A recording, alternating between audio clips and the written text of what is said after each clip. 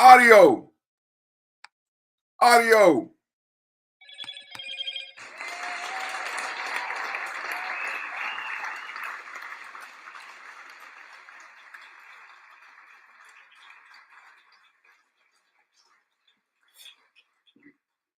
Good morning, everybody. It's Watch It Taco Tuesday. My name is Perfect. It's Perfect Timing Podcast Network. We simulcasting live on 3 channels right now. Perfect Timing Podcast Live, Facebook Live. You know what you got to do. HBU, hook a brother up. Hit the like, hit the share, hit the subscribe. Share in Facebook groups, share on Twitter, share on Reddit. Let everybody know Perfect Timing is live. It's Morning Wood. We feeling so good. It's a lot of inches over here, man. Morning Wood, feeling so good. We serving out hard wood this morning. Get in that chat. Vote in the poll. Let it be known in the chat. We taking wrenches, we putting players on bitches, and we serving inches. Morning Wood. Good morning, everybody. Let's get that vibe going. I need a vibe.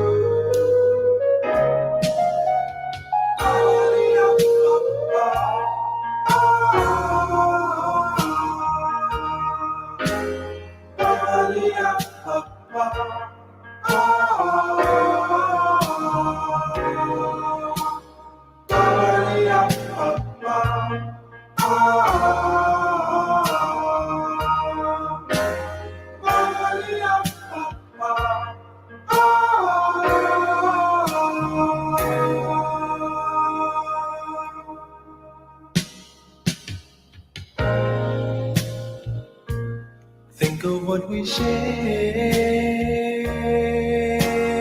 Love is all we got. It surely means a lot to me now, baby. All I ask of you is stay as sweet as you are.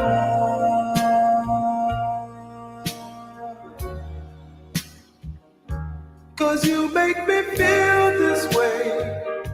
What else can I say?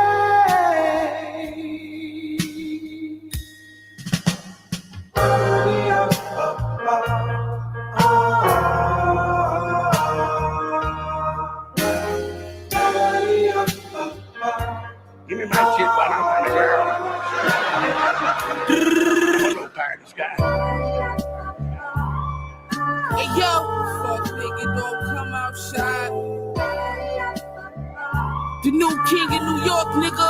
Nigga, don't come outside. Hey yo, fuck nigga, don't come outside. Some people just hate that. Hey yo, grandma, please put the triple beam up. Tech with the red beam hanging out the beamer. Steve versus Flair, how dare you try to be us? Please, Wes, I'ma bring her back. I need a teaser. Kicks look dirty out the box. Bitches like a hurdy with the rap. Not the leg looking like a trap. Amirs with the big dinner got a knock. With the whole extra brick was Kenny Omega. Mecca bust 20 of them trying to dust the letters. Please pray for me, I ain't trying to see a stretcher. Please pray for me, all week I wore Stella. I swear to God I got pulled over with the stupid load. They ain't check the trunk though. I flip the shits like the Lucha Bros. Right out the front door. Mexican Ray finish with the Lucha Brothers, the best tag team in the planet. Yeah, the puto, you know, baby. The best in the last one. Yeah. Fourth row. I wish it was a government plot and not a nigga from the same block that walked down on my homie and gave him them shots. It ain't safe on the set. Niggas ain't thorough. They see you as a threat because they don't believe in themselves. A couple nights in my sweat, Swiss Army knife, Corvette. The top retract like that. The street lights and my diamonds react. Ignited the pack. I put a pen in the paper stack. Some of us still really rap. Some of us don't talk about it unless we really did that. Tell me what your man did on them them streets. Them hood tales ain't your own, boy, you was at home. When the heist went down successfully, nobody hit your phone and told you to come get your cut. Boy, you was duck, you was sitting up. You ain't never set shit up, ain't connect no dots to get no paper picked up. Yet you expecting to be big up and to be considered as a member. But real ones is in the picture. My nigga, give that shit up. I skipped on that vent truck. The color was sick up. Ray Mysterio smoking the J on the top row.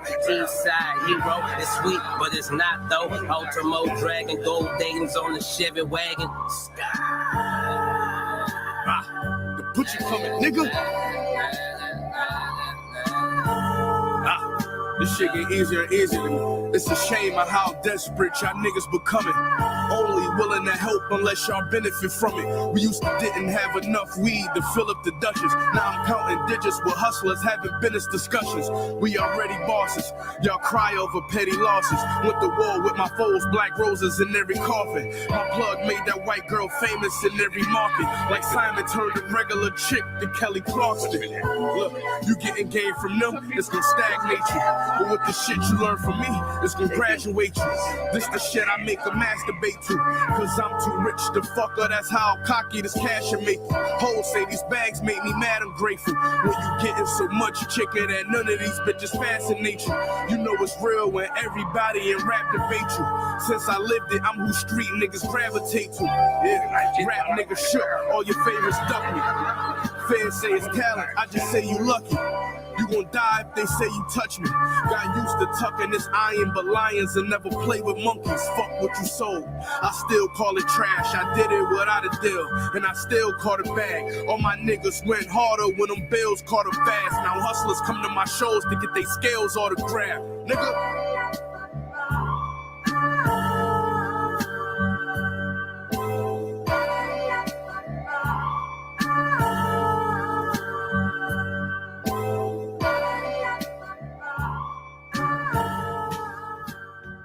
I know we both feel this way. What else can I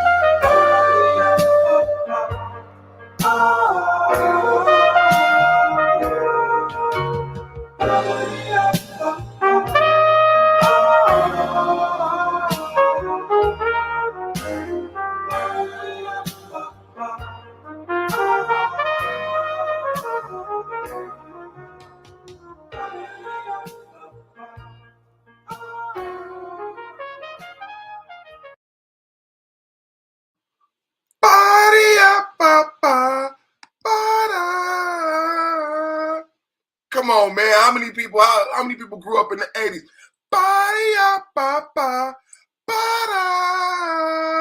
That's a vibe, man. Come on.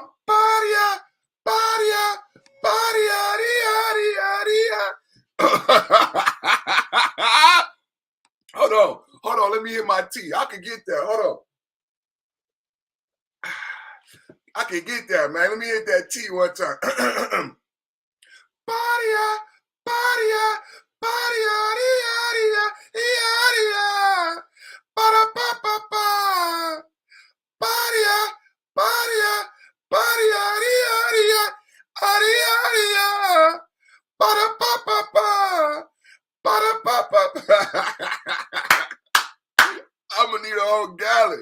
I'm gonna need a whole gallon.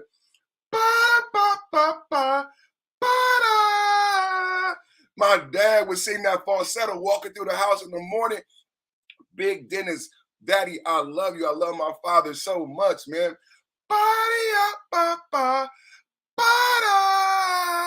1970s, outstanding. It's a barbecue. It's a vibe. If you was not walking around singing that, you must not be in a bad. Bless you. I love you. I want a blessing and a covering over you. Shout out everybody in the chat. We got Two Raw. We got Lorraine. We got Miss V. Oh, man. Kissy and Red. Erica. Everybody. 5.0 Queens. 5.0 Kings. 3 Kings. Body up. Miss B said lemons.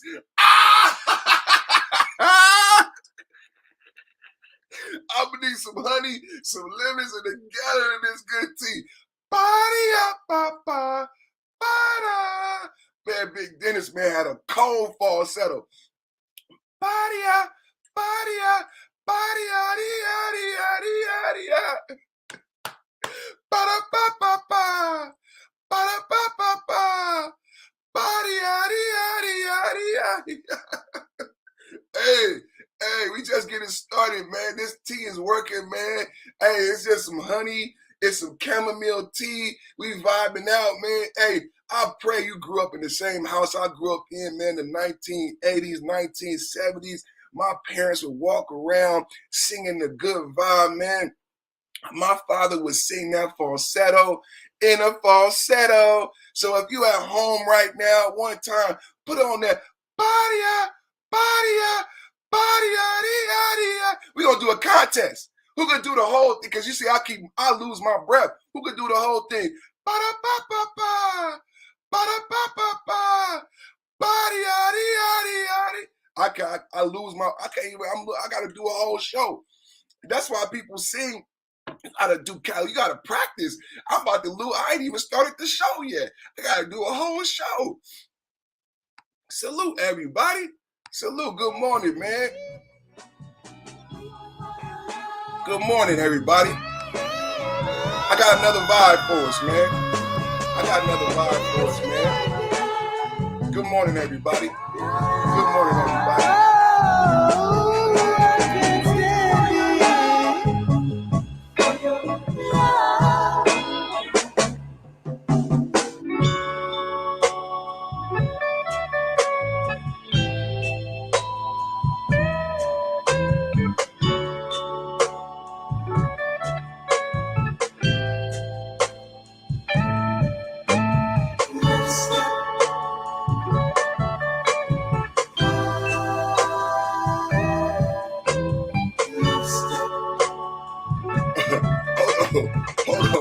Hold on. We ain't go. No.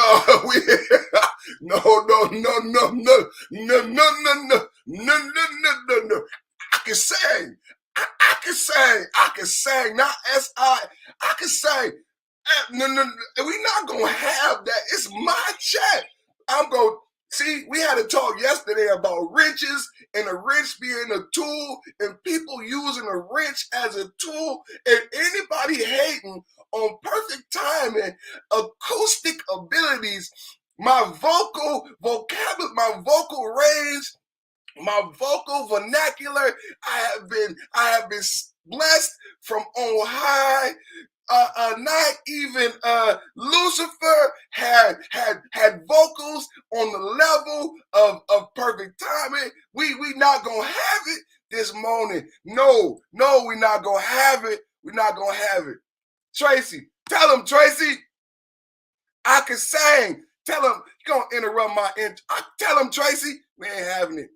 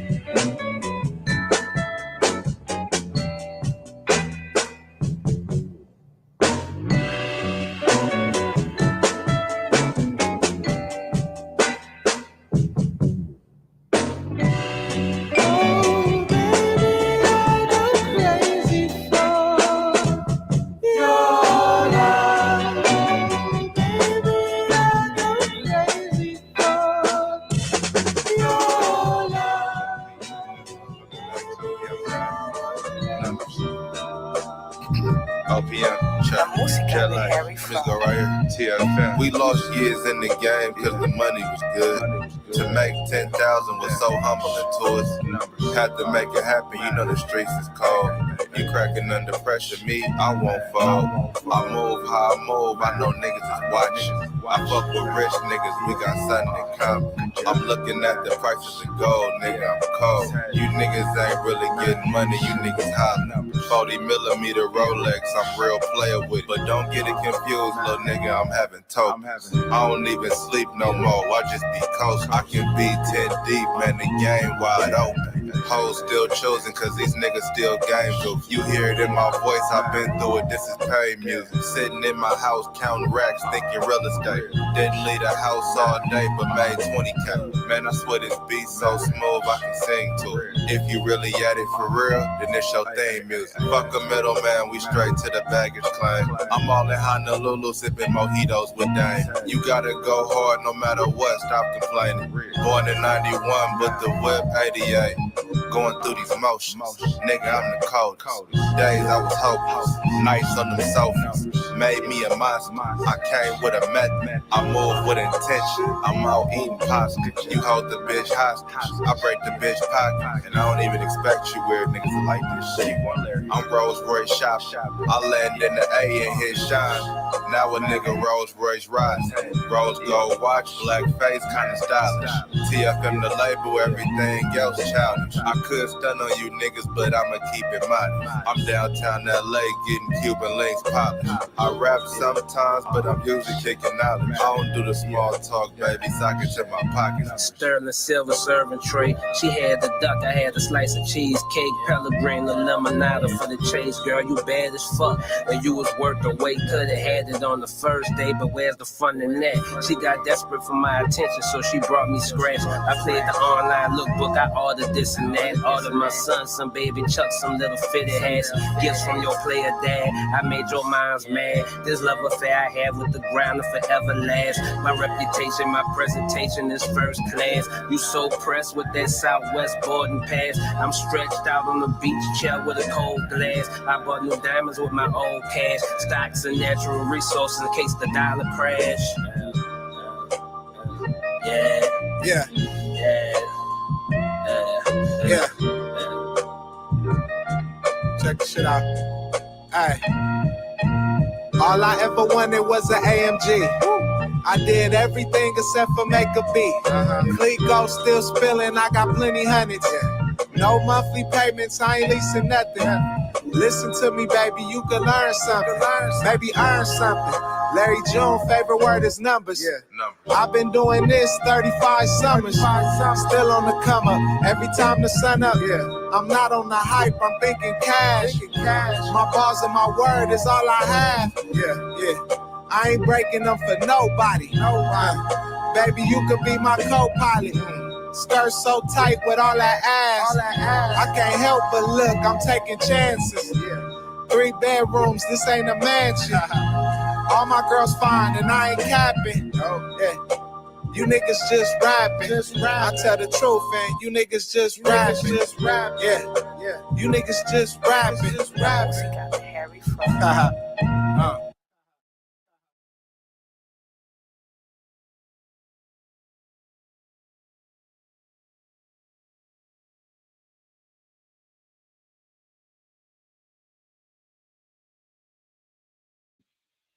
Perfect Timing Podcast, back up in this beast. Yeah, man, watch a Taco Tuesday. We back with Johnny Depp. Another day, man. Hey, man, have you guys been seeing these YouTube streets, man? So it's a lot to take in, man. I started doing these courtroom cases because my goal with doing the courtroom cases is this. The Perfect Timing Podcast, I have a plan, man. My plan is perfection, right? They call me perfect. Perfection is a journey. It's not that you're perfect today, right? It's that you take the journey to make incremental steps to make yourself better every day. That's what the Perfect Timing Podcast is about, right? Perfect timing is say, I'm no longer waiting to improve myself. It's the perfect time to make improvements on me. It's the perfect time to take the journey to perfection. Are you perfect today? Am I perfect today? It's not saying that I'm perfect today. It's not saying that you're perfect today. It's saying that I am not complacent. I am not okay. I am not good. I am never good. Me taking on the moniker of perfect is saying that I am never good. When I was good, I lost. Thanos Monday is about no longer being the good guy. Fuck being the good guy. Fuck the good guy. I'm not good. I'm not satisfied with good. Good is not good enough. Fuck being good. To all of my kings, a king is never satisfied. Good is never good enough. To my son, to my 3 kings, good is never good enough. If you want to understand perfection and what perfect timing is all about, good is never good enough. It can never be. When I was just good, I lost. When I was just good, I got divorced. When I was just good, I was fat. I'm not good no more. I'm perfect. Every day, I seek to be better than good. I seek to improve myself. Perfection is a journey. Perfection is a daily effort. Perfection is like prayer. Perfection is like faith. Perfection is loyalty to myself.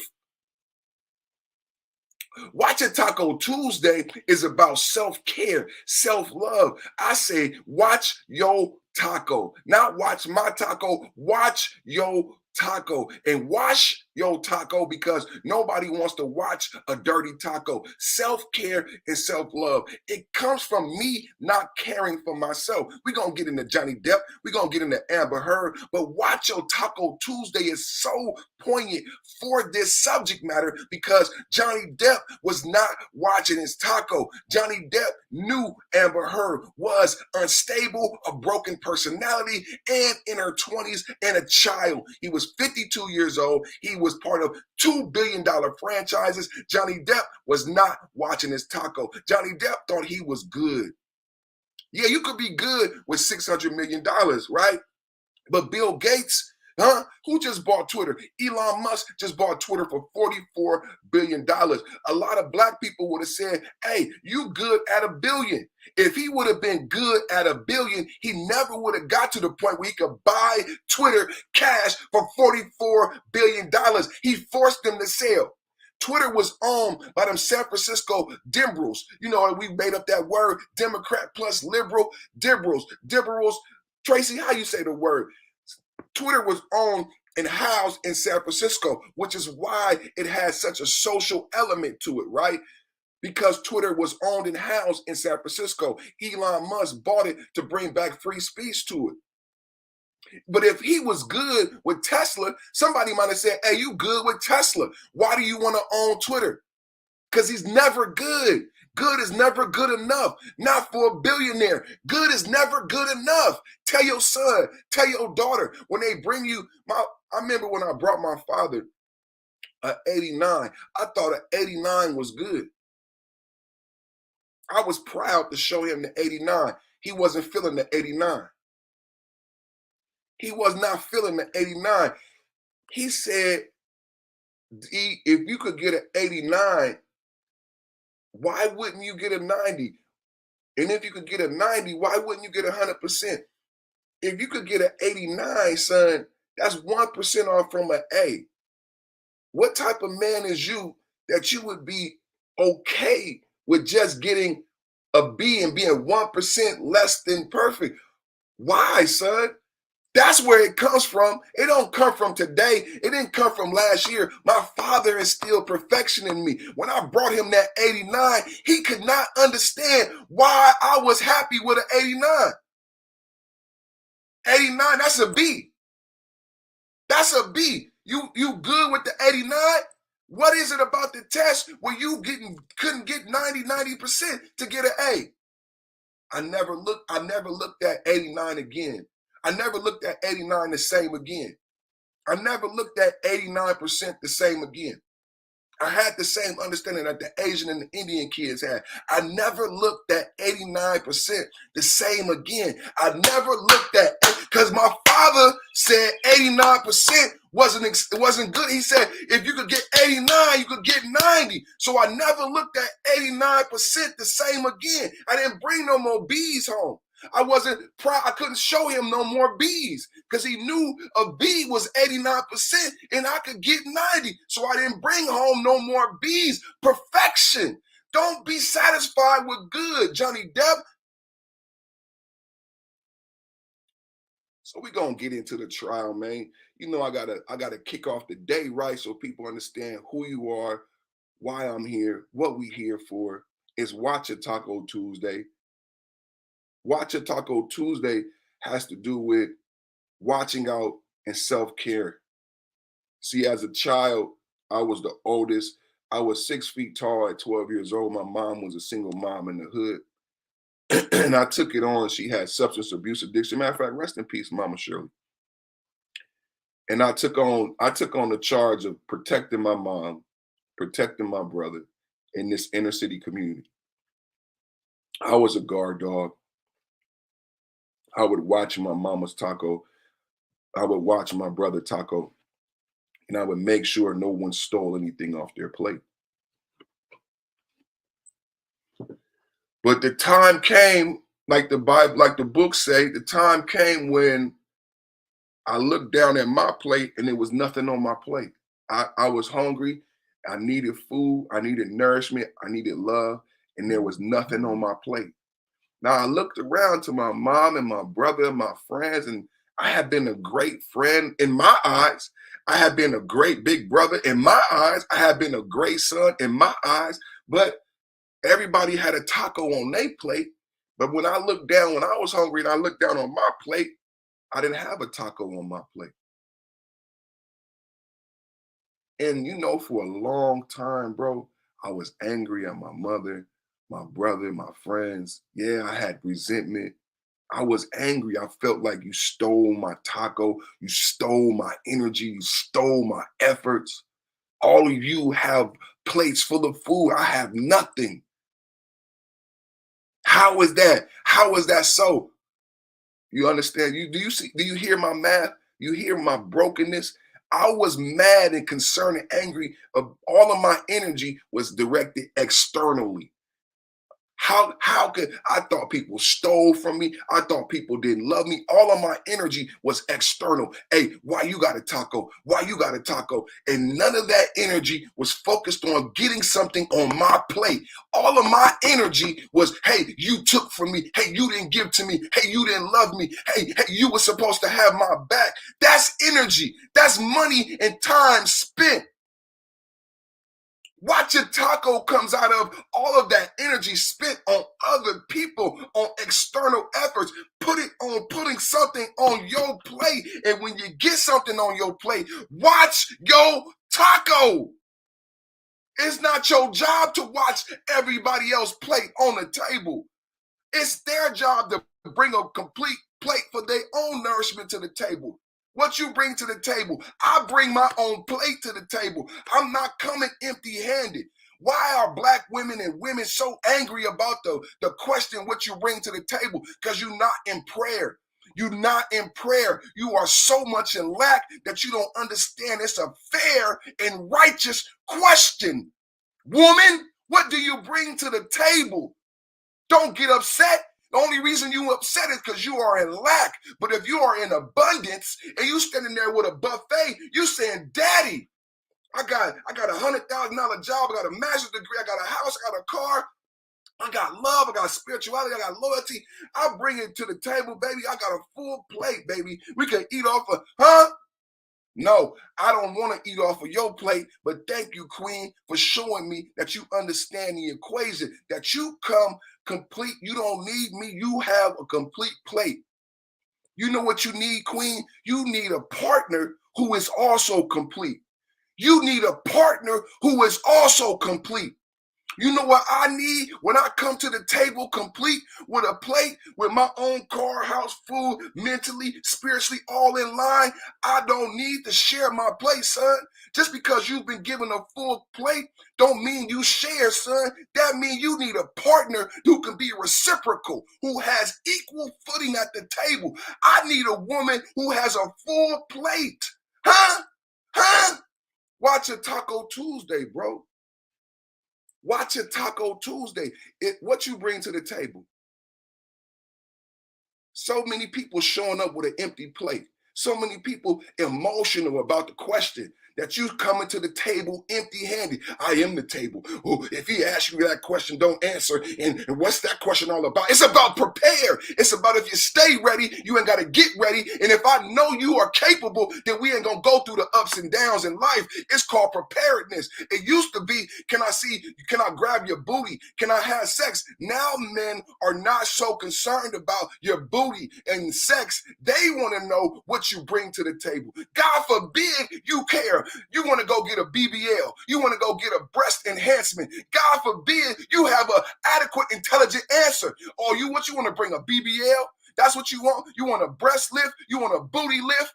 A man is not asking you for your sex in 2022. A young, viable candidate man is asking you what you bring to the table, and you pissed off. I don't understand why you're pissed off. You know why you pissed off? Because you have not been watching your taco. If you had something on your plate, if you had something on your plate, it wouldn't be a problem.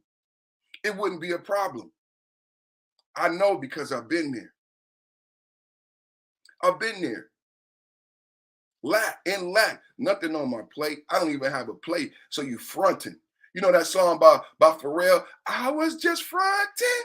And don't talk about my singing. I was just fronting. Because you ain't had nothing on your plate, but you like this woman. You want to share a meal with this woman, but she has everything on her plate. She's complete, and you don't want her to say no, so you fronting. You fronting like you are a complete person too, like you have your complete plate. I have a taco too. Can I sit down and eat with you? I was just fronting, and next thing you know, she's sharing your food. She's sharing her taco with you because you never had nothing. You just wanted to sit down. You was just fronting the whole time. You was just fronting the whole time. So it's a very good question what you bring to the table, because I want to know if you just fronting or if you got a taco on your plate. And do you know how to watch your taco? Or the whole time we having dinner, you're going to be watching my plate. You know, that's where the term thirsty come from. The whole time we having dinner, you're going to be watching my plate. Thirsty. I can't even enjoy my life.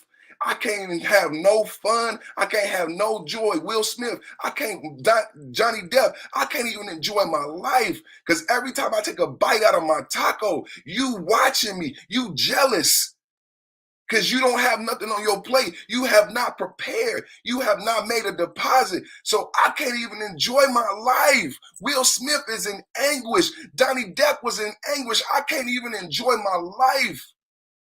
But you chose to sit down with someone with an empty plate. You listened to the bullshit when they said, don't ask her what she brings to the table. So you sat down at the table with someone who did not know how to watch their taco. So now you're sharing your taco and you're in the same position I was in. And you look down and you don't have nothing to nourish you.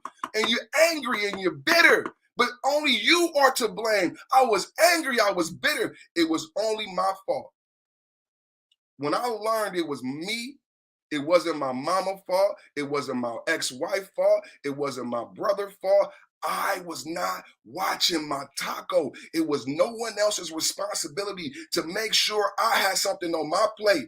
It was no one else's responsibility. God gave me hands, life, skills. It was no one else's responsibility to make sure I had something on my plate.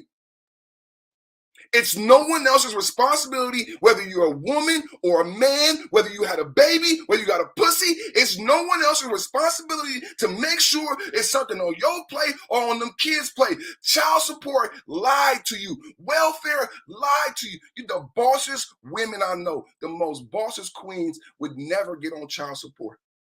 They understand the mathematics of welfare and child support. They understand the mathematics of watch your taco.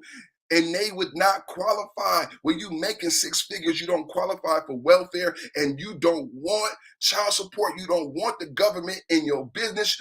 These women at the hospital at that high level don't have their husbands on child support. These nurse managers don't have men on child support. They are not trying to get welfare. They understand the mathematics. It's no one's responsibility for you and what you have on your plate. Johnny Depp finally woke up and realized no one was going to save him from Amber Heard. As we listen to the case, we're going to listen to this woman abuse Johnny Depp over years. Johnny Depp cried out for help on all those recordings. And finally, he had to get clean. He had to get off the drugs. He had to get his mind clear and save himself. There's an acronym, SYSBM, Black Man Save Yourself. No one was going to save Johnny Depp. This woman was going to continue to abuse him until he got off the alcohol, he got a clear mind, and he said no. And be a man and say, I'm no longer going to allow you to abuse me. Johnny Depp had to start watching his taco. I think Johnny Depp thought that because he was a celebrity, he had hundreds of millions of dollars, that his security guard, his driver, his doctor, his dietitian, that everybody else would be watching his taco. But you know what happened to Johnny Depp? He ended up losing $650 million. Because everybody else was taken off of his plate and he was not watching his taco. When he finally looked down on his plate, guess what, Johnny? Nothing was there. Everything was gone. $3 billion franchises, $650 million, because he thought his accountant was watching his money. He thought the doctor was going to keep him sober. He thought his wife was going to love him. Johnny Depp thought everybody else was going to watch his taco. You know why I love this story? You know why I love Johnny Depp? Because he finally took his L. To get here, he accepted that this woman beat me. These drugs beat me. And now, in order to be a king, I have to take the L and climb out of this hole. I have to get off the drugs. I have to get my mind back. And I have to articulate to people what really happened. It doesn't matter if I win or lose. That's a man. That's why this is so much king shit. It doesn't matter if Johnny Depp wins or loses. This is man shit. But he did not easily get here. This was 2015, 7 years. Whoever been on drugs, who been in a bad relationship, think about the stories in the book. 7 years. That actually means a lot. 7 years in turmoil, 7 years in hell. 7 years in tragedy. Think about what I'm saying. 2015, 2022, 7 years in hell. For him to learn to watch his taco. Self-care, self-love. Self-care, self-love. Self-care, self-love. Self-care, self-love. Self-care, self-love. A daily assessment of these things. What is self-care? What do you mean perfect time and self? Okay, so self-care and self-love works like this. All of us have flaws and scars, right? All of us have scars, right? But you won't know where you're scarred and where you're injured unless you perform adequate self-care, a self-assessment of where I'm lacking. The self-love comes in doing the self-assessment and being honest about your lacking and healing those wounds properly. We do not practice proper self-care and self-love, a self-assessment of where I'm injured, where I'm wounded, so I can properly heal and be honest about my addictions, my flaws, my sins, repentance. This is self-care. This is self-love. This is true growth. So, got your own damn tacos. Get your own damn tacos, man. Get your own tacos. Hope your earplugs on the plate, man. Hey, kids here, red, Make this go viral TV, Tracy. Let's get to Johnny Depp, man. We got Johnny Depp person about to testify. We going in this morning. You know what I'm saying, man. It's Watch Your Taco Tuesday. You know, perfect time. We got to get this sermon in. We got almost double digits in the chat. So let's say our prayer. God, thank you so much for this opportunity once again to come before the people on this platform. I pray a covering and a blessing to all the listeners, to everybody in the chat, everybody on the highways and byways, my brother Kenzie and Red, them truck drivers, 2 Raw TV who be on the highways driving. I want to say a blessing over them, safe passage, success in all your endeavors. Thank you all for listening to me. Please, Father God, divinely inspire the message and bless those who hear the word. We ask all these blessings in your name. Amen, amen, amen, amen.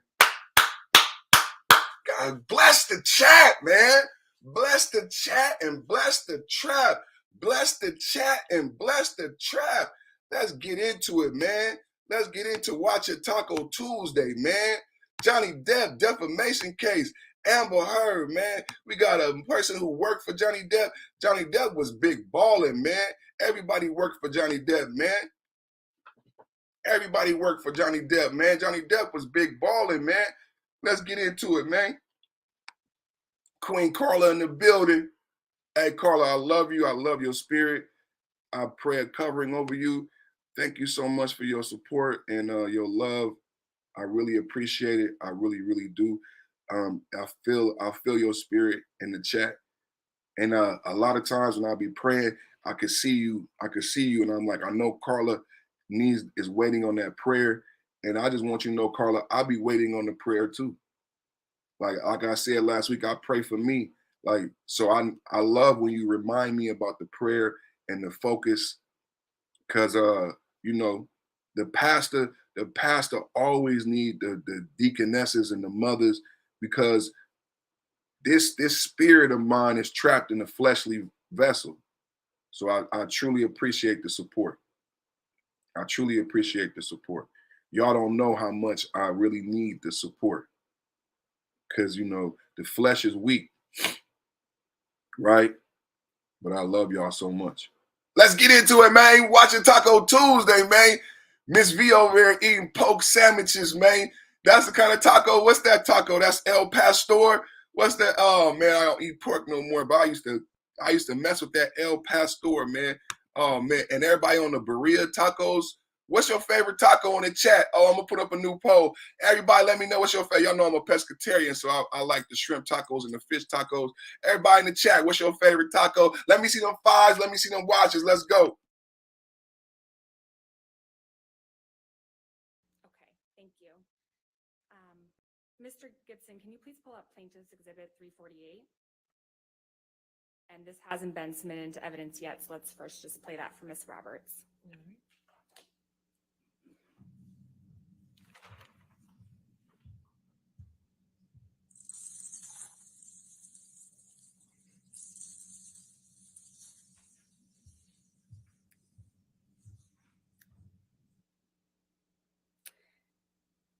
Ms. Roberts, do you recognize what is shown in that video? Yeah, that's his house and closet area. Okay. Your Honor, I'd like to, plaintiff moves to admit this into evidence. All right, 348 in evidence. Do you wish to have it published? Yes, can we please publish Okay. that to the jury? And Mr. Gibson, once it's published, if we could play that again.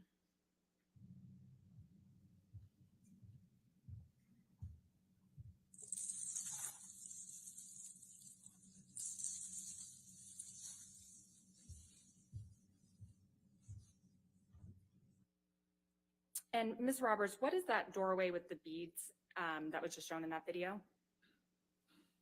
That's the entrance to the closet Okay, thank you. We can take that down. in his house. Thank you.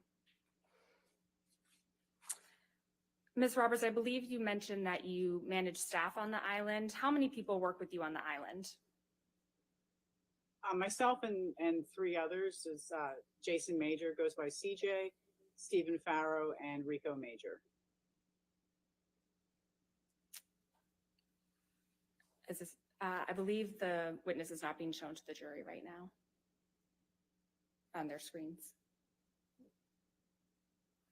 Thank you. The witness. There you go. Thank you. Ms. Roberts, how are you compensated for your work on the island?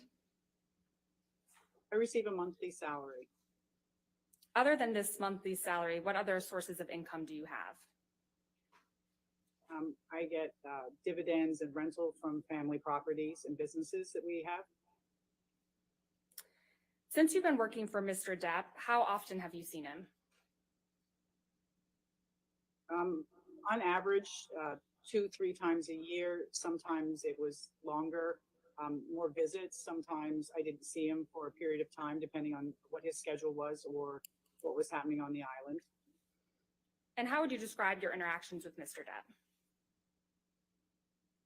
The island was a very family atmosphere, dinners together. He was very social, funny, humorous, very kind with all of us, and very outgoing. Enjoyed working with him and for him. When you first started working on Mr. Depp's island, who would come down to the island? At the beginning, it was Vanessa and the children. Objection. When he started dating Relevance. Amber. All right, hold on a minute, ma'am. Objection. Relevance. It goes to just Ms. Roberts' knowledge of who came down to the island. We with can Mr. Depp. move forward. Next question. Okay. Ms. Roberts, Ms. Roberts, are you aware if Mr. Depp brought, or how often did Mr. Depp bring guests with him to the island?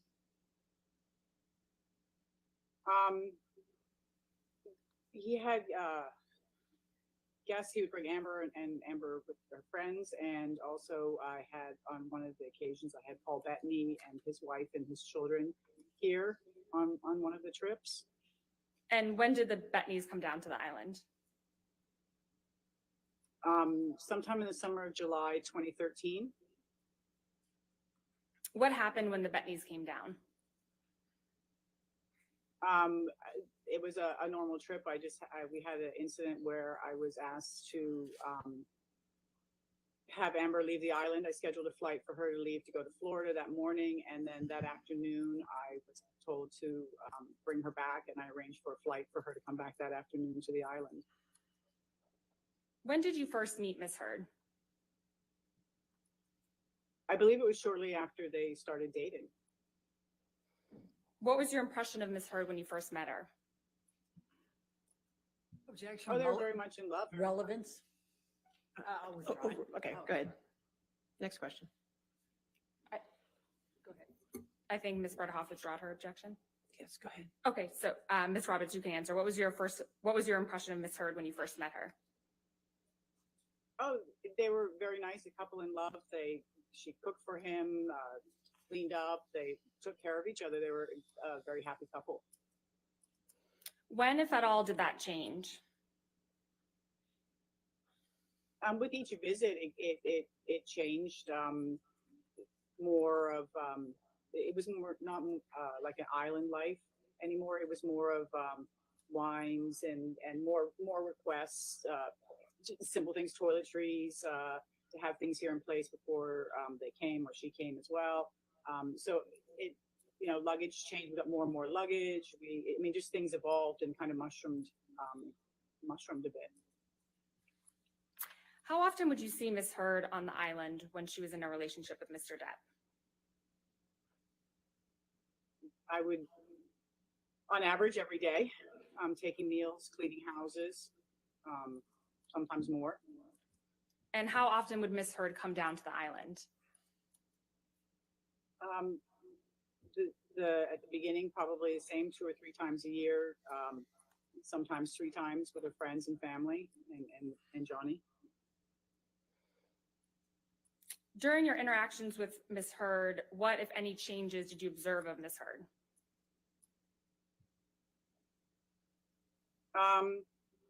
The taking care of the cooking the meals, we then had a chef come to cook.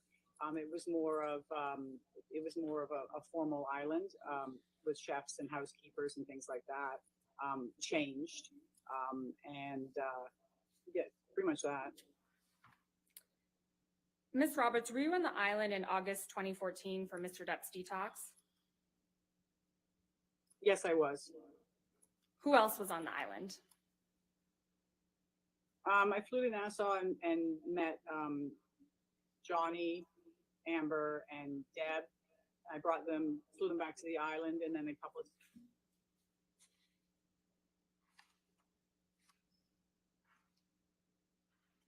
Ms. Roberts, I believe you froze there for a second. I heard you say Johnny, Amber, and Deb, and then you were cut off for a second. A couple of days later, Dr. Kipper arrived.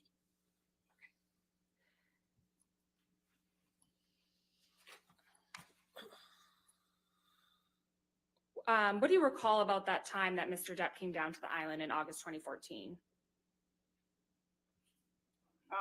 That he was going to be here.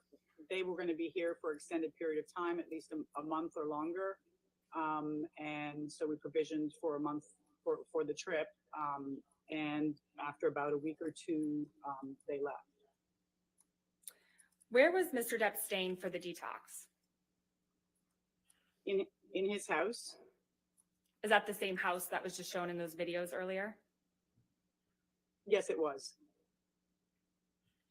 How often would you see Mr. Depp when he was on the island for the detox? I was every day, but not face to face, just from delivering, replenishing the house, delivering supplies, waters, and things like that, linens, and changing things out. So glimpsing him, not a conversation as it used to be. How was Mr. Depp when you saw him? He was always asleep on the couch.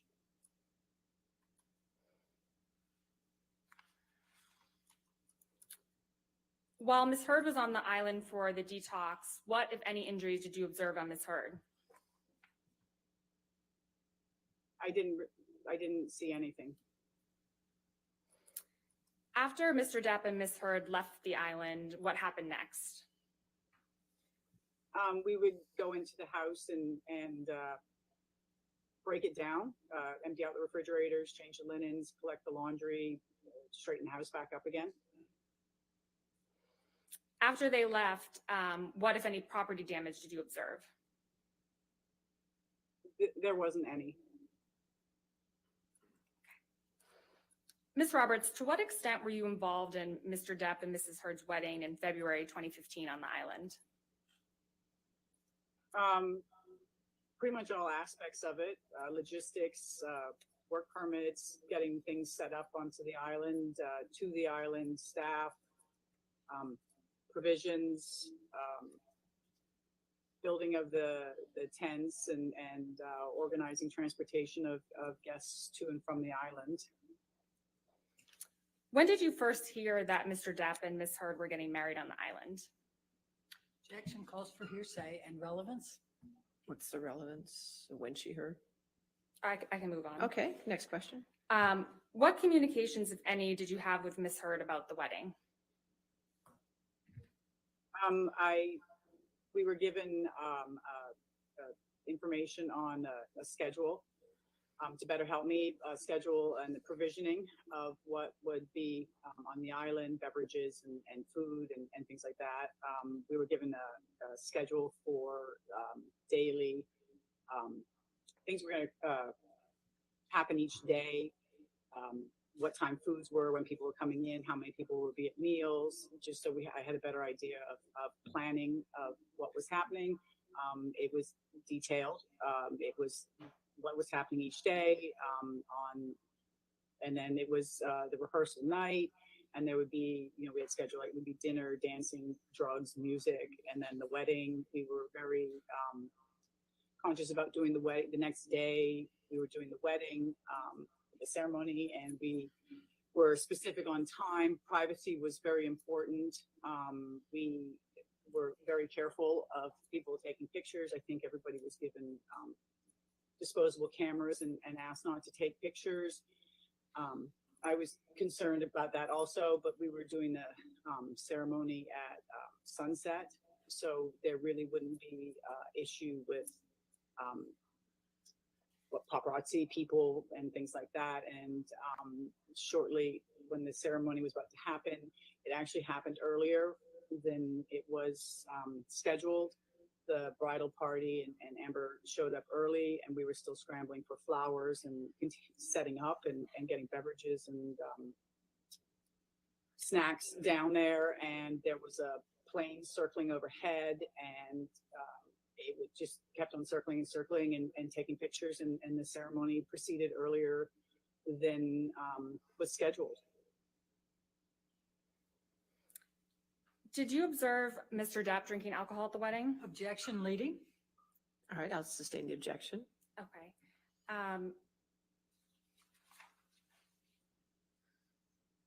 Ms. Roberts, as part of the provisioning for the wedding, did you order alcohol for the wedding? Objection, leading. Sustained. Okay. Ms. Roberts, what did you order for the wedding in February 2015? I was given a list of food. I was given a list of beverages for wine, champagnes. I was asked to have Dr. Pepper and sugar-free Red Bull here, because at that time that was what Mr. Depp or Johnny was drinking, was Dr. Pepper and sugar-free Red Bull. Okay. Did you observe Ms. Heard drinking alcohol at the wedding? Objection, leading. Sustained. Who did you observe drinking alcohol at the wedding? Pretty much everybody was drinking and doing shots and celebrating. It was a party. Ms. Roberts, I'd like to discuss with you when Mr. Depp and Ms. Heard were on the island in December 2015. Who came down to the island with them? I flew to Nassau to meet them, which is what I normally do. I meet himself, Johnny, and whoever comes to the island. I fly to Nassau to meet them just to make sure that the transition is smooth with customs and immigration. So I flew to Nassau and I met Johnny, Amber, his children, and a friend of the children, and load the luggage onto the caravan plane, and we boarded the plane and came to the island. And a couple of days into the trip, Alice and Greg and Alice's 3 children and a nanny came to the island as well. Who are Alice and Greg? Alice is a clothes designer, and Greg was her partner, and I believe he's a photographer. When did you first interact with Ms. Heard when she came to the island in December 2015? At the airport, when I flew to Nassau to meet everybody. Usually when they come down off the plane, you know, there's hugs and kisses and chatting for a couple minutes while the luggage is transferred. How close were you to Ms. Heard? Close, hug, kiss, you know, how are you, talk, same with everybody. So face to face, cheek to cheek. What, if any, makeup did you observe Ms. Heard wearing when you first interacted with her? I don't recall if she was or was not wearing makeup. If she wore makeup, it was very natural. I don't think often she wore makeup on the island. I don't recall her wearing makeup. What, if any, injuries did you notice on Ms. Heard? I didn't notice any. Ms. Roberts, you mentioned that Gregory, a photographer, came to the island during that time. How often did you observe Gregory on the island? I interacted every day because meals went down and changing the sheets and cleaning the room. So I see everybody every day there. And when you saw him, what was he doing? They were doing. There was a photo shoot on the island. Amber was wearing the clothes. Amber was wearing Alice's clothes, and they were doing a photo shoot on the beach. And Greg was taking the pictures. What, if anything, do you remember about that particular time that Mr. Depp and Ms. Heard came down to the island? There was a incident between Johnny and Amber here during that trip. Okay, can you please describe that incident? On the evening, we kind of called it a night. Dinner was finished. We wrapped everything up down here at the staff area in the kitchen. Myself and CJ came to the office later on that evening, and Johnny was in the office up here, and he was agitated, kind of walking back and forth. I'd asked him if he needed anything because I wasn't sure why, if he was up here to get something or was looking for something, which wouldn't be unusual for people to come up here. So he was here, talked for a couple minutes, the three of us, and a couple minutes later, Amber came into the office and the three of us were in the office, and Amber came in, and she was asking him to tell him to come back to the house. Please come back. I'm sorry, come back. And he stood here, reluctant to go, didn't want to go, and a little exchange back and forth. He left the office and got into his vehicle and started it up, and Amber went outside and stood in front of the vehicle, so that didn't drive away. Amber was standing in front of it, and again, she was asking him to don't leave. I'm sorry. Come back to the house. After a couple minutes, she got in the vehicle and they left to go up back to their house. What happened after they went back up to the house? CJ and I were still in the office and weren't really sure. Decided that maybe it would be best if we just drove up there just to make sure that everything was okay. And so we got in the golf cart and we drove up to their house, got to the parking lot, and his vehicle was in the parking lot, and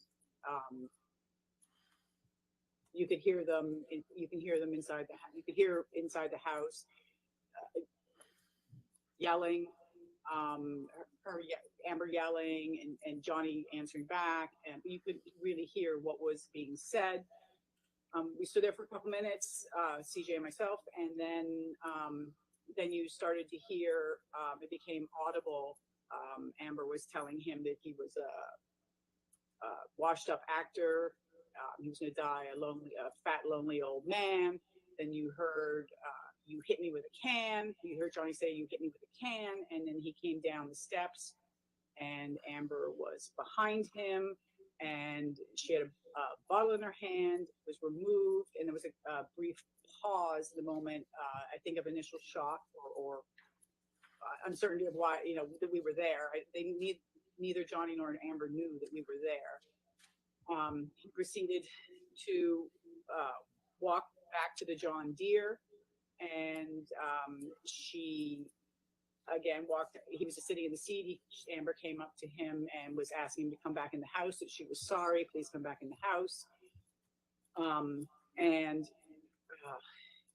he didn't come out of the seat, and she was hugging and kissing him, and I love you, I love you. She was telling him I loved you. He didn't react. Johnny sat there, eventually got out of the John Deere and proceeded to start to walk away. At that time, Amber started to grab at him and his shirt and trying to pull him back to the house, just basically viciously trying to pull him back and get him back into the house and yelling at him. And at that point, I was between them and felt it was best, and I was getting worried about what was going to happen, and it was best that I remove him from the situation. And so CJ took Amber back to the house, and I walked Johnny over to the cafe, which was basically 30 seconds away from the house, because it was the only place I could take him to at the time. And you mentioned that Ms. Heard was viciously trying to pull Mr. Depp back. Can you explain what you mean by that? It was like clawing, grabbing at his clothes, grabbing his hair, trying to like pull him back, like an angry, like he was leaving and come back. He couldn't leave in the vehicle because the keys had been taken out. So there was no way for Johnny to drive away. the only way was for him to walk away, and it wasn't a pleasant situation of wanting him to not leave, and angry and yelling and just yelling, come back, don't leave, and things like that. At any point, did Mr. Depp hit or touch Ms. Heard? Objection leading. All right, let's see an objection. Ms. Roberts, how did Mr. Depp react to Ms. Heard viciously grabbing him? He didn't. He stood there with his arms by his side, and he didn't do anything.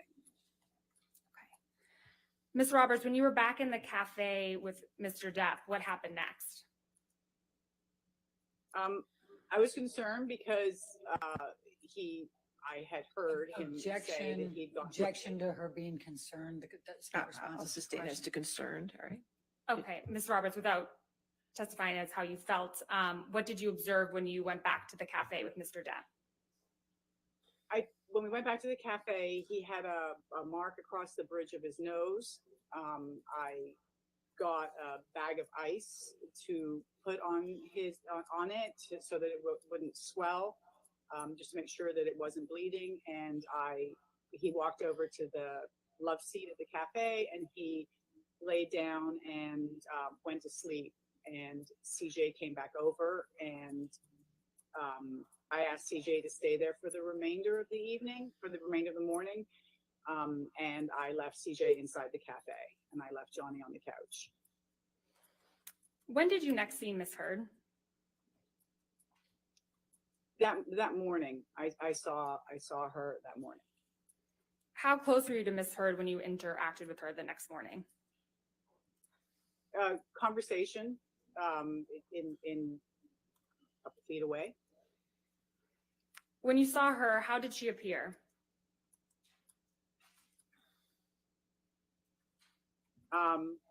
They had guests leaving, and it was kind of a normal morning, going down to the beach to see the guests leave. What, if any, makeup was Ms. Heard wearing? Again, I'm not sure. If she wore makeup on the island, if it was very natural looking. What, if any, injuries did you observe on Ms. Heard? I didn't observe any. What, if any, injuries did you observe on Mr. Depp?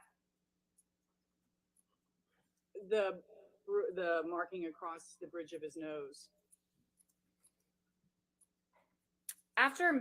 When did Ms. Heard and Mr. Depp leave the island? I believe they left that afternoon. The guests left in the morning, and I believe they left that afternoon. After Ms. Heard and Mr. Depp left the island, what did you do next? Our usual, we go into the buildings and we break them down. We empty out the refrigerators, garbage, take all the perishables out of the house, straighten the place up, take the linens away, things like that. What did you observe when you went through that process? The island was as it was when they arrived. The only thing that was different was there was the liquid on the deck with a can, I believe, of mineral spirits or something there next to it, which had leaked out onto the deck. And then in the over the railing were paintbrushes and art supplies, paintbrushes, paint tubes, big jars that the paints are in, and those were all scattered in the bush. Ms. Roberts, when is the first time you provided testimony about this incident in December 2015? I believe it was for another case in May 2020. Ms. Roberts, how often have you seen Mr. Depp drink alcohol on the island? He goes through periods of time where he's been here and he doesn't drink, and it's non-alcoholic Beck's or something like that. It varies. Sometimes he drinks when he's here, sometimes he doesn't. How often have you seen Ms. Heard drink alcohol on the island? She drank wine. She drank wine with her drink was wine with dinner, maybe in the afternoon, but I know definitely with dinner. Did you observe Ms. Heard drinking alcohol when Mr. Depp was not drinking alcohol? Objection leading. Sustained is leading. Okay. How often have you seen Mr. Depp drunk?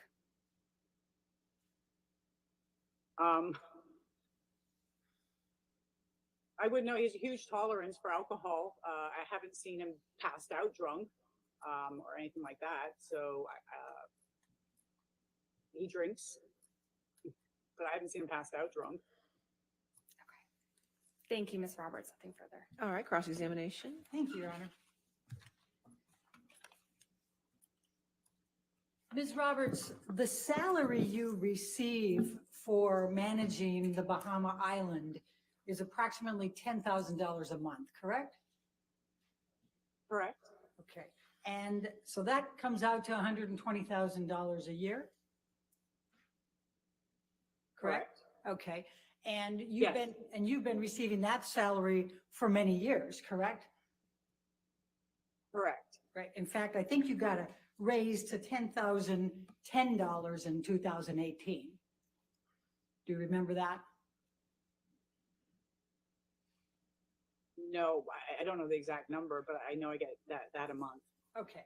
And that's in addition to all of the expenses, correct?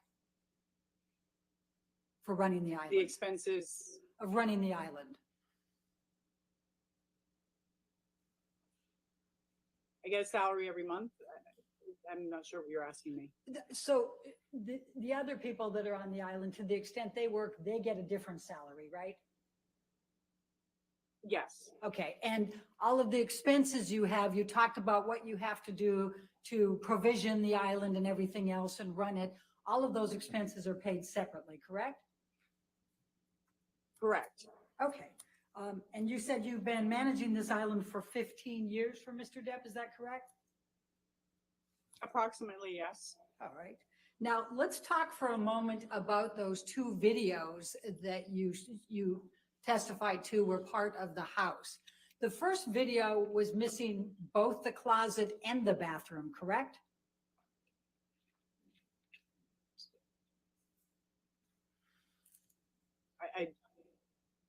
I don't remember. I'd have to look at it again. All right. And the second. There was sorry, go ahead.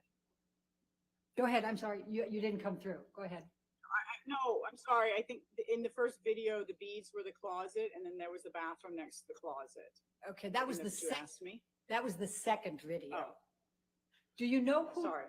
Do you know who took those videos? Oh, I did. Okay. When did you take those videos?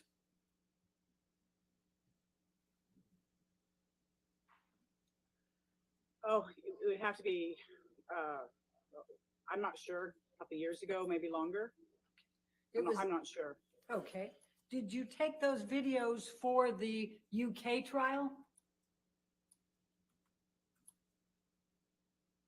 I don't recall if it was for that. Right. Is there a reason that the closet and the bathroom were left out of the first video? No, I stood in the house and did a circle around of the house. Okay. Who asked you to make that video?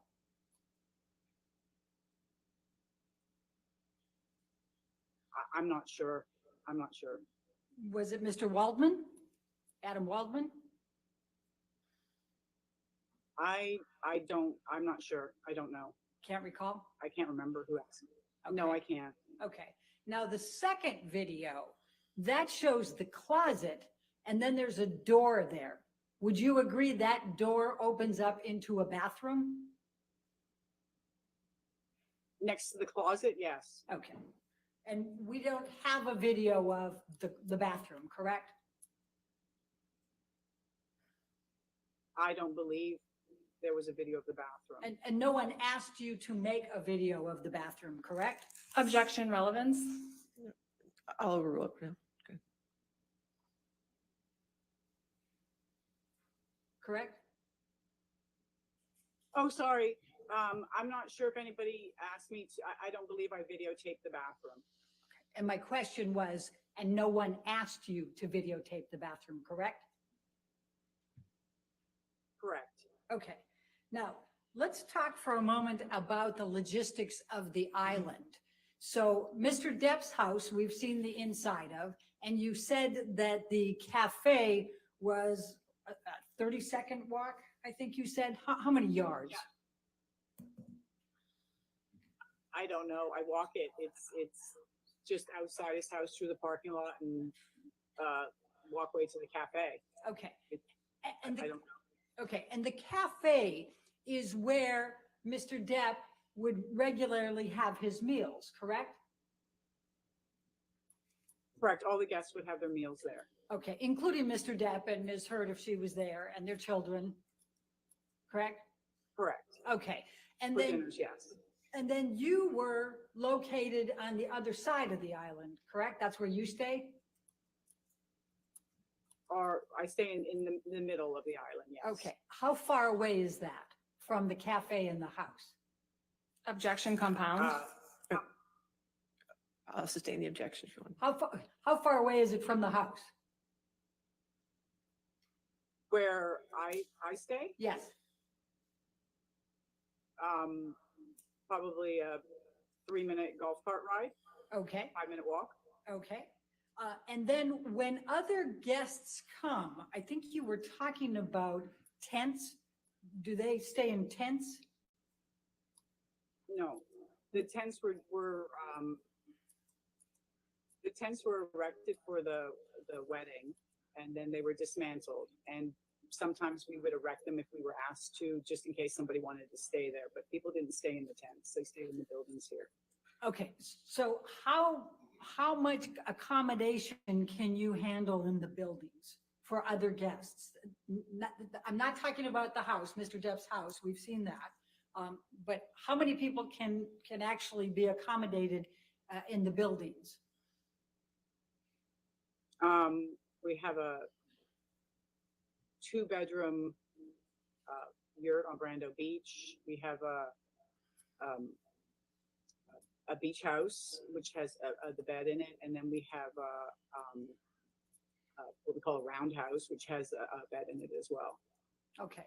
Now, when Mr. Depp and Ms. Heard were visiting, whether they had the children there or not, typically, would you bring the meals to the cafe for each of the meals? No, sometimes I would take them to the house. It depended on where they wanted to eat. All right. And then typically, would you join them for the meal, or would you leave the meal and then come back and clean up afterwards? Objection compound. All right. I'll sustain the objection. All right, we'll take that one at a time.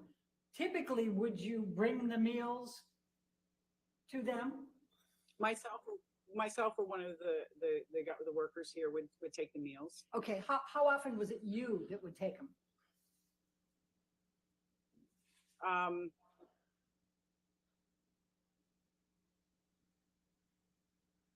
How often?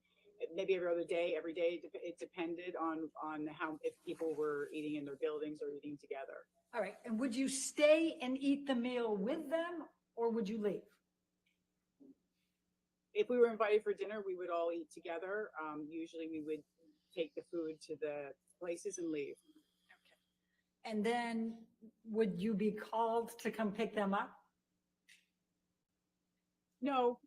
We would sometimes go back in the evenings on our own and clean up and turn some of the lights off. And sometimes we would do it in the morning. It depended on what was happening. Okay. So other than bringing the meals, and it could be you or somebody else, how often did you interact with Mr. Depp and Ms. Heard during the days when they were on the island?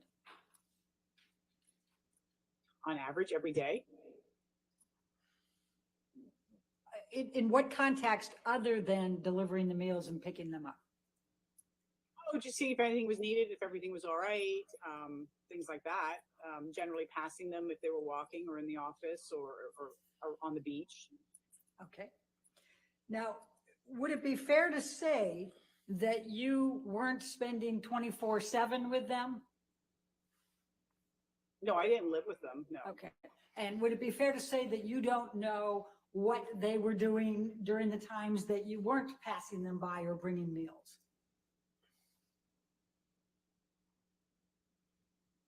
Yes, unless they were on the beach. Okay. Then I would know, but So you wouldn't know what happened, what would be taking place within the house, for example, when you weren't there, correct? correct, And you wouldn't know whether Mr. Depp was taking drugs, correct? correct. And you wouldn't know whether Mr. Depp was drinking, correct? I would only know by cleaning up. And you wouldn't know, well, you wouldn't know from cleaning up necessarily whether it was Mr. Depp, Ms. Heard, or somebody else, would you? Objection, compound. What was, Overruled, I'll allow it. Go ahead. Please continue. unless I would know what it was by what was in the garbage or left out of who consumed or what was consumed, I would be able to know. Okay. And you wouldn't know what arguments, if there were any, were taking place in that house behind closed doors, right? Correct. And you wouldn't know whether there was any kind of physical abuse that was taking place behind those closed doors, correct? I wouldn't know. Correct. Okay. Now, let me just take you for a moment to the December 2015 timeframe. How much advance notice are you typically given for when Mr. Depp and his entourage are going to arrive and for how long they're going to stay? Objection, compound. All right, I'll sustain the objection. All right, let's break it down. How much notice are you given when Mr. Depp and his entourage are coming?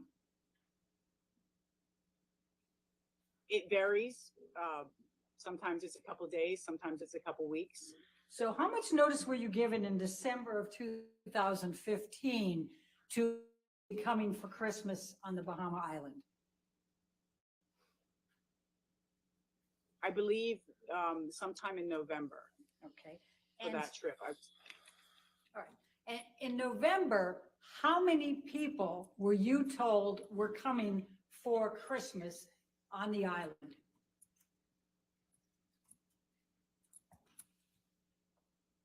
I don't recall how many people. It was a lot more than Amber, Johnny, Lily Rose, Jack, and Lily Rose's boyfriend, wasn't it? Yes, it was. In fact, it was Amber's parents, correct? I believe so. And it was Rocky Pennington and Josh Drew, correct? I believe they were on the list. And Rocky Pennington's parents?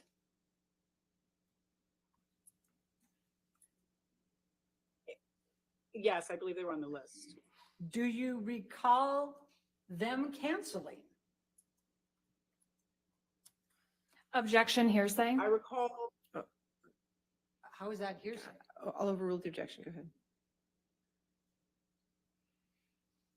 I recall there was a change to the guests. When did you learn of that?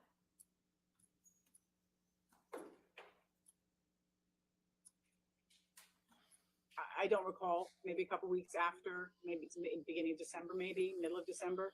I'm not sure. Do you recall if it was after December 15?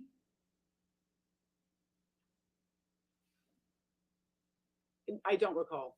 Did you think that was a little strange that here these people were going to be at Objection. Christmas on the island and suddenly they cancel? Objection, relevance. I think it's highly relevant. I'll sustain the objection. Next question. What, if anything, were you told about why they canceled? Objection, hearsay. Party opponent admission. Well, if you What, want you a don't know? foundation for that. Okay. Who told you that Amber's parents, her best friend and fiance, and her best friend's parents were suddenly canceling coming for Christmas on the island? Objection, compound. I'll allow that. Go ahead.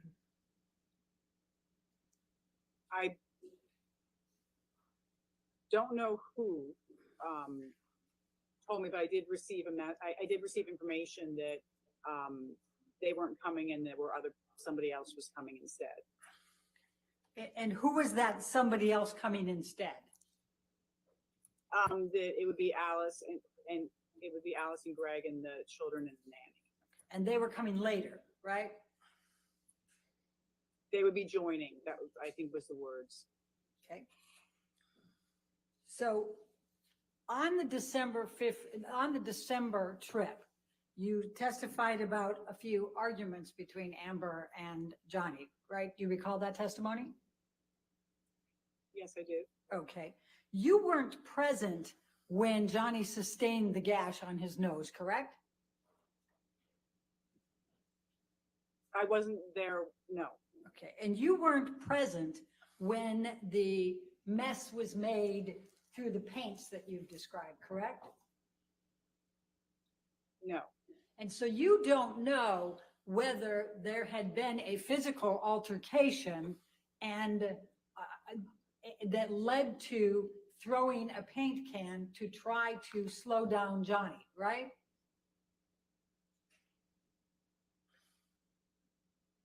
No, I just heard yelling in the house. Okay, but that yelling in the house wasn't necessarily the same time, was it?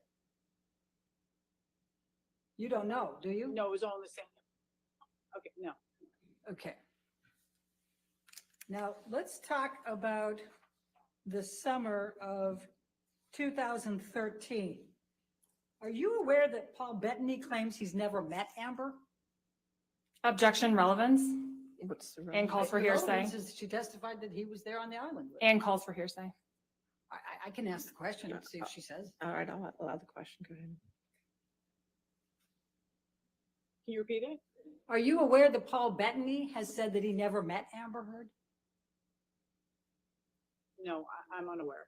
I don't know that. Well, let's stay on the summer of 2013 if we can.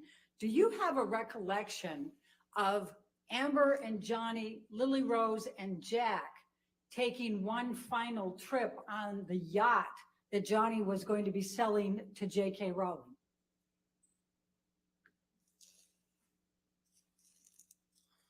I don't know what year that was. I don't know what year that was, but I do remember the yacht being sold.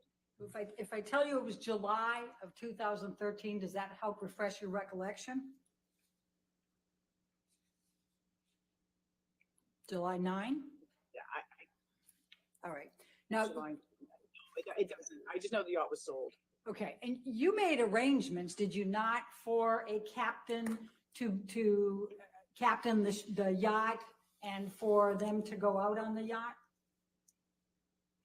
No, I didn't have any responsibility for the yacht and the crew on the yacht. Okay.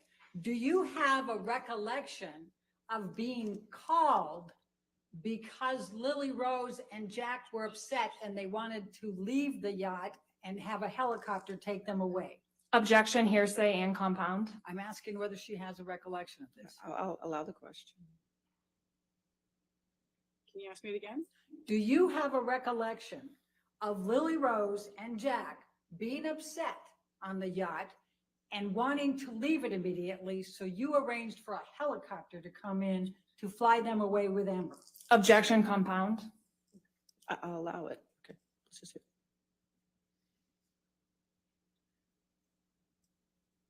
I don't know if Lily Rose and Jack were upset.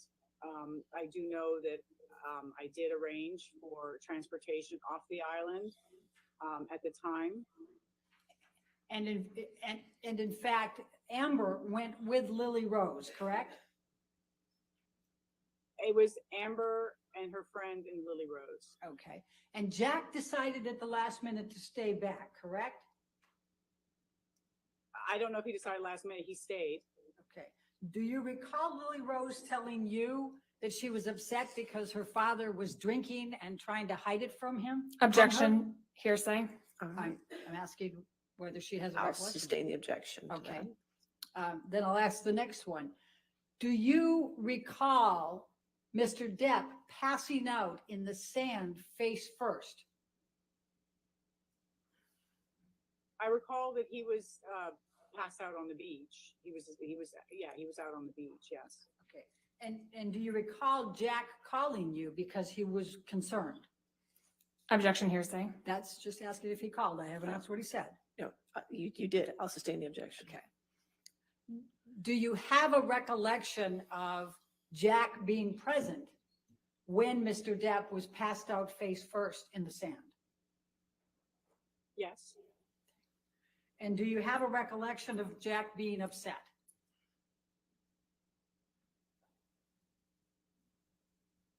I don't have a recollection of him being upset. Do you have a recollection of him being happy about it? No, I didn't speak with Jack about it. Okay. But you recall that Mr. Depp was passed out face first in the sand, correct? Objection, asked and answered. I'll sustain the objection. Next question. All right, thank you.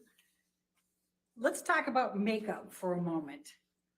So you don't know what type of makeup regimen Amber uses every day, correct?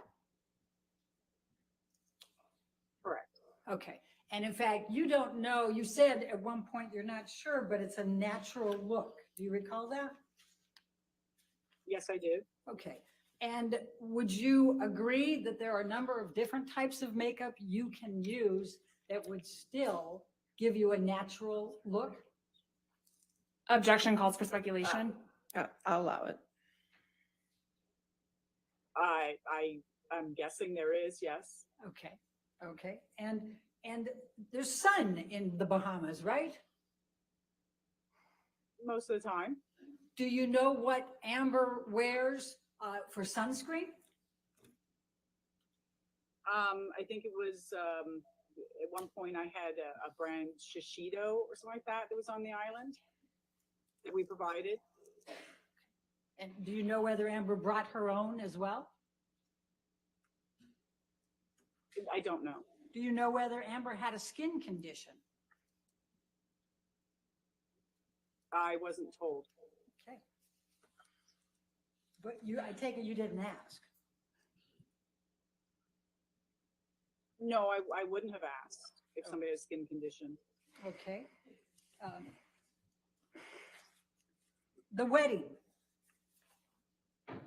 The wedding was planned at sunset, correct? Correct. And in fact, it went forward at sunset, correct? It went earlier. It was earlier than sunset. So your recollection is that there's no sunset pictures at the wedding?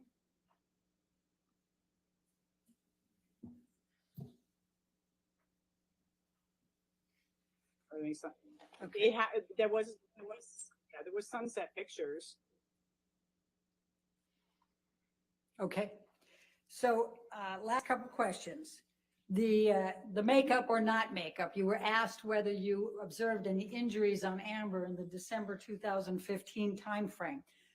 Do you believe Amber would cover up bruises to hide them from the kids? Objection calls for speculation. I'll sustain this. Do you have any understanding, based on your knowledge of Amber, whether she would try to cover up any bruises or cuts? Same objection. To keep them from the kids? I'll sustain the objection.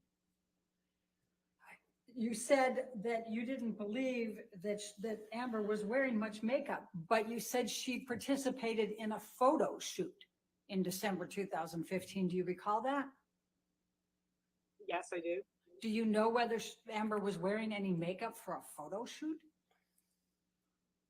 I'm not sure the part that I saw, she was in and out of the water.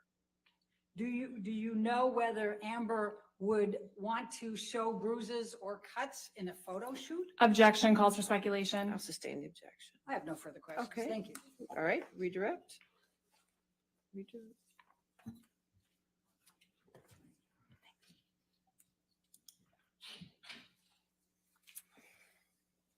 Ms. Roberts, how many times have you seen Mr. Depp consume drugs? Objection, leading. All right, sustained.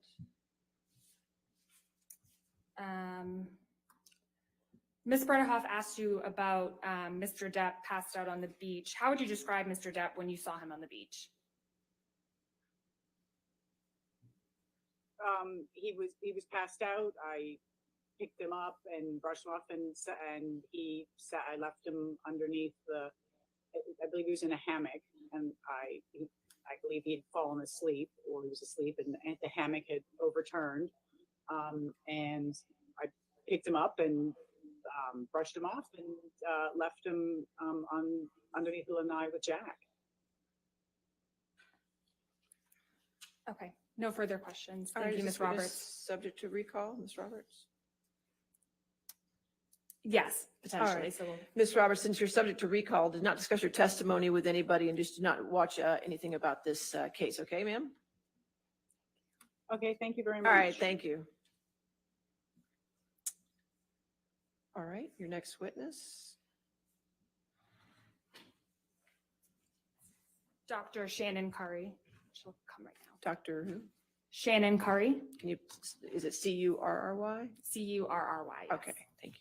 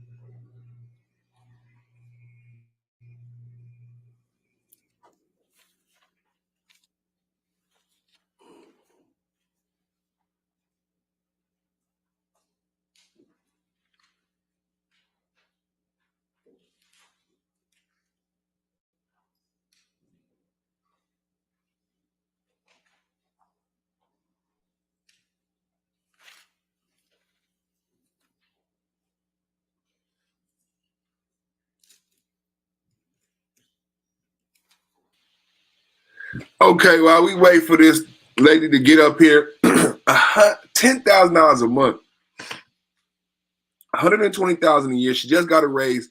Over 15 years, she made over $1.5 million, bro. I mean, really, like even more than that, right? Because she's getting paid 1.2 a year, right? So she's probably over 2 million, right? Because my math is off. So she's probably over $2 million gross. And I'm wondering, does she live on the island? Do you guys understand why Amber Heard's attorney would establish the fact that this woman has been made a millionaire by Johnny Depp and that she lives rent-free on the island? She's trying to imply that this woman has a reason to testify for Johnny Depp. Johnny Depp has made you a millionaire. You've lived rent-free on this island for 15 years. You get paid $10,000 a month, and that does not include expenses. Like all your food and everything is paid for because you live on the island. And your job is to take care of the island. You basically just live and you're an islander. And she's a multi-millionaire from doing this work for Johnny Depp. That's pretty deep, you guys. What y'all think about that? Can we take and believe her testimony, seeing how she was enriched by Johnny Depp? We got new witness on the stand. Share the show, hit the like button. Facebook is messing with me. I don't know. Somebody flagged me on Facebook, y'all, so I need y'all to share me on Facebook. Could you state your full name for the record? Shannon Curry. What do you do for a living? I am a clinical and forensic psychologist. What's your educational background? I started college at Georgetown University. I then transferred to the University of California, Irvine, where I received my bachelor's degree in psychology and social behavior. I completed my master's degree in psychology at Pepperdine University. I went on to complete my doctoral degree in clinical psychology at Pepperdine University, which included several training rotations at different practicum sites. Those are essentially clinical rotations we do to learn various types of psychology. You learn how to do psychological assessment, counseling, etc., and you do that in a variety of different settings. And then I completed a year-long doctoral internship at an American Psychological Association accredited doctoral internship. You do this year before you get your degree. And that was at Tripler Army Medical Center. It's traditionally a military internship. They did admit 2 civilians. I was lucky enough to be one of them. I then completed 2 years of postdoctoral training at Hawaii State Hospital, a locked forensic psychology facility. And that's where you essentially have individuals with severe mental illness who have committed crimes. Have you done any additional coursework or educational work? I have. So after I completed my doctorate and my postdoctoral training, I obtained it's called a postdoctoral Master of Science degree in clinical psychopharmacology. That is for partial fulfillment of prescription privileges, meaning that it's part of what we need to be able to prescribe medications as a psychologist, because psychologists don't traditionally prescribe. And we can do that with certain military jurisdictions in other states. I also obtained advanced training in the Gottman method of couples therapy. I completed all 3 levels of training, and then I'm also a Gottman educator for several workshops involving helping parents learn how to prepare to bring their baby home and helping couples without serious problems improve their relationships. Eric, what's the Gottman method? The Gottman method is a highly research-based method of couples therapy. It's very structured, so different than what many people expect when they think about couples therapy. I always tell my clients I don't want them to come in, just tell each other all their problems, and then have an awkward, silent drive home. In this therapy, they come in, they complete a really structured assessment in the beginning. So they complete a bunch of questions. It gives me a ton of information about their relationship before we even get started, and really identifies the areas we're going to target with structured interventions during each session. I think of it almost like a class. Okay. Did you get, in the course of your education, any specialized training? Any what? Specialized training? I did. So my internship specifically was dedicated to essentially working with post-traumatic stress disorder, traumatic stress. A lot of my training has been with psychological assessment and testing. And then my training during practicum and then in my postdoctoral work was dedicated to working with trauma populations and also conducting forensic psychological assessments. Oftentimes, forensic psychological assessments actually refers to doing testing and an interview and a couple other things for purposes related to law. So it's the application of psychology to the courts, to legal issues. And sometimes that also involves doing assessments for the military to determine whether somebody has sustained a mental disability after combat. You indicated that you did some work at Tripler. What's Tripler and what's the work you did? So Tripler Army Medical Center is a hospital in Honolulu, Hawaii. If anybody's ever gotten to have a vacation in Hawaii, it's a giant pink building there. And it's one of the top training sites for military psychologists. I was very, very lucky to be able to train there. They have wonderful funding and a lot of new research going on, particularly for PTSD, but really for all areas of mental health. While I was there, I did rotations in family psychology, so doing family therapy. I worked with children, but I also did a neuropsychology rotation, learning really the ins and outs of advanced psychological assessment, identifying not just mental issues, mental illness, but also traumatic brain injuries after trauma, and doing those PTSD evaluations, and then also working with service members who were struggling with a whole host of issues, military stressors, normal life stressors, and then also those who sustained tremendous trauma from combat. Do you still continue to work with the military? I do, actually. My practice is very focused on military service members, veterans, and their families. Okay. What work have you done in prior litigation matters? Well, most of my litigation, if we're talking about civil work, that has mostly been reports. So this is my first time testifying in a civil matter. The majority of my forensic work has been in criminal law or providing psychological assessments. And then I produce a really methodical report, which is typically reviewed by a judge, and a determination is made, or usually there's a settlement beforehand. Do you work in connection with any particular courts? I do. So I am actually not sure if I'm on the list anymore in Honolulu, but I am a certified forensic evaluator for the state of Hawaii, which means that I have been appointed by the court to conduct evaluations for matters that are presented. And then I'm also on the list of forensic evaluators in several courts in Southern California. And then I'm contracted by the military, the Department of Defense, now and again for evaluations of PTSD from service members. Okay, you mentioned PTSD a couple of times now. Yes. What are you referring to there? So PTSD is a mental illness. It can develop after a person has been exposed to a traumatic event. And our diagnostic statistical manual, the DSM, is sort of the authoritative manual of mental illnesses. It's considered our Bible of mental illness. We go there for diagnoses. And according to that, there's a specific type of trauma that a person must experience for them to be able to qualify for a diagnosis of PTSD. And that's an event that is life-threatening. It can also involve sexual assault, and you can experience that either directly, but you can also be traumatized if you've seen it happen to somebody else, or if it's happened unexpectedly or violently to somebody close to you, a family member or a friend. And then there's also a provision for people who are first responders. If they're encountering really traumatic information regularly, that qualifies as a trauma.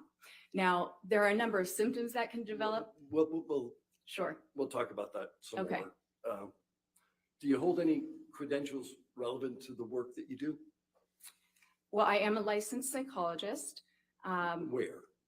In California and Hawaii. Okay, and any other certifications or other credentials? Not that I can think of off the top of my head, other than the training with the Gottman method of couples therapy.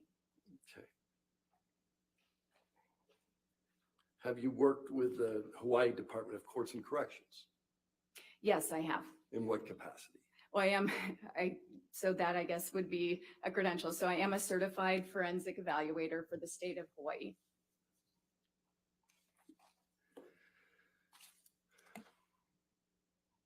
In connection with your doctorate, was there a research component?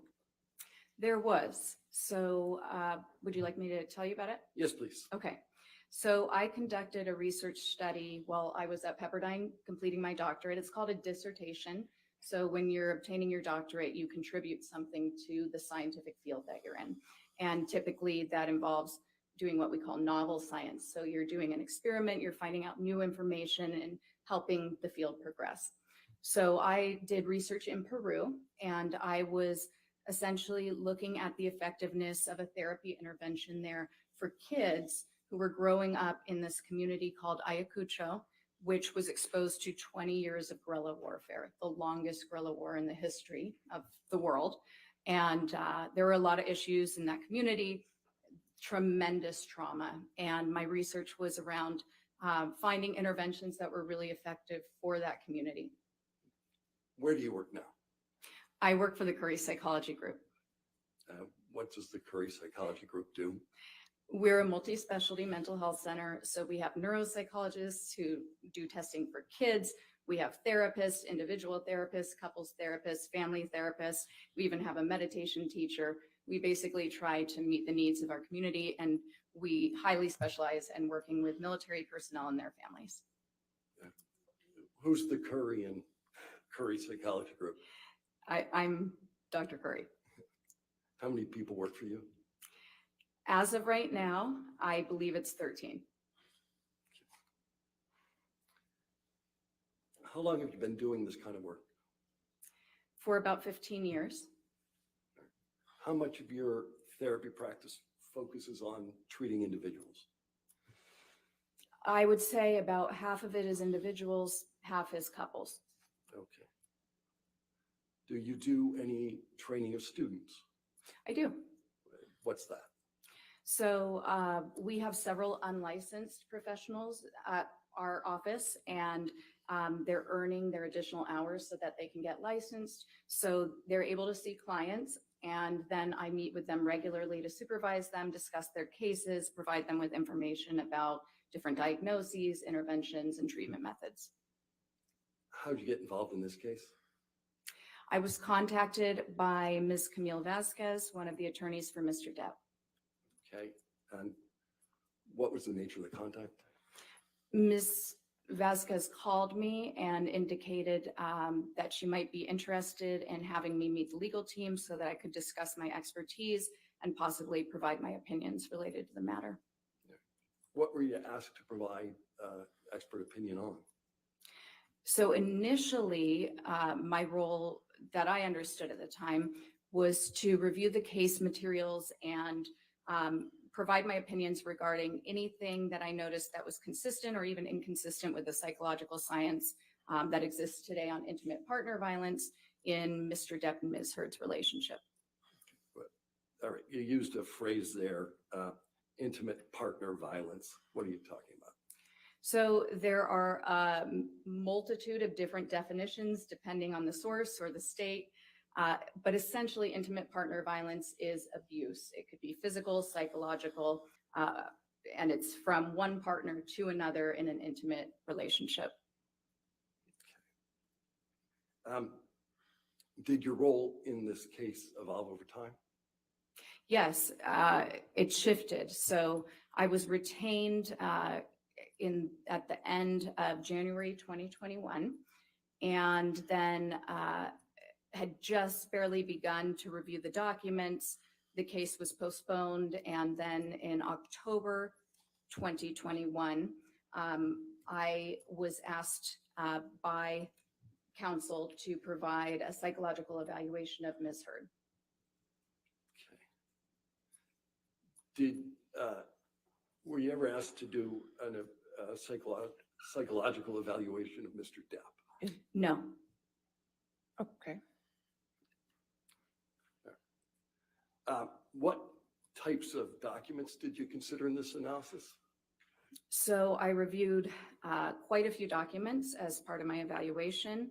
That included all of the case documents, Ms. Heard's medical records by Dr. Kipper, her prior mental health treatment records. I believe I reviewed records from Dr. Amy Banks, Dr. Bonnie Jacobs, Dr. Connell Cohen, and also a significant portion of my review involved notes from nurse Erin Filati, at the time Erin Borum, who spent a significant time with Ms. Heard in her direct company. I also reviewed exhibits, quite a few audio recordings, a video recording, several video recordings, or possibly photographs. I might be getting them confused, and multiple witness statements, testimony, and declarations. Did there come a time when you met directly with Ms. Heard? Yes, I did. So in conducting my evaluation, I met with Ms. Heard on two separate dates, December 10th and December 17th, 2021. Approximately how much time have you spent with Ms. Heard? So the evaluation, we spent 12 hours directly with one another. However, there were more hours involved in the evaluation with some breaks. So we spent 7 hours together on the first day, December 10th. Not necessarily together because there was a 1 hour lunch break and about a half hour with breaks split up through the day. And then on the 17th, we spent a little more than 8 hours in the evaluation from start to finish, with a 1 hour break and another half hour of breaks distributed throughout the day. As a result of the work that you performed, did you form any opinions with respect to Ms. Heard? I did. What were those opinions? The results of Ms. Heard's evaluation supported two diagnoses: borderline personality disorder and histrionic personality disorder. What is a diagnosis? A diagnosis is a way that we essentially, that psychologists, psychiatrists, anybody in the mental health field thinks about a disorder. It helps us to communicate a set of symptoms that a person is experiencing. And along with that set of symptoms, it tells other professionals a lot about how those symptoms might have developed, how that person might behave, perceive the world. It also drives treatment. The real purpose is to determine what sort of interventions will be most effective for the person. Yeah.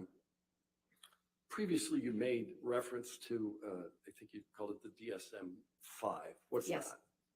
So the DSM-5, that stands for the Diagnostic Statistical Manual, version 5. And that contains every diagnosis we use in mental health. And it's the authoritative manual of mental diagnoses. Is performing diagnoses something you typically do in your line of work? Yes. Thank you. So you referenced two personality disorders. What's a personality disorder? To understand a personality disorder, I think it can be helpful first to kind of define personality. So personality, something we take for granted, but these are the traits, the characteristics, the way we think, we feel, and we act that make us who we are. And these traits are pretty stable over time and across situations. We might, be sure to mind our P's and Q's when we're meeting somebody new, but overall, if somebody were to describe us or if we were to describe ourselves, we have a pretty good sense of who we are. Sometimes an easy way to think of it is imagining how you might describe a brother or sister or a child if you have children. Their personalities are pretty clear to you. A personality disorder is some sort of dysfunction in those enduring traits. So as opposed to other types of mental illness, when you think about something like depression, that's episodic. It comes and it goes. And when it's treated with medication, it can pretty much be completely mitigated or minimized in a person's life, and their personality is still there, separate from the depression. When we have a personality disorder, there are going to be disturbances in several different areas that are visible in almost all different facets of their life. Is there a manner in which personality disorders are commonly diagnosed? Yes, so they can be diagnosed in a treating environment. Treating psychologist or a therapist or a psychiatrist simply does a diagnostic interview, which involves assessing multiple areas of a person's history back down through childhood. I'm going to stop you for a second. Yes. What's a treating environment? Sometimes I'll slip into these words. I apologize. So a treating environment in therapy, if somebody is going in for treatment, the mental health provider will ask them questions to find out what sort of symptoms they've experienced and what sort of things have occurred in their life that might be consistent with these disorders, or rule out these disorders, prove that there is no reason for these disorders to be considered. They might also pay attention to their observations of the client over time and new information the client provides them. The most reliable way, however, to ever come about a diagnosis really is through a comprehensive psychological assessment. And I might use the words assessment, examination, testing interchangeably. They all mean the same thing. It's combining information from multiple different sources. One main source is psychological testing using validated objective measures. That means that they've been tested, they've been shown to be accurate for testing what you want to test, and in the environment you're testing. So there are measures specific for court environments where someone might respond differently. You integrate that with the same interview I was telling you that people would do for therapy. We do that as well.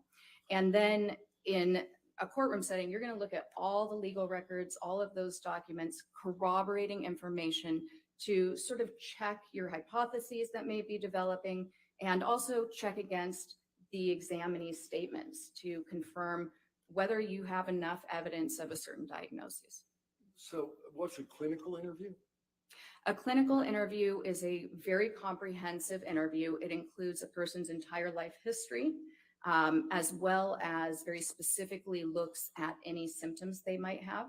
This can start as far back as birth. You might find out if there were any issues with their delivery, any genetic issues, any intellectual issues? How did they do, what was their home life like? How was discipline handled? What's their relationship with their primary caregivers? Were they raised by an aunt, an uncle, their parents? How many siblings do they have? How do they get along with their siblings? How many times did they have to move? Was there any abuse? Did they have any really significant life experiences that come to mind when they think about their childhood? How were they as a student? Did they need special services? Did they get in trouble at school? And you do this, you continue on high school. What were their hobbies? Did they play sports? How many friends did they have? Did they have any trouble keeping those friendships? Then you get into adulthood. Did they go to college? Did they not go to college? How come? What sort of jobs have they held? How did those jobs go? How did they end? That's always an important question. What sort of romantic relationships have they been involved in? How do they identify sexually, culturally? Let's see, what else? What sort of symptoms have they experienced? You go through the entire gamut of some of the main symptoms. You might screen for depression, any disorganized thinking. That means thinking that isn't necessarily in touch with reality, and any current distress they may be having today. How did you conclude that Ms. Heard suffers from the personality disorders that you identified? So there was information that supported it from multiple sources. I conducted testing, including one of the main tests that I used. She obtained scores that were consistent with those diagnoses. And then I also, there was evidence of those diagnoses in her records and in her self-report. All right, Council, why don't we just go ahead and pause for a second while we go ahead and take our morning recess. Okay, ladies and gentlemen, we'll go ahead and take our 15-minute morning recess. Do not discuss the case and do not do any outside research, okay? Your Honor, when would you like to reconvene? Give me a moment, sir.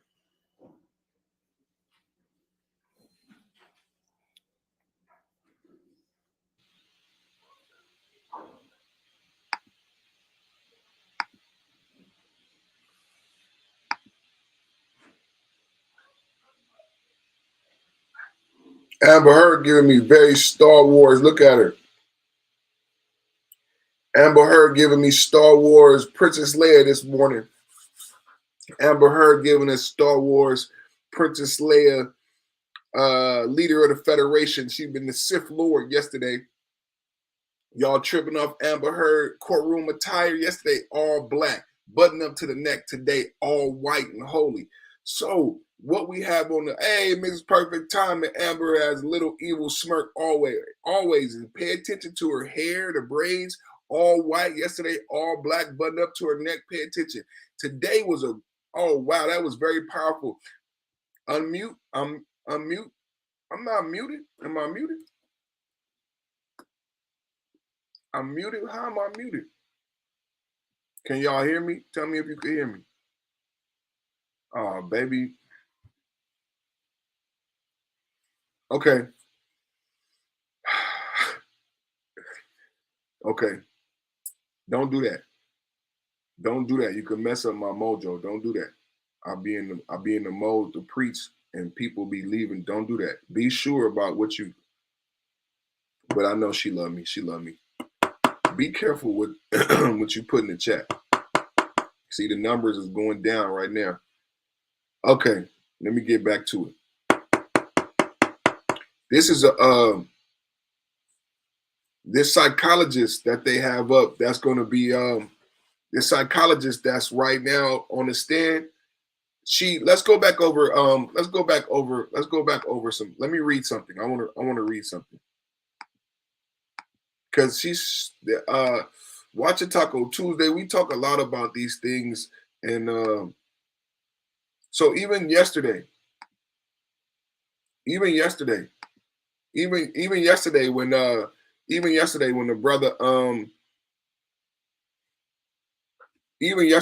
brother Willy Wonka and Tina. And shout out to Tina. Tina came on the panel yesterday. Shout out to Too Raw TV in the building. He moving right now. Hey, y'all say a prayer for Too Raw.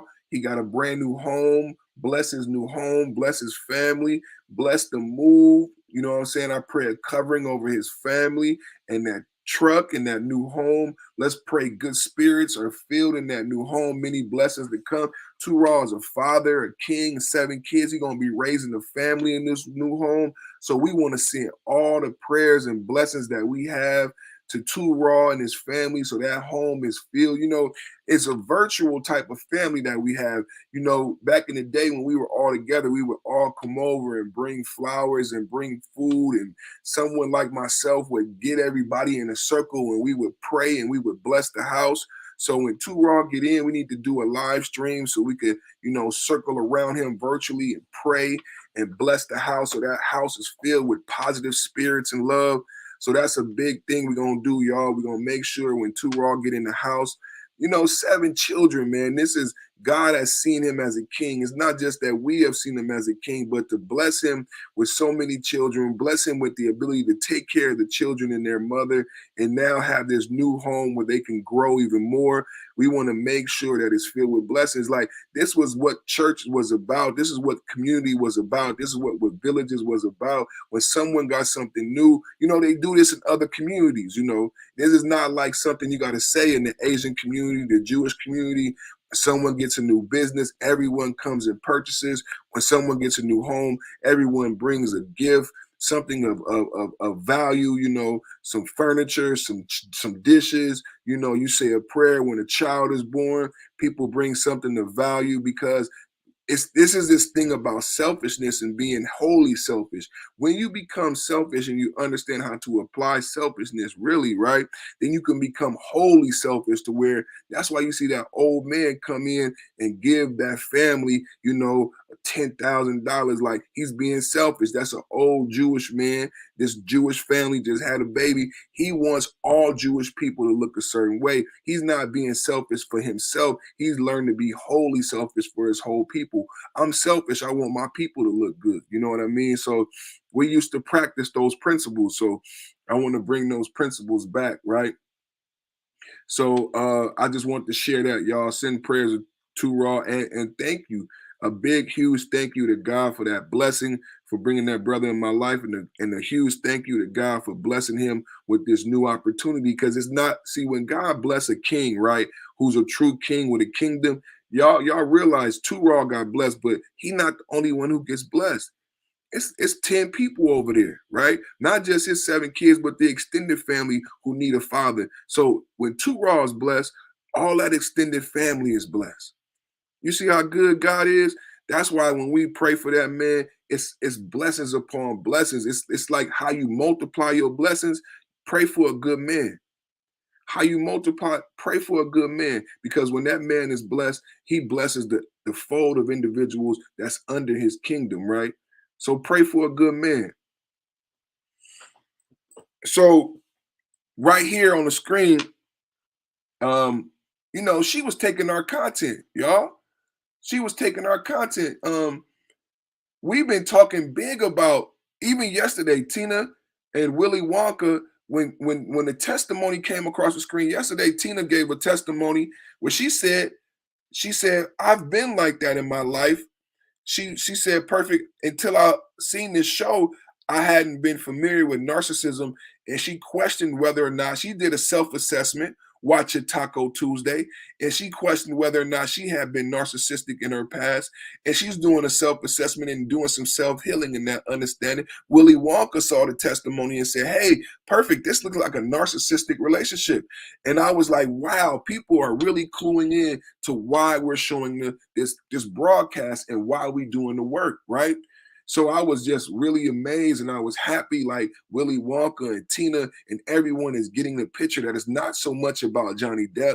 It's not about Amber Heard. It's not about these celebrities. It's about understanding what this testimony is about today. These personality disorders and these broken relationships and the battle of sexes that we're all dealing with in our community, right? So we're trying to get past this battle of the sexes, right? With Black men, Black women, so we can heal the Black children and the Black body, right? Part of it is these personality disorders and these personality traits. So there's a brother named Nameless Protagonist in this community who talks about epigenetics and a lot about, well, I've broken down his conversation because he talks about personality traits. Basically, have any of you had your mama be like, you act just like your daddy. You remind me of your daddy, but you never met your daddy. Like, you know what I'm saying? You ever heard that before? You act like your daddy. You make me sick, but I don't know my daddy. You would never let me see my father. So how can you say to me, I act like my daddy, I make you sick when I've never met my father? How is it that I have certain personality traits that remind you so much of my father that you don't even want to be around me or be friends with your male child? You understand what I'm saying? The personality traits that you exhibit were passed down from your father. It's just like alcoholism, diabetes can be passed down. These are traits also, right? Well, personality traits can be passed down also. So I'm gonna read this paragraph. It's important that we understand this. Like, so it may be a complex. So think about like Tural, like raising dogs, like you know how people like a Brendo or a Blue Nose in the Bay Area. You know, you got that song like a red nose, like a red nose. You know what I'm saying? You got the red nose pit. I had a blue nose fawn. Some people like Brendo. These are traits, right? And you would make certain dogs together to create certain dogs because you want certain dogs to inherit certain traits from other dogs, right? Well, personality, emotion, and things like that could be similar, right? So I've been talking about this as to talk about why we have some broken issues in our community, why some of us act the way we act inherently. It's a personality trait. You act just like your daddy. You make me sick. Like we're inheriting this broken, way of having relationships. It's not a coincidence that all of us have the same emotional hangups, the same problems in relationship. That's why the hip hop music all sounds the same. That's why the hip hop music all sounds the same. The women talking about getting money, the men talking about treating women poorly. We all have the same personality traits, personality disorders. And if we're able to diagnose them, I believe we could fix these problems with the battle of the sexes. So let's read this, because she was going in on a lot of things we talk about when we talk about the malignant narcissist, when we talk about Jada and Will, when we talk about the breakdown that Will Smith had, the breakdown that T.I. had, the breakdown a lot of black men are going through in these relationships between the age of 35 and 55 and what they're feeling. So let's see what the psychologist said. It says, personality is the way of thinking, feeling, and behaving that makes a person different from other people. Y'all check that out. In the first sentence, it's already power. In the first sentence, it's already power. It's powerful because I don't know how many of us in our community understand these things. Personality, what it is, how it's passed down, how it's broken, and how this brokenness is manifesting our reality in our neighborhoods, right? Let's get back to it. Personality is the way of thinking and feeling and behaving that makes a person different from other people. An individual's personality is influenced by experiences and environment. So a lot of times when I've talked about the personality disorder and the break in our society, a lot of people have talked about the environment, right? And that we are having a behavior issue because of our environment, i.e. project, i.e. ghetto, i.e. welfare, i.e. child support, i.e. hip hop stripping environment, spiritual environment, physical environment, the digital environment. Don't think one dimensional, think multiverse, think Spider-Verse. All of the environments that your children is experiencing is shaping their behavior. When I said they built the prison and they knew we would fill up the prison, when I said they built Planned Parenthood and they knew my daughter would go to Planned Parenthood, it's because they designed the environment. They built the box. They built the project walls. They created the curriculum in the school. They allowed certain music. Molly Percocet. Well, Percocet is a brand name. I could get in trouble right now simply by saying Percocet on my podcast, but Future had a Grammy-nominated song. Amber Rose was in the video, and he said Percocet in the hook. I said to everybody in the barbershop, I said, hey, is Future getting paid? Hey, what you mean, Perfect? Is Future being paid by the pharmaceutical company? What do you mean, Perfect? Because if this was 1990 and Ice Cube put Percocet in the hook, they would take the song off the radio. What do you mean? It's a brand name from a billion-dollar pharmaceutical company. Kobe Bryant not here no more. We're not going to go into that. For suing a pharmaceutical company. But Future was allowed to say Percocet on the hook and get Grammy nominated. It's a brand name. You can't say Percocet on the hook. I can't say Percocet on this podcast. They create the environment because they know they want to create certain behaviors. These behaviors lead to the prisons, lead to teenage pregnancy. And as we try to fix it, we keep spiraling out of control because we don't understand the environmental factors and why we're behaving the way we behave and what's causing the personality disorder. Let's go back to it, everybody. This Perfect Timing Podcast. Yeah, we build it, man. This is why I'm doing this whole story. This is why, hey, God is good providing this opportunity for us to go deeper. This is why I'm doing this whole story. All right. Personality is the way of thinking, feeling, and behaving that makes a person different from other people. An individual's personality is influenced by experiences, environment, surroundings, life situations, whether you have a single parent home, whether you live in the projects, whether your mama was on welfare, and inherited characteristics.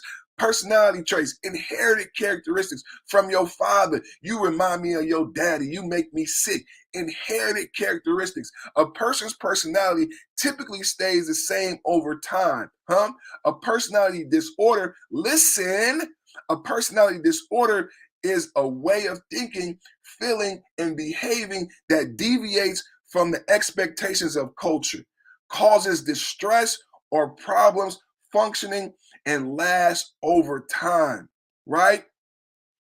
Come on, man. This is big. This is big. And don't, oh, man. Oh, man. Erica said it, man. You make me sick. You look just like your daddy. You remind me of your daddy. You act just like your daddy. Inherited characteristics. You know, Erica, you know, God be working, man. When you pray, this perfection be provided to us. So Erica made a joke. Erica made a joke, but it's actually a lot of truth in jest. The best jokes are true, right? There's a lot of truth in jest, right? So when you say, if you look like your daddy, isn't that a characteristic? Remember I said environmental. I said don't think one-dimensional. I said think multiverse, Spider-Verse, right? Not just your physical environment, but your mental environment, your digital environment, your spiritual environment, right? That's the self-assessment for your children, for yourself. Your child's digital environment now is very important. What are they looking at online? It's the environment is going to shape their behavior, how they talk, how they dance. Are y'all paying attention? Digital environment, right? Your spiritual environment, where are they getting their spiritual learning from? If you're not providing the spiritual leadership, somebody else could come into their life and try to, convert them, right? So spiritual environment, physical environment, where they live, where they eat, what they putting in their body, how they treat their body. Characteristics, right? Not just emotional characteristics, not just how you talk, you know what I'm saying? But how you physically look, characteristics, inherited. So you don't just inherit the blue nose. Temperament. Certain dogs, I got to go back to dogs, and I pray you guys understand you're not offended. Temperament. Certain dogs don't have a certain temperament, right? So characteristics are not just physical characteristics, as in the blue nose fawn, as in the red nose, as in the brindle, but there also are emotional characteristics, right? Psychological characteristics, right? The temperament of the dog. I know y'all hear me. Certain dogs might have a personality disorder. You might not want to breed that dog, right? Because that dog it has a certain broken personality, because when the dog was a child, the dog was raised by some bad people. So that dog's temperament is fucked up. So we're not going to breed that dog because we don't want to breed those characteristics, those personality traits and disorders.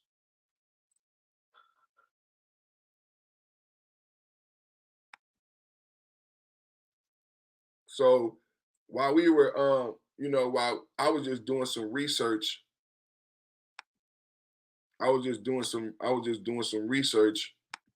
because she was going in. I was just doing some research while she was talking, because she was going in on all of my talking points. So I just had to, give some context. Personality disorder, personality trait, and you guys are absolutely correct. It sounds like that this is Johnny Depp's witness, and she's coming on to testify that Amber Heard suffers from a personality disorder from her youth. It's not normal for a woman of 26 years old to act like this. Amber Heard is now 46 with a lifetime of experiences. Amber Heard is 26. So what gives her the personality disorder? Well, it comes from trauma and abuse in her childhood.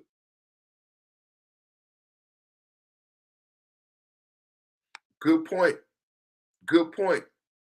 Excellent point. Because it's a lot about young, it's like young black boys. That's why the TV show was Pit Bulls and Parolees. Pit Bulls and Parolees. Because these parolees are thrown away. Just like the pit bulls are thrown away. People assume that they are inherently violent. Pit bulls and parolees. This is what the TV show was showing similarities in these people who have been thrown away and characterized by society. Excellent point. Young black boys. I call it the King Kong Kung Fu style of prosecution, where Tory Lanez has been assumed guilty until proven innocent. Johnny Depp, in this case, has been assumed guilty until proven innocent. Fired from Pirates of the Caribbean. Fired from J.K. Rowling, Fantastic Beasts, Harry Potter. Fired. Never been proven to be violent.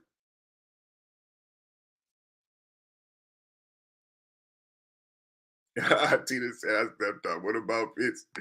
Oh shit.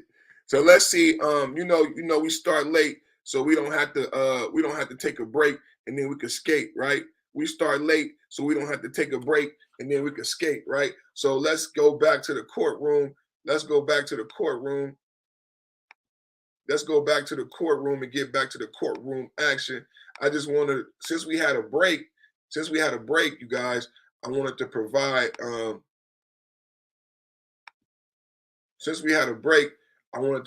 some context. Since we had a break, and I think that was a perfect opportunity because I wanted to stop it, but I didn't want to stop it. Hey, Too Raw, we on a break right now. I know Too Raw wanted to come up and say hello to everybody, but make sure everybody who did not hear our prayers up for Too Raw and his family in his new home. Blessings on the journey, blessings on the move, prayer covering over the move and the journey in the new house. As our brother is blessed, we are blessed. Don't y'all understand that we blessed too? That if God looks favorably on our brother, that means he finds favor on us.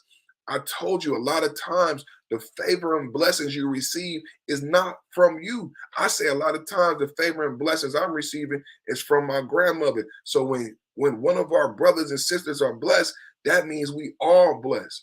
Amen.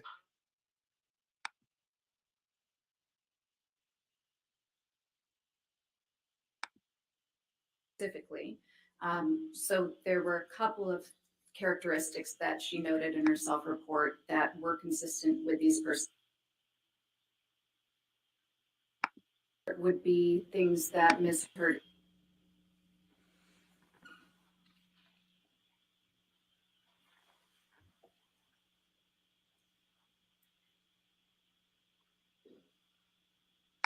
Yeah. Factors that you considered in determining that Ms. Heard suffers from personality disorders. And one of them, I think the last one you said before you left, was self-report. What do you mean by that? So the self-report would be things that Ms. Heard indicated to me specifically. So there were a couple of characteristics that she noted in her self-report that were consistent with these personality disorders. The first was actually my own behavioral observations of her based on her self-report. So one of the hallmark characteristics of histrionic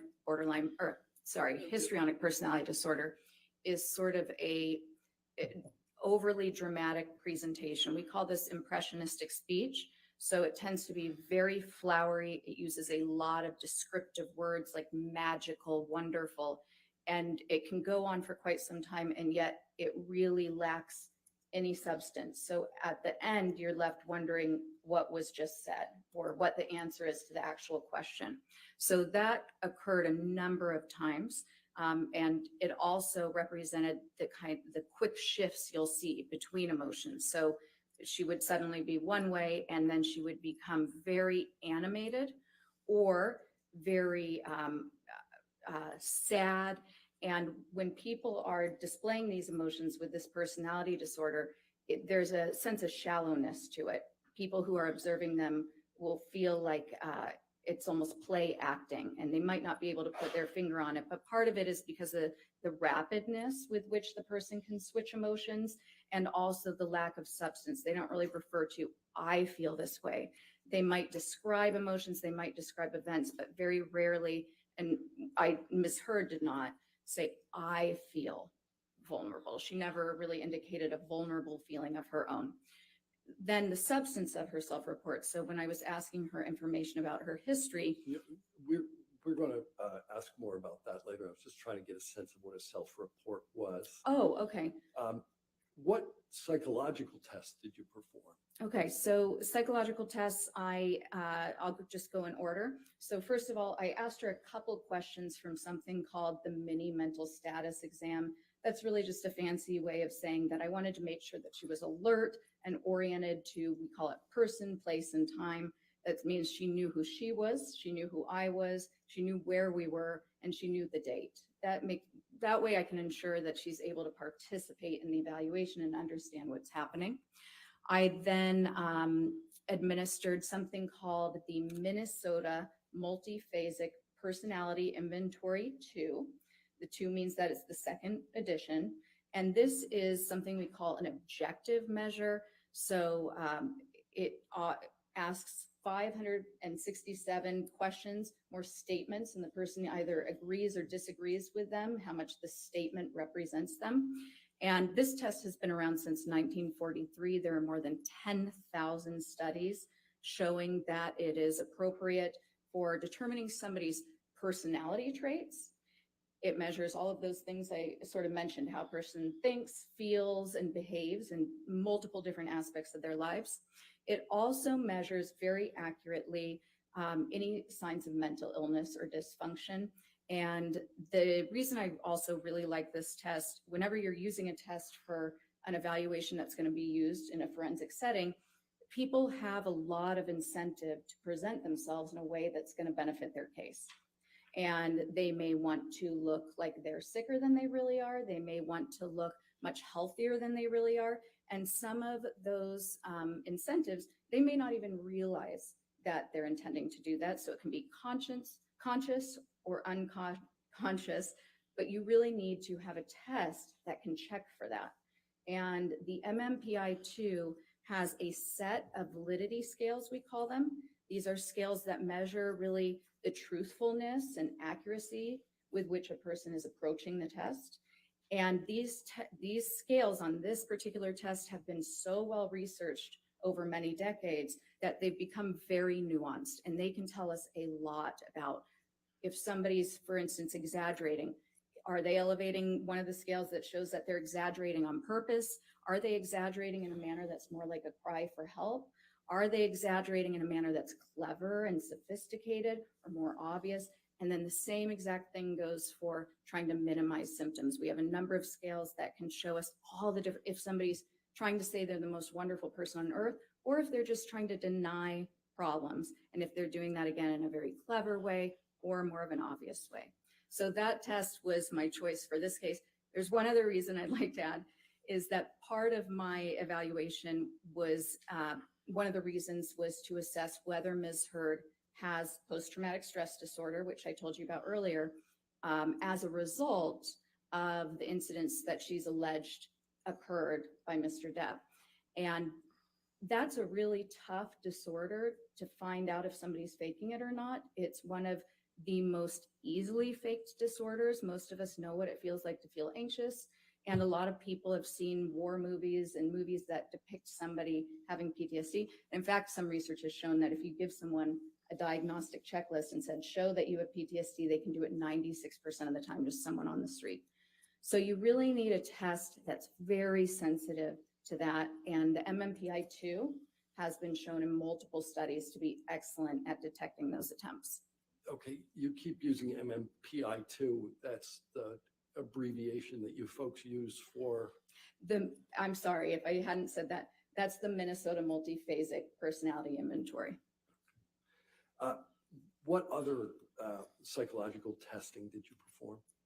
So I also performed the clinician administered PTSD scale -5, and that -5 links it to the diagnosis for PTSD in our current diagnostic manual, the 5th version. To do that test, you first administer something called the life events checklist. And the life events checklist, both of these tests, by the way, were developed by the National Center for PTSD with the Department of Veterans Affairs. But the life events checklist lists 16 different very stressful life events that people can go through that are often can be associated with developing PTSD. And then it also has a 17th item that you can fill in if you feel like you've been through something really difficult that wasn't included. Now, I like to also add something called the Life Events Checklist 5 interview, which digs a little bit deeper into the person's childhood as well to find out if there's so many different things that can be difficult growing up. And also, it's very important that you have the person determine which of the events they've listed. Let's say they have a number of different types of traumas. Which one do they feel like was the most traumatic for them? Which one still causes them to feel distressed when they talk about it? And sometimes they can't just identify one. And then that leads to your next decision. So if they have multiple different similar types of events, like seeing combat, then you might use that as the worst one, the multiple similar. So that looks like you describe an anchor, we call it, to do the testing. And we would maybe describe the anchor as the worst of my combat experience, okay? Now, if somebody had multiple different traumas from different times in their life, like childhood abuse, and then went to combat and had some horrible things happen there, you would do the clinician-administered PTSD scale test, the one that comes after. You do one for the childhood event and a separate one for the adulthood event. Does this clinician-administered PTSD scale have a handy abbreviation? It does. We'll call it the CAPS-5. That's actually what it goes by. Okay.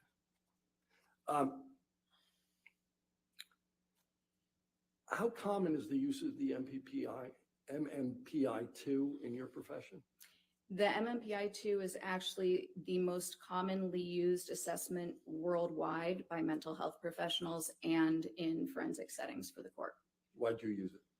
I used it for that purpose and for its excellent validity in those settings across genders, across ethnicities, for different reasons. And when I keep saying validity, by the way, what I mean is accuracy, and I'll try to work that in, but then also for detecting the accuracy with which a person reports PTSD. Okay. Is that scaled in some way? I'm sorry, what was that? Does that make use of a scale in some way? The MMPI-2, do you mean specifically for PTSD? Yes. There's actually a combination of scales you want to look for. You would never make the diagnosis just based on one scale alone, or even on the test alone. You'd integrate other data. Yeah. How did you administer the MMPI-2 to Ms. Heard? I provided her the test on an iPad. She essentially had her own little desk area and then an iPad. She hits start, it provides her with the instructions, and then it gives her 567 statements in order. For each one, she taps true or false. What did you learn about Ms. Heard from the results of the MMPI-2? Quite a bit. I wrote up a 25-page interpretation outline. It has numerous scales. So one of the reasons I like this measure so much is that it can tell you so much about multiple different traits and tendencies and mental issues. One of the primary things I learned was that she had a very sophisticated way of minimizing any personal problems. I also learned that she tends to, well, there were a number of characteristics that were consistent with the eventual diagnoses, but some of the primary characteristics, and I'm going to try to condense 25 pages here, were essentially externalization of blame, tending to have a lot of inner hostility that is attempted to be controlled, a tendency to be very self-righteous, but to also deny that self-righteousness and to judge others critically against these sort of high standards for moral value, but also to deny doing that, essentially to claim that one is very non-judgmental and accepting, and yet very full of rage, really. And these aren't facts, but her scores essentially correlated. So they were consistent with other people who obtained these scores who have been shown through many, many, many studies to have these very specific traits. So externalization of blame, a lot of inner anger and hostility, sometimes that anger among these groups with similar scores, these people might have that anger kind of explode out at times. They tend to be very passive aggressive. They may be self-indulgent, very self-centered. They could use manipulation tactics to try to get their needs met, very needy of attention, acceptance, approval. They tend to distance people who are close to them. Initially, they may seem very charming. They're very socially sophisticated, actually. That was a major component on there. They have a capacity to kind of offer some of their faults, but in a way, but only the ones that people think of lightly and can all relate to. And so they can present as very fair and balanced, but in actuality, they really might be very judgmental of others and unaware of problems in their behavior and their thinking. So after you provide the examination via the iPad, what do you do? So once they've completed the test, you can have it scored by the computer immediately.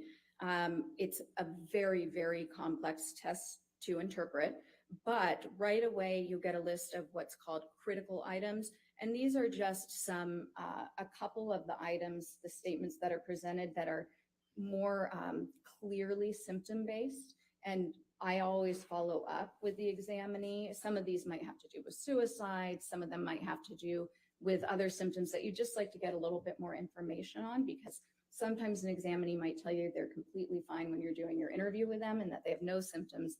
And then when they take the test, it says that they're having trouble sleeping, or they struggle with nausea all the time, or they feel very anxious. And so you want to follow up on that. Okay. What's a code type?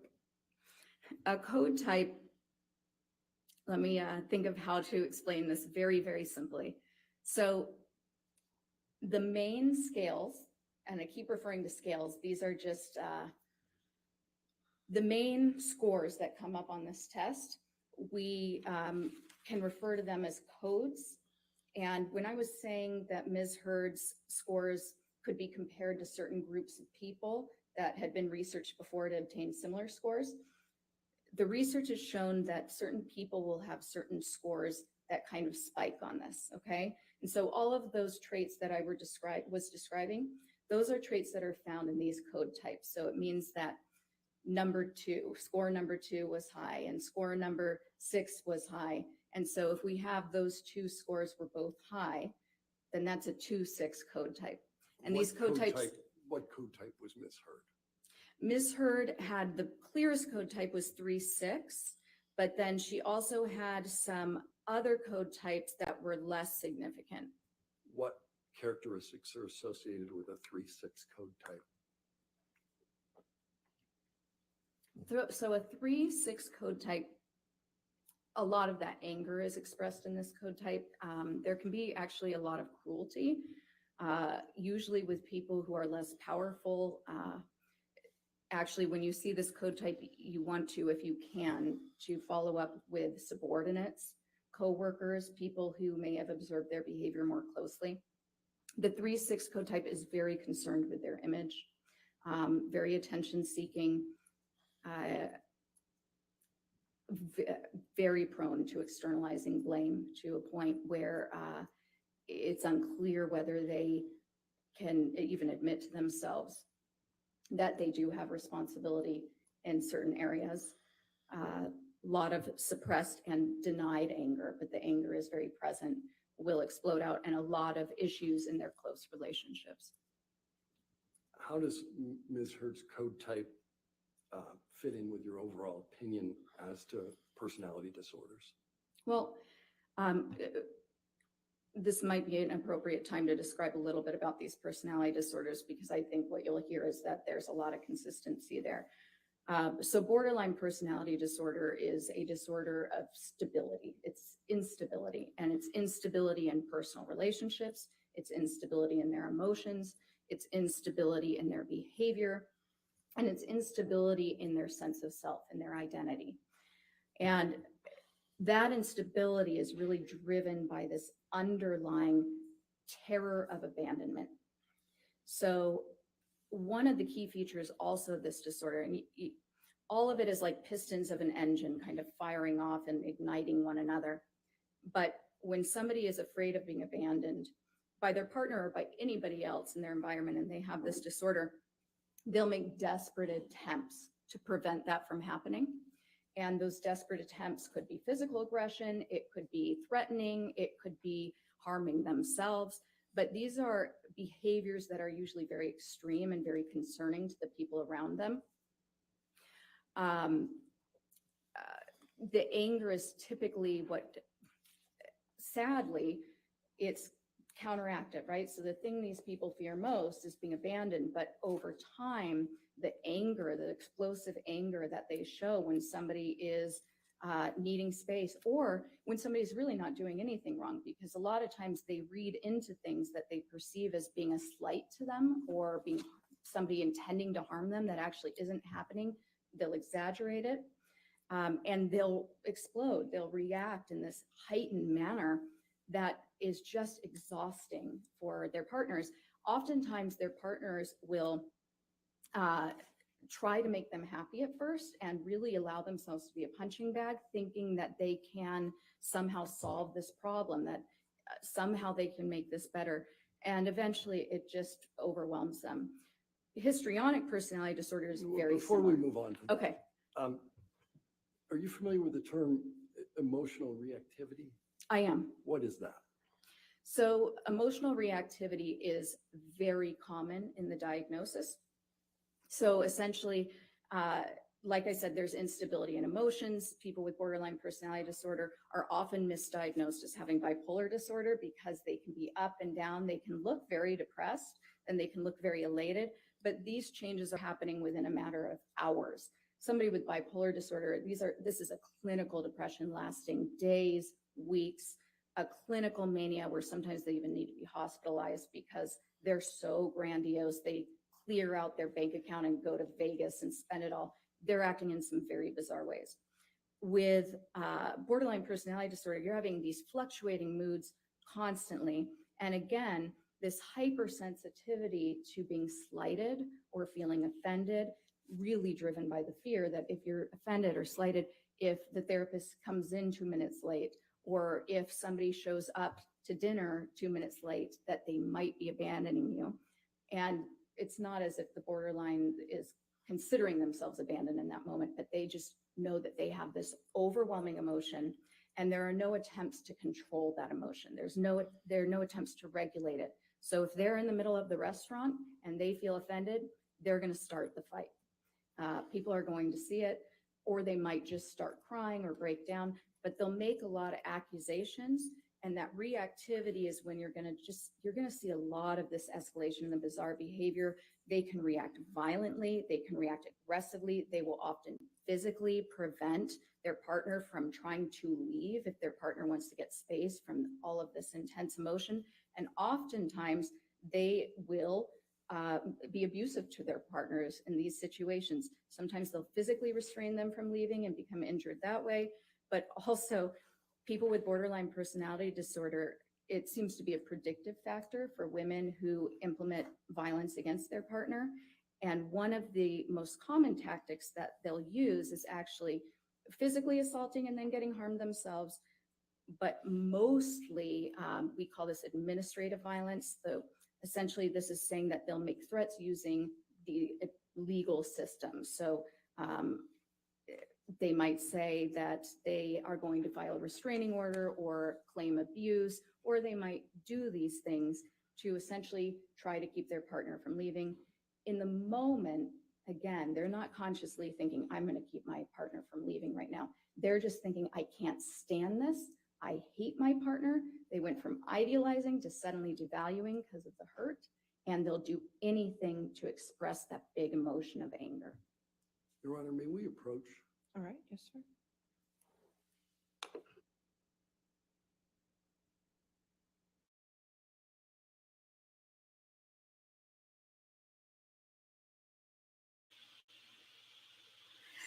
What y'all think in the chat? Oh man, Johnny Depp had a coffin nail. Amber did all that. That's why we here. That is why we here. The Gemini's in trouble. The Gemini's stay in trouble because Gemini's ain't shit. Man, Johnny Depp had a coffin nail in his back pocket, man. And this, like, she's don't like Deborah was saying and Tina was saying, I believe she got like a military and a police background. She got like DOJ clearance. They will not be able to say that she somehow is being she's somehow compromised by Johnny Depp. She would not compromise her tenure, her expertise. She is speaking from the DSM-5. Some people in the chat know what that is. Some people know about the MMPI test that she's talking about, the personality disorder test. Some of you have gone through it. Some of you have had to sit through it with your children. They put a lot of black boys through this exam if they're active in classrooms. Y'all pay attention because they might try to put your black son through some of these tests. It's good for you to know the names of these things because they do it in school and putting black boys in special ed. Okay. So there were a couple indications to me. First, I can sort of think about it with the treatment records. So particularly Dr. Cohen-Connell's. Am I getting the name right? I feel like for some reason in my mind, I might have just reversed it. But Dr. Cohen's records, I did reverse it. He actually refers to this reactivity quite a bit and to Ms. Heard's temper. And that temper, it's often branded, or being hot-headed, is really characteristic of borderline personality disorder, as is their very charming, personable nature. This is a disorder of contradictions. In Nurse Filati's notes, I thought there was something interesting. She references a night when they're out to dinner, I believe in London, and she provided positive reinforcement to Ms. Heard because Ms. Heard had been disappointed by a mistake made by the server, and it sort of references how previously she might have criticized the server and become upset by that. And that she didn't this time. And so that had been some sort of a step forward. And there was also an indication actually in Dr. Hughes's, Dr. Hughes is a forensic psychologist who had been appointed by Ms. Heard to conduct as an evaluation as well. In Ms. Hughes's interview of Ms. Heard disclosed that she had cut her arm in the past, which is a typical reactive type thing somebody with this diagnosis can do. It's one of the symptoms. And that's sort of all I can think of top of my mind from the treatment records. Moving into some of the declarations or deposition testimony, what struck me was Ms. Raquel Pennington's testimony.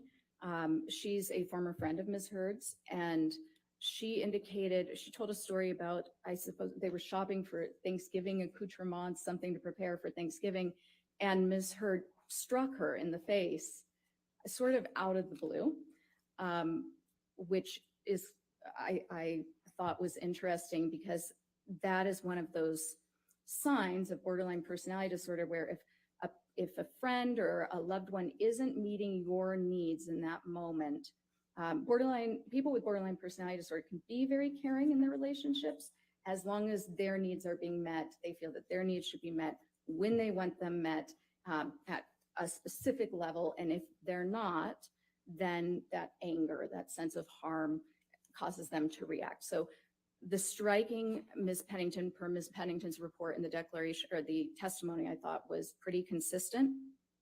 And then Ms. Heard's own self-descriptions. Okay, I'm gonna ask you a question about, Sure. You indicated Ms. Pennington was a former friend of, Yes. of Ms. Heard.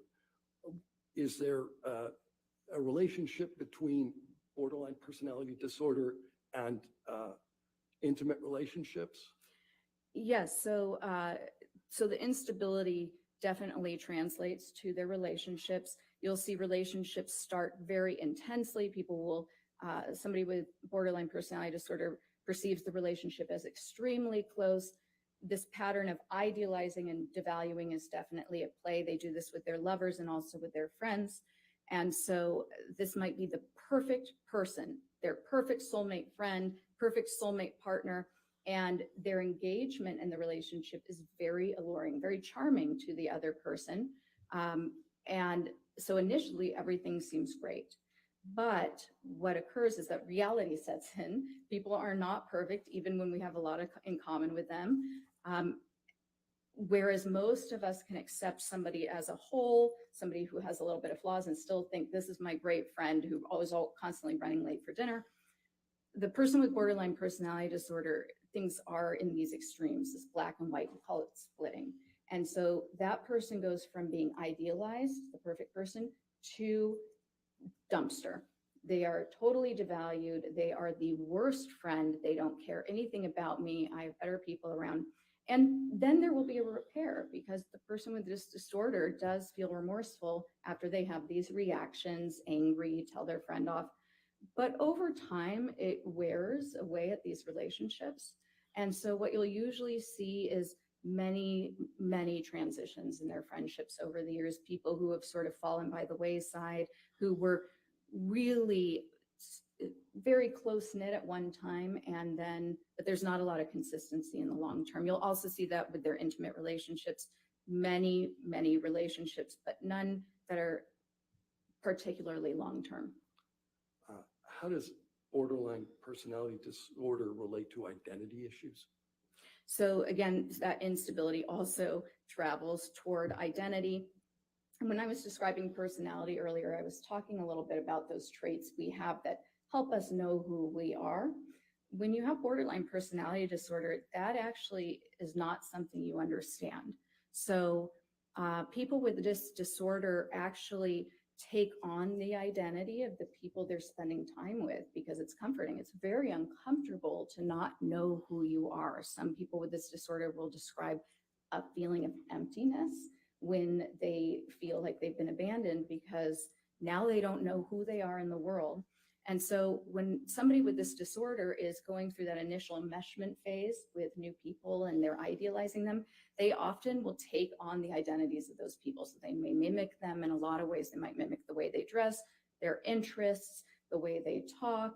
And for this reason, the people around somebody with this disorder kind of from the outside may feel like, wait, I thought you were this way. Now you're advocating for this, and this is your new main interest in life, or the thing you're throwing yourself into all completely. Music tastes might change, hobbies will change, the way they dress. Okay. In addition to borderline personality disorder, I understand that you diagnosed another personality disorder. What's that? So histrionic personality disorder, and these are really two sides of the same coin. They belong to the same cluster. We call these clusters. It's a way to organize personality disorders in that DSM. And this cluster is described as the personality disorders that are dramatic, erratic, and emotional. Okay, so unpredictable, but really having to do with emotions and relationships. They're very similar. whereas I was saying that borderline personality disorder, a lot of the key features that you're going to notice are instability. When it comes to histrionic, a lot of the key features are going to be drama and shallowness. Similarly, with borderline personality disorder, there's this underlying drive of avoiding abandonment. With histrionic personality disorder, that underlying drive is to always be the center of attention. Because if you don't have that attention on you, it feels similarly to borderline personality disorder, you feel pretty empty, like you don't have that sense of being or of value, okay? So whereas borderline personality disorder might have more of the visible reactivity if somebody seems to be leaving, with histrionic personality disorder, what you're going to see is extreme discomfort with not being the center of attention, extreme efforts to be the center of attention. And when they feel that they're not the center of attention, you will see some strange things, making up stories to try to get attention, often taking on a victim or princess role. Those two roles in particular are pretty consistent. Seeking caretaking. Borderline personality disorder is similar because with borderline personality disorder, these shifts of identity and the splitting, you might see somebody go from being, in the DSM, it describes it as a needy supplicant of help, seeking the perfect caretaker, to suddenly being the avenger against injustice or thinking that their partner is a terrible person. With histrionic, what you'll see is somebody who wants to be the center of attention, has sort of that impressionistic speech, very flowery, very enthusiastic, but nothing's really being said. The moment your attention wears away because they're so demanding for attention, that's when they might take the victim role or the princess role and even make up stories. Sometimes those stories are to bolster the victim role. Sometimes those stories are just to make them look more interesting or accomplished in their mind so that they can get respect and attention that way. Is there a relation between histrionic personality disorder and attractiveness? There is, strangely, and this is always one of the trickiest things to talk about because how is that a symptom? But characteristically, people with this disorder are very, very interested in looks, but more importantly, they utilize their looks to get that attention, to get that respect that they're seeking. And so this type of a personality might be flirtatious with everybody. Characteristically, they actually couldn't even be subtly, and when I say flirtatious, I'm not talking overtly sexy, but kind of inappropriately flattering. Sometimes they act in a kind of a girlish way to be cute and to engender attention. And this will even occur in their therapy relationships as a way to sort of avoid getting negative feedback or criticism. Oftentimes they'll bring the therapist gifts or be distracting if they engage in therapy because they just don't want any criticism. They want the therapist to like them. Does the intelligence of the affected person bear on the manner in which these disorders present? Excuse me, I choked a little bit water. Yes, and I think one way to think about it that's probably a little more accurate than just intelligence is, in psychology, we would describe this more as sophistication. So street smart, so to speak. The way, for instance, I've had many clients who have borderline personality disorder who are messy and really clearly suffering, and they might be difficult and all over the place and yell at you in the middle of a session, but it's so it's not tailored. It's so much easier to work with because of that just openness and rawness of it, genuineness. Sometimes you'll have a more sophisticated presentation. There are 9 symptoms and only 5 have to be met. So there are a lot of different combinations and different ways it can present. And sometimes you'll have more of a petulant version of this, where it really shows when you push the button and you're kind of, whoa, what was that? So somebody who's really productive, high functioning, successful, and you get to know them and you think they're fantastic because they're so interested in you too. And you might not realize it, but they're mimicking you perfectly. So you're really just kind of falling in love with this new friend who is being you.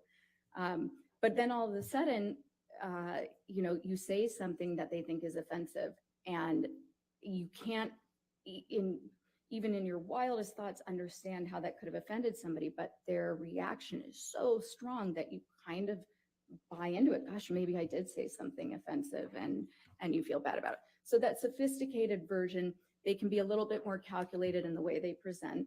They tend to kind of hit you where it hurts a little bit more, and they can be actually very, very destructive.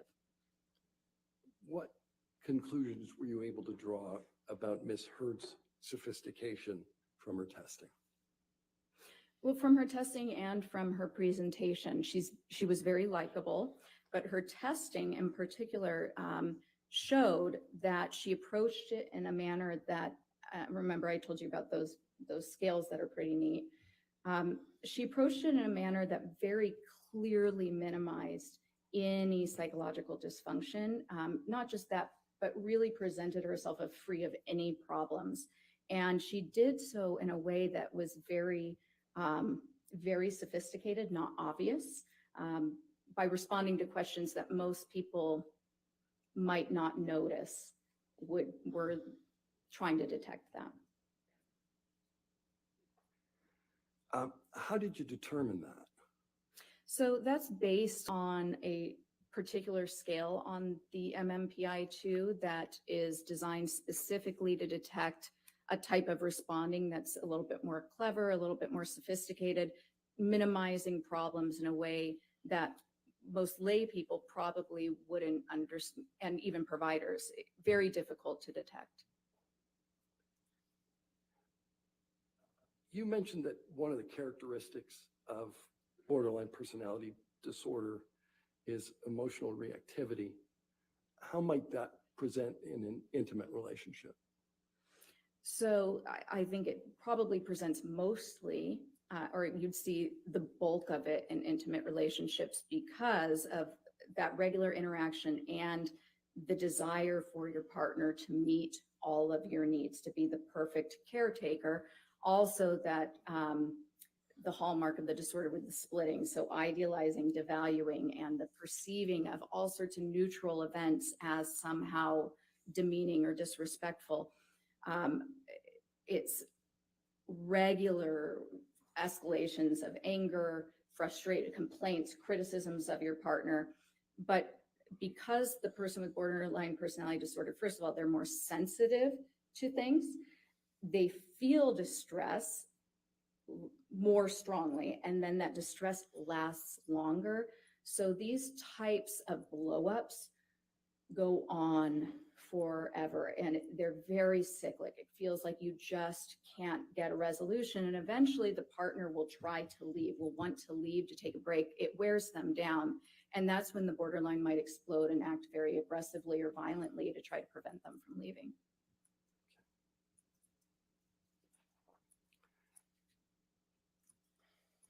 In addition to diagnosing Ms. Heard with these two personality disorders, did you form another opinion about Ms. Heard's mental status? Yes, so go ahead. If the answer to that is yes, I'm going to now ask Okay, you, what yes, was that? I did. Okay, what is it? So in addition to looking for Ms. Heard's general mental status, any psychological issues that were present, I very specifically was assessing to determine whether post-traumatic stress disorder was present, and it was not. How do you know that? So first of all, from multiple information sources, right? So I was integrating the interview, my review of the data, the case records, other people's testimony, her treatment records. And then I also conducted, in addition to the MMPI-2 and looking at that data, I also conducted the clinician-administered PTSD scale, the CAPS-5, which is the gold standard PTSD assessment developed by the National Center for PTSD, shown to be valid, accurate for use not just with service members, but also with civilians, men, women, all genders, and also all ethnicities, and then also specifically for use in a courtroom setting. How do you conduct the CAPS 5? So the CAPS 5 is a standard interview. What that means is that it's an interview with very clear questions that are scripted, and you ask those same questions every time you test a person. So because you're doing that, you're actually taking something that would typically be kind of subjective, an interview with somebody, and you're making it more objective. When you ask those same questions in the same way every time somebody's assessed with this, now you can apply a scoring protocol and actually score their responses. As a result of applying those protocols, what did you conclude? Ms. Heard did not have PTSD, and there were also pretty significant indications that she was grossly exaggerating symptoms of PTSD when asked about them. How did you make that latter conclusion?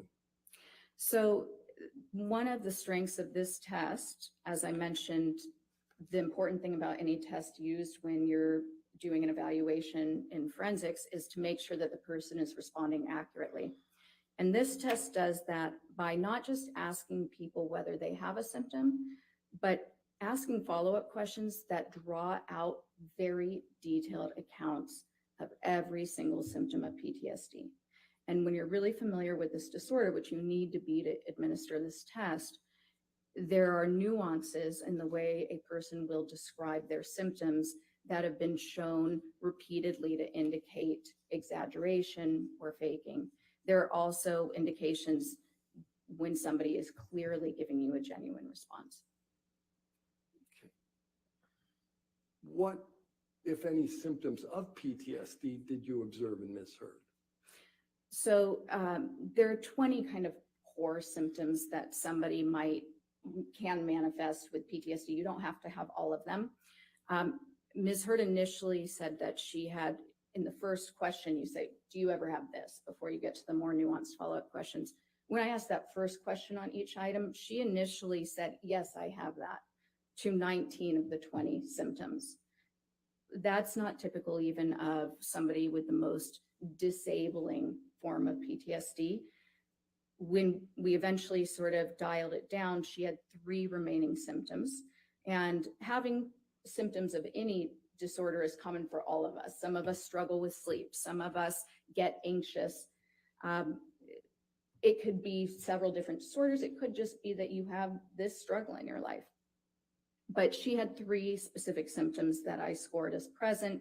Off the top of my head, I might miss one, but one was sleep disturbance. So she reported that she has frequent nightmares.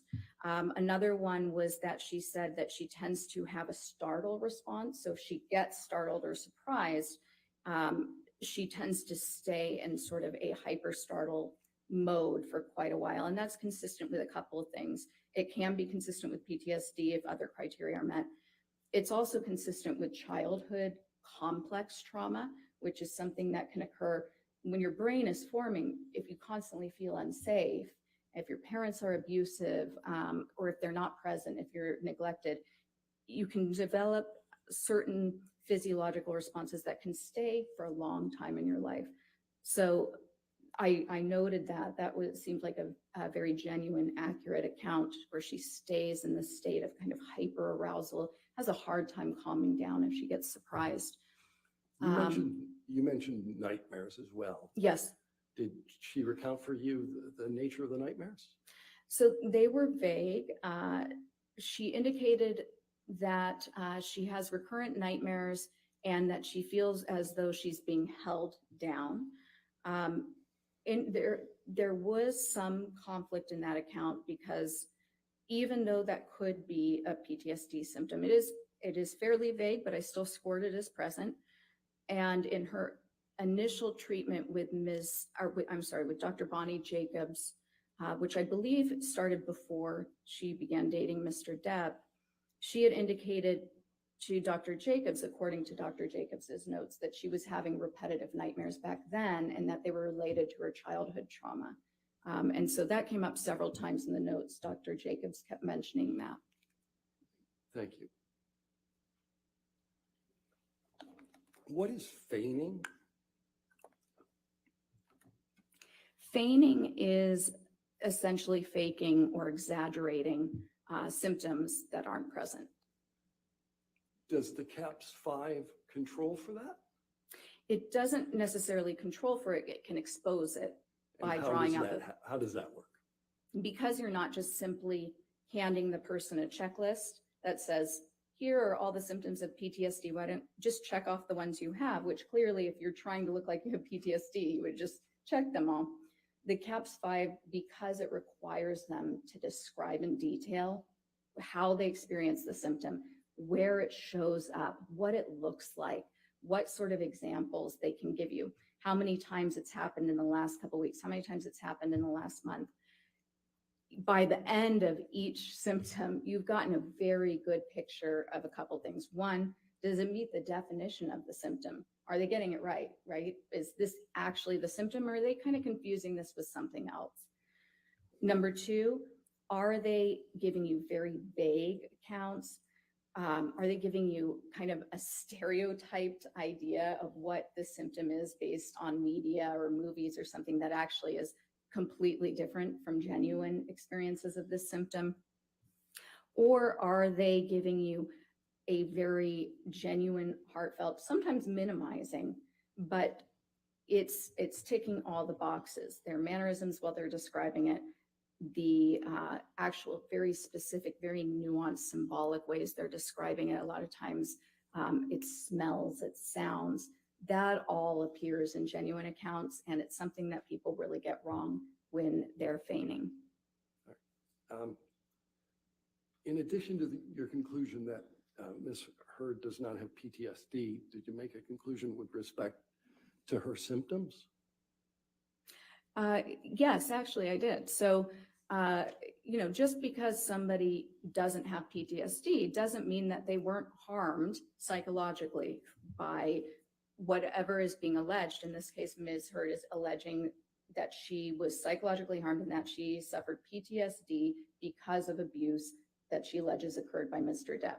So the MMPI-2 is helpful because it shows you kind of everything, any other symptoms. And then in Ms. Heard's own self-report and her prior treatment records, I knew that she had reported to me that she had had some other symptoms. So now what becomes really important is determining, and let me clarify one thing here, not so much a diagnosis, but did she start to experience symptoms during the relationship and after? Did they worsen after? Or could these types of symptoms or reports be explained by other factors? A, by feigning, B, by pre-existing conditions, or C, by other stressful life events that might have occurred. So the main symptoms that I was looking at didn't meet criteria for PTSD, right? There was also, substantial evidence of this sort of emotional dysregulation, emotional disorganization, the shallowness, the dramatic affect. Now, when you have a lot of childhood trauma, you can actually have some similar type presentation in adulthood. There are some differences though, but also that's not something that would have occurred after this relationship. So now I was looking at, are there indications that these types of things that she's described, this transient anxiety, the issues with sleep, were these there prior? And sure enough, Ms. Heard, in her own self-report, stated to me that when she first got to LA, she was seeking treatment for, in her words, blanket anxiety and depression. She also reported that she was taking medications. In general, none of them were helpful. That's actually very typical of borderline personality disorder. Medications typically aren't very helpful for somebody with the disorder. They really need an intensive, lifelong type of therapy, which is not necessarily as relevant to this. But interestingly also, people with borderline personality disorder often respond really positively to stimulant medications that are given for ADD or ADHD. And in one of Nurse Filati's notes, she reported that Ms. Heard told her that none of the medications were working for her except for one Provigil, which is often prescribed as stimulant medication. And I just thought that was interesting and sort of consistent with more of these lifelong personality disorders that aren't necessarily caused by a harm by any allegations, but have been there and will remain there typically.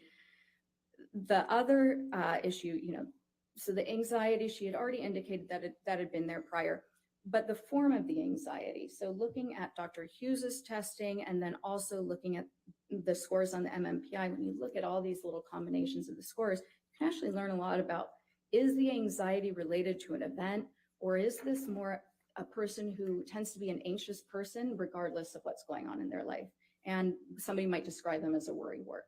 And the scores, the little combination of scores that she obtained actually indicated that it was the latter, that her anxiety tends to be separate from events and more just kind of a constant, and it comes and goes, but it's more of a trait. I have no further questions for this witness. All right. Maybe why don't we go ahead and, Ms. Bray, go ahead and have our lunch break. It might be a good idea to break it up there. Okay, I know, I can see you jumping up. All right, ladies and gentlemen, let's go ahead and take our lunch recess. Just again, do not do any outside research and don't discuss the case with anybody, okay? We'll have you back here.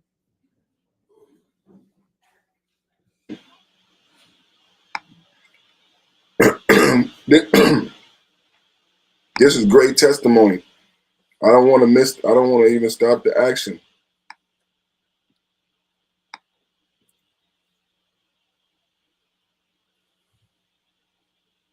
I don't know. How does Amber Heard rebut this? Since you're in the middle of your testimony, please do not discuss your testimony with anybody at this time, okay?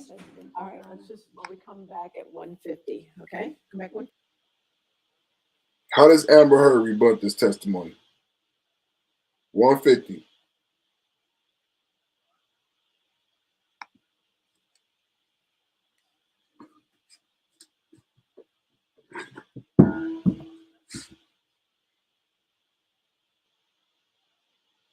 What y'all think in the chat? So let's break this down really quickly. Let's break this down. What basically she did, she just blew up Amber's whole, who sank my battleship? Who sank my battle? She basically just blew up Amber Heard's whole case, right? She basically just blew up Amber Heard's whole case. Amber Heard's whole case, her defense is that she suffered from PTSD from Johnny Depp's abuse, right? And that justifies her behavior. Her personality disorder came from Johnny Depp. My behaviors that's exhibited in the recordings that Johnny Depp has is due to Johnny Depp. I have been behaving badly. I'm not denying that I have behaved badly. I'm just saying that I'm just saying that my bad behavior is due to Johnny Depp's abuse of me. I'm suffering from PTSD. That's why I'm behaving badly. This psychologist, military, police, forensic psychologist said I gave her the MMPI too. And she talked about it extensively, why this test is so good, used in the military and by police, because it can detect lies across race and sex. And she said Amber Heard is not suffering from PTSD, but she is a borderline personality. Whoa, stop the presses, coffin nail. Amber Heard not suffering from PTSD, but she is a borderline personality. Amber Heard is not suffering from PTSD from Johnny Depp, but she is a borderline personality. That's big. That's big. Case closed. Deborah said the doctor probably realized what Amber was doing and is not afraid to speak up. Can't damage her profession. Can't damage her profession. No disorder, but a trait from her childhood. This is very damning testimony, because this is not conjecture. This is not perfect timing. This is not based on my testimony and my emotions. This is from a forensic criminal. Now, y'all understand what forensic means? Forensic means criminal. Forensic psychologist. This is not a regular psychologist. She has a criminal background. She works for law enforcement and military.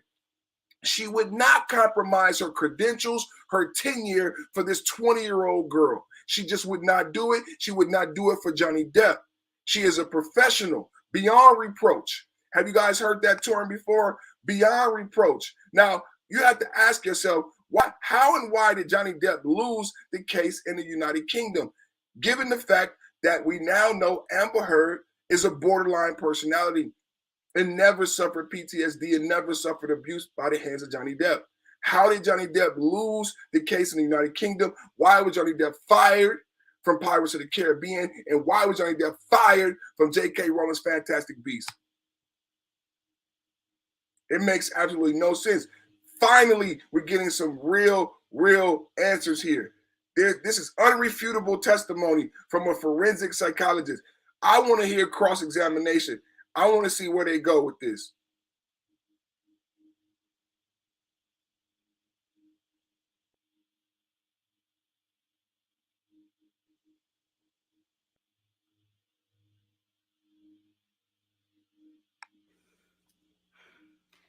This was plaintiff's designation, identification of expert witnesses in this case.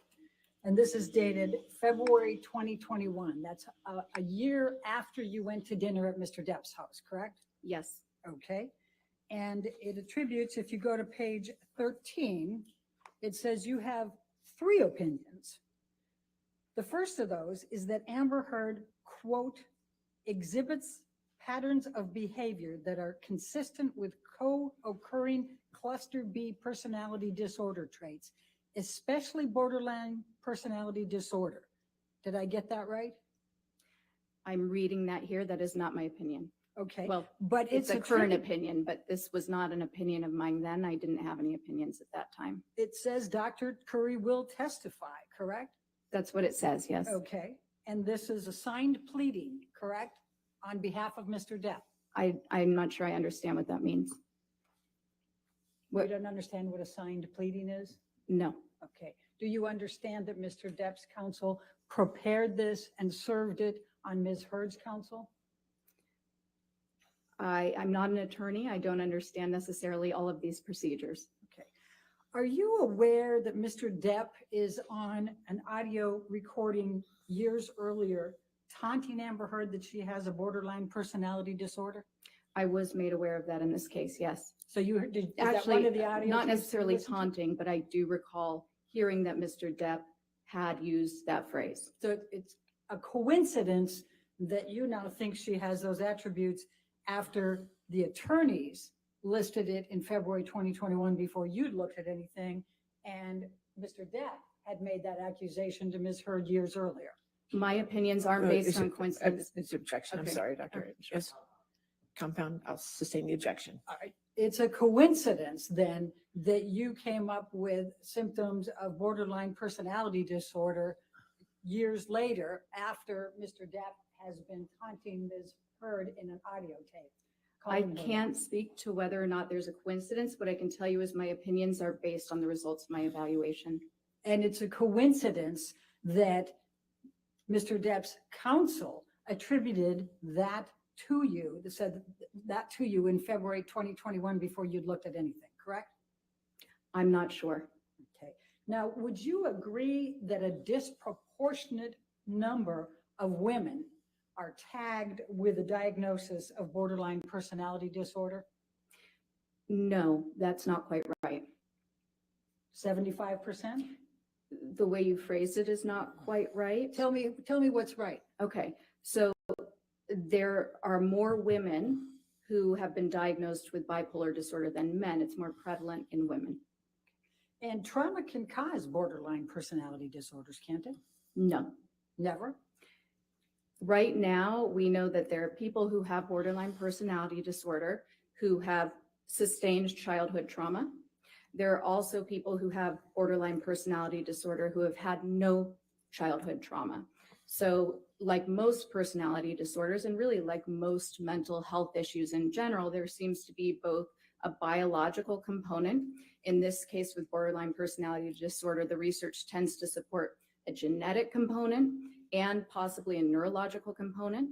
And then there is also possibly an environmental component triggering those genetic markers. Do you know the percentage of women who are victims of IPV, intimate partner violence, or domestic abuse who are diagnosed with borderline personality disorders? I can't tell you the percentage off of the top of my head, but I do know that there is a larger, women with borderline personality disorder tend to have a higher prevalence of being involved in intimate partner violence relationships, being the receiver of violence, and being the perpetuators of violence.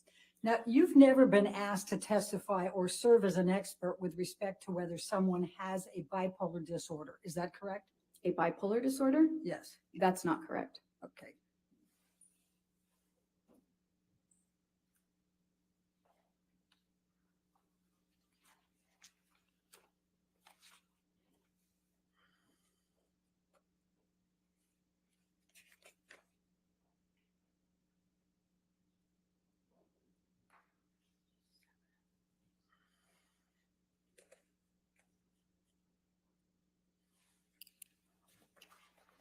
Bear with me.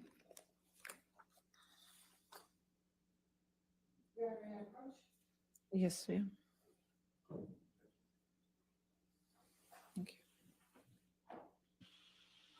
Don't play, don't play, don't play. She came to get it done, boy. She said, no, that's not correct. Forensic psychologist. Again, Amber Heard's attorneys are ill prepared. Let's go, baby. Perfect Timing Podcast. Share the show. Were you under oath at that time? Yes. All right. I'm going to ask you to turn to page 207. And the question was, have you ever been asked to testify or serve as an expert with respect to whether someone has bipolar disorder? And your answer at that time, will you please read to the jury? I'm sorry, page 207. 207, line 5. Could you No. read? Okay, thank you. Now, when this designation was served in February of 2021, you had not rendered an opinion that, quote, Ms. Heard exhibits patterns of behavior that are consistent with co-occurring cluster B personality disorder traits, especially borderline personality disorder, correct?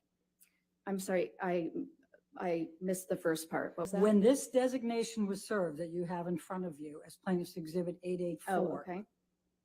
you had not rendered an opinion that, quote, Ms. Heard exhibits patterns of behavior that are consistent with co-occurring cluster B personality disorder traits, especially borderline personality disorder, correct? No, I had not rendered any opinions. My opinions weren't finalized until after my evaluation. Right. So when this came out, you had not rendered that opinion. I had not rendered that opinion. Okay. The second opinion that's listed in the February 2021 is that Ms. Heard repeatedly and characterologically perpetuated severe physical and psychological intimate partner violence, IPV, toward Mr. Depp over the course of their relationship. End of quote. Did I read that correctly? It says perpetrated, but other than that, yes. Okay. And so is it correct that that this pleading says in February 2021 that you are going to testify to that? This document, yes. Okay. It says that. And you have never been asked to testify as to whether anyone has behaviorally or characterologically conducted conduct that suggests they may be an IPV perpetrator, correct? I have to ask that again because I stumbled. I can't do characterologically. That one's just a tough one for me. Okay. You have never been asked to testify as to whether anyone has behavioral or characterological conduct that suggests they may have been an IPV perpetrator, correct? No, I've never been asked to testify for that. Okay. And that was not your opinion in February 2021, correct? No. And in fact, you do not hold that opinion now, and you were not even asked to provide such an analysis or opinion. Isn't that correct? No, or that is correct. That's yes. correct. Okay. And you have never held that opinion, correct? No, that is correct. Yes. Okay. In your third opinion, if we can go to page 14, was that Ms. Heard exhibits patterns of behavior that suggest her allegations of abuse against Mr. Depp are false. End of quote. Do you see that? I see that. You said it's my third opinion. That is not my opinion. All right. But in this pleading, it says that you will testify to that, correct? Yes, that's what this says. Okay. And that was not your opinion in February 2021, was it? No, as I said, I had not formed any opinions at that time. I had just been retained. And in fact, you have never arrived at this opinion as an expert witness in this case, correct? In terms, no, the opinions that I've rendered are provided in my report. And they're what I'm testifying to today. And you have never arrived at this opinion as an expert witness in this case, correct?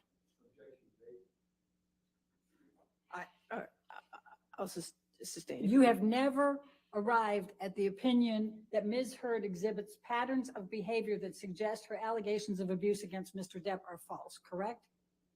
That's correct. Okay. And in fact, you've said that has never been my opinion, correct? What I'm saying is that the opinions in here, these are not my opinions. My opinions are provided in my report. Can you please turn to page 255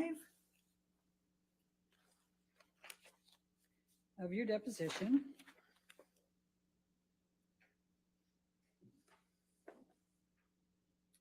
And if we could start on 254 to give the I don't context. have that page, I'm sorry.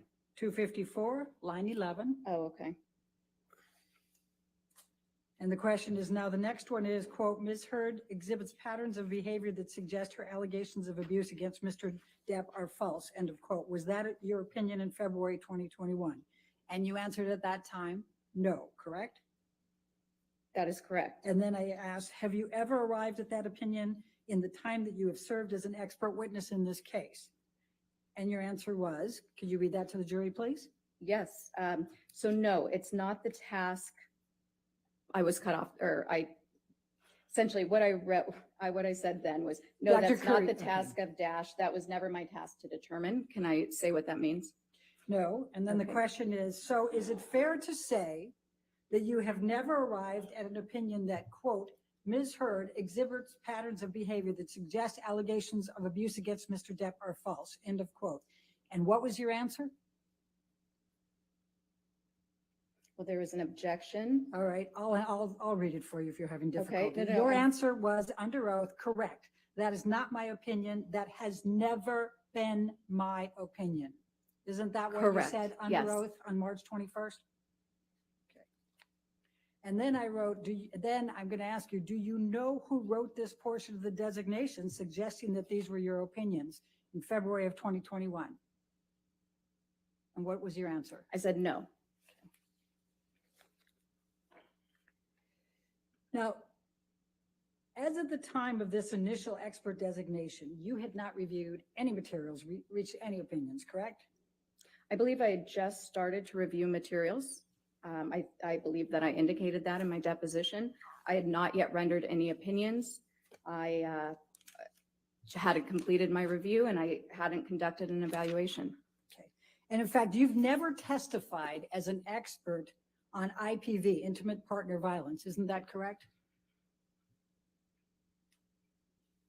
I believe that is correct, but I may not be remembering all of my cases. Oh, let's go to page 200. Okay.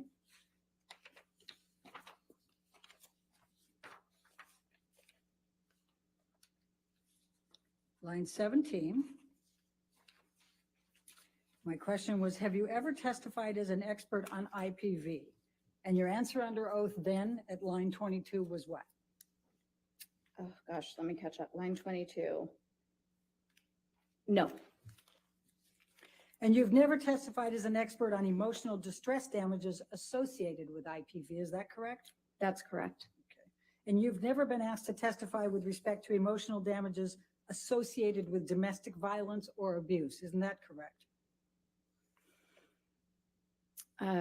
Again, I'm reluctant to say that's correct because with 15 years of experience, a lot of my cases have been complex and that may have been a component, but I don't remember explicitly a case being just about that. Let's go Correct. to page 199, line 20. My question to you was, have you ever been asked to testify with respect to emotional damages associated with domestic violence or abuse? And your answer under oath at that time was? No. I've not, right? Isn't Sorry, that- I isn't that hadn't what found you the said? page in time, Okay, you said, no, I've not. but I have correct? not. Okay. Now, you also have never been asked to testify on whether an individual is being truthful in saying that they are a survivor of IPV. Is that correct? That's correct. Okay. And you have never qualified as an expert to speak to whether a person suffered from IPV, intimate partner violence, or was a victim or survivor of IPV. Is that correct? That's outside the task of a psychologist to determine whether an event occurred. We assess behavior, we assess mental status, we don't detect crimes. So you have not been asked to testify to that, correct? It's not something that occurs, so no, I have not. And you were not ultimately asked to provide any opinions on that, correct? No, I was not. Okay. Now, you did not disclose in any of the designations or your report that you had met with and had dinner and drinks with Mr. Depp, did you? I'm sorry, can you repeat that one more time? Yes, That you did confused not me. disclose in any of the designations or in your report that you had dinner and drinks with Mr. Depp, correct? I did not disclose that I was interviewed by the legal team, no. I asked a different question. Are you trying to resist that you didn't have dinner with Mr. Depp and drinks? I'm not trying to resist that, but it's not quite right. You what did you're have dinner stating. with Mr. Depp, did you not? I did, with And you his had legal drinks team with and Mr. Depp, did you not? And what? You had drinks with Mr. Depp, did you not? Drinks were served. This was over 2 years ago. I may have had a drink with dinner, yes. In fact, you thought you had a mule something, right? Possibly. Yes, okay. And you didn't disclose that you had met with Mr. Depp, Mr. Waldman, Mr. Chu, and Ms. Vasquez at Mr. Depp's house for 3 to 4 hours and had dinner and drinks, correct? I did not disclose that. It's not significant to the report. You don't think that's significant, correct? I don't. Okay, but you've never been asked to meet with a client in his counsel before being retained as an expert, either before or after, have you? No. And you justified that it was okay in this case because it was a high-profile case. That's not quite right. I justified it in this case. Actually, I sought consultation about it. First of all, the person who had retained his attorneys was unable to come to my office with his attorneys. And yes, this is a very visible case. It's been going on a very long time.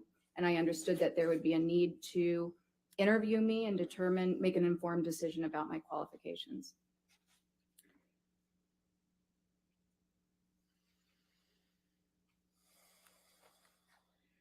Can you look at page 240, please?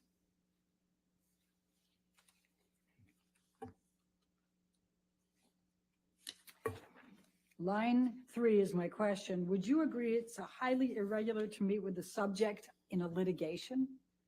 And your answer on that occasion was, I would not say it's highly irregular. I would say it's not something that I would typically do. However, I had not yet been retained on the case. This was a large, high-profile case, and I understood that I believed that it was appropriate for a person retaining me with such a high profile to meet me, to be able to vet me, essentially with the attorneys present prior to retaining me on his case. Do you recall that? Yes. That's what you said under oath, correct? Yes. And then I said, have you ever done that before? And you said, no. Correct? And then I said, have you ever done it since? And you said, no. Correct? Correct. Okay. Now, would you agree that if you did not find something that would be in favor of Mr. Depp and negative to Ms. Heard, that you wouldn't be an expert in this case? That I can bring you into court if you're going to say that Ms. Heard is right and Mr. Depp is wrong, correct? So as a forensic psychologist, my obligation is to the court, is to the fact finder. I present science regardless of what that science may be. Now, when I take a case, my retainer agreement is explicit about that, and I discuss that with the attorneys. I'm asking you a question. I'd like you to try to answer my Okay. question. You understand that if you found favorably to Ms. Heard and negatively to Mr. Depp, you wouldn't be here, right? You wouldn't be testifying. No, okay, sorry. Hold on. The objection is speculation. That's not speculation. I'll sustain the objection if you want to ask. Okay. If it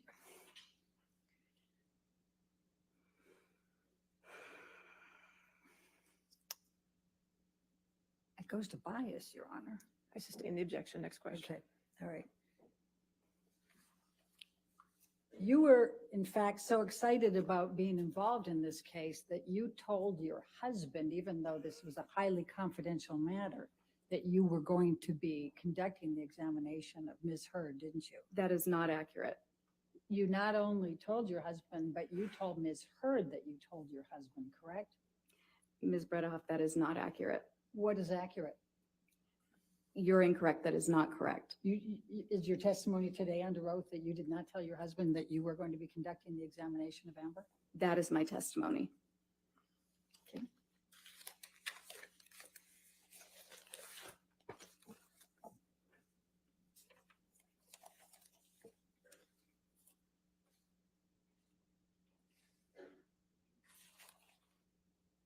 Let's go to page 306.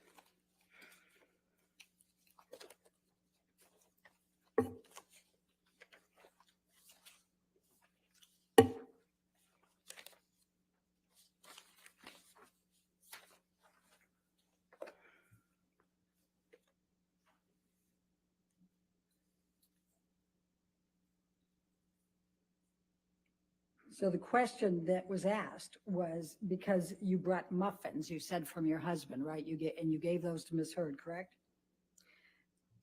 May I clarify what occurred so that we can stop talking about the muffins? What happened was that I was getting ready that morning. I frequently bring muffins to the office. My husband did happen to know that there was going to be a celebrity client coming in because on the mornings that occurs, which often occurs, we have to actually clear the office and move the staff to the other office. So yes, on the one hand, he was aware of that. I was getting ready. I asked him to go to the bakery near our house and pick up the muffins for me because I was running late. He often has to do that because I often do run late. He brought the muffins back to the house. I brought them into the office. Ms. Heard and I enjoyed the muffins together. I think I made a comment to her along the lines like, we can thank my husband. My husband got these for us today, meaning he purchased the muffins. We are now enjoying them because of him. Did you say on pages 305 and 306 that you frequently have examinations of high-profile clients? You want to just take a quick look and tell us?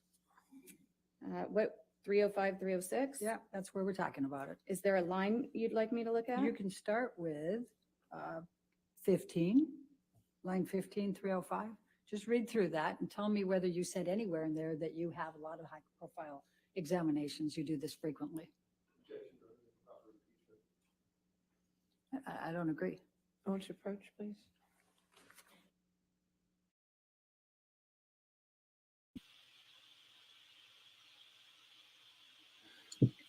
Which one is it? Which one is it? I want to know which one is it. I'm really interested because this line of questioning is very insulting to anyone listening, to anyone on the jury. They basically would like us to disregard the forensic scientist's testimony completely. So we've had a doctor, we've had a nurse, now we have a forensic psychologist. I doubt Amber's team has anybody with the level of this professionalism, but they are insulting our intelligence and they want us to disregard it. She is pretending as if we don't know how to define words and terms. You know, it's very insulting to say that they were having drinks when actually what was happening, that they were being interviewed. Like, is this because the case is happening in Virginia? Are they saying the people on the jury are country bumpkins and they're too stupid to determine whether or not things are fact and true? This lawyer is insulting everyone's intelligence. This doctor is a forensic scientist. Move on. Move on. Move on. This is very damning. And what does it say about women? The muffins for me, yes. Okay.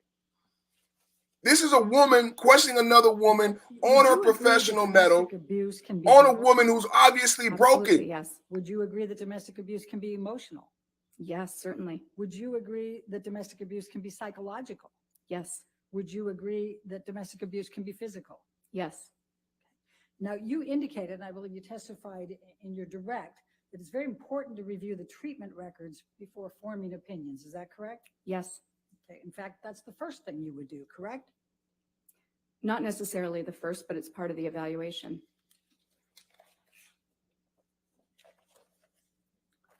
Let's go to page 261.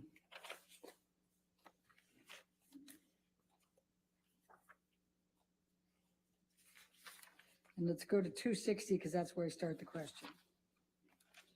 The question I asked was, do you recall whether you'd review any of these by the designation on February 19, 2021? and you said, okay, I can't say for certain. What I can tell you is that knowing my normal procedure, I would have reviewed the treatment records first. Did you testify to that under oath then? Yes. Okay. Now, before we start getting into the ones that you testified about, I just want to be really clear about what you actually have as an opinion with respect to the borderline personality disorder and the histrionics. You didn't diagnose, you didn't actually have a DSM-5 diagnosis that Amber Heard suffers from either borderline personality disorder or histrionic personality disorder, correct? That's not correct. In fact, your report says Ms. Heard demonstrates psychological symptoms of a combined borderline and histrionic personality disorder. Would you agree? Yes, I did say that in also what designation was that? I believe January 18th, that report was included. Yes. Okay. And that's what you said at that time, correct? Yes. Okay. I said a little bit more than that as well. You said, and I'll read it, I'll quote it, quote, based on the combined results of my interview with Ms. Heard, behavioral observations, psychometric test data, and review of the available records, Ms. Heard demonstrates psychological symptoms of a combined borderline and histrionic personality disorder, BHPD. That's Yes. what you wrote in your report as one of your conclusions, correct? And that's a DSM-5 diagnosis. And it did not say that you were diagnosing with a DSM-5 for borderline personality disorder or histrionic personality disorder, did it? That's what it says in different semantics. Oh, so what you meant to say. It did not use the words you just said. Now, let's talk about the treatment records that you said that you reviewed, but I'm going to start with Rocky Pennington. Your testimony was that out of the blue, Amber hit Rocky Pennington, correct? I can't remember exactly what I said, but I did reference Ms. Pennington's deposition that Ms. Heard struck Ms. Pennington in the face. In Yes. fact, Ms. Pennington testified that she hit Ms. Heard. And in response to that, she can't recall, but Ms. Heard either pushed or slapped her, correct? I don't recall. That's a pretty important distinction, don't you think? My recollection is that there was some sort of violence both ways in the relationship. Either way, it seemed that both of them might have been unstable. I'm only evaluating Ms. Heard. So now we have an evaluation of Rocky Pennington? No, I just said, but that was not relevant to my opinion because I'm only evaluating Ms. Heard. But you testified to that on direct that was a factor, right? Yes. Okay. Well, wouldn't it make a big difference if Amber struck first or just responded back? Given the dynamic, not necessarily. No, it would not have. So now you're an expert on Rocky Pennington and her dynamics with Amber Heard. I'll withdraw. Okay, so now let's talk about Dr. Cowan. You not only reviewed his treatment records and his text messages and documents, but you also attended his deposition, did you not? Yes. Okay, and do you recall Dr. Cowan testifying that Amber told him about Depp physically abusing her contemporaneous with the events? I don't recall specifically his words, but I remember him recalling that she had disclosed abuse in their treatment. Yes. And do you recall Dr. Cowan testifying that he received a text message contemporaneous that Johnny did a number on me tonight. I'm safe in my support tonight, but I need some real help. Do you remember him testifying to that? I don't remember the testimony, but I do remember seeing that text message as one of the exhibits. And do you remember Dr. Cowan testifying that on another occasion, Amber sent him a text, Johnny beat me up pretty good last night, end of quote. Again, not in this instance. She can rely on it. She testified. Overruled. Thank you.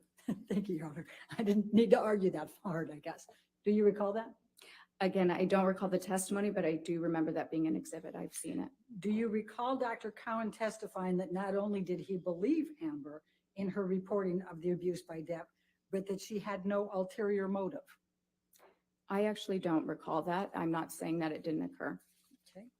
Do you recall Dr. Cowan testifying that he believed the relationship was toxic and he was concerned for Amber's physical well-being? I do recall him saying that he believed the relationship was toxic. And you don't recall I do Dr. not. Cowan saying that he was concerned for Amber's physical well-being? I don't remember those exact words. Do you recall Dr. Cowan testifying in that deposition that you were present for, referring to Mr. Depp, quote, his controlling nature, jealousy and suspiciousness, addiction to drugs and alcohol, and violent and indulgent temper? Do you recall him using those terms to describe Mr. Depp? I remember thinking that would be an inappropriate impression for a treating provider of a different person to give, but I do recall him making that statement. Do you recall Dr. Cowan testifying that if he pushed her, she was going to push him back? And I never had the impression that she was the provocateur, but that she was indicating to me she had a hard time, de-escalating these types of situations. Yes. Okay. And do you also recall him saying that she didn't say she pushed him, she just said, I got right back up? She told me that he pushed her down and she got right back up. I remember him saying that Ms. Heard told him that, yes. And do you recall him testifying, you could interpret it that way? I kind of interpret it more, metaphorically, that when somebody comes at her, she goes back at them, in a similar way, whether it's verbally or she protects herself. Do you recall that? I recall something along those lines, but it was a 6 or 7 hour deposition, so the specifics are not fresh in my mind. Do you recall Dr. Cowan specifically testifying that he believed Amber Heard when she reported the physical abuse by Mr. Depp? I recall him saying that and following it up with a statement that you have to take the patient at their word when you're the therapist. You recall that? Yes. Do you recall him saying that he believed her? That he found her believable? Yes, that he found her believable. Okay. Now, you also testified about Amy Banks. Do you recall that? Yes. And before we go there, Dr. Cowan has been a clinical psychologist for 40 years, correct? I'm not sure. Okay. Well, he testified to that, didn't he, in the deposition? I don't recall. And he also saw Amber Heard for over 2 years, correct? Yes. From 2014, approximately August 2014 to 2000 through 2016, correct? Yes, he did. For a period of time. Would you agree? Okay. And he also testified that he did not diagnose Amber with borderline personality disorder. Do you recall that testimony? He also testified that he doesn't use diagnoses, but yes, I do recall that. And do you recall that it was those words were in his notes, but he said he had written that down, but then he discounted it and determined that that was not correct for her.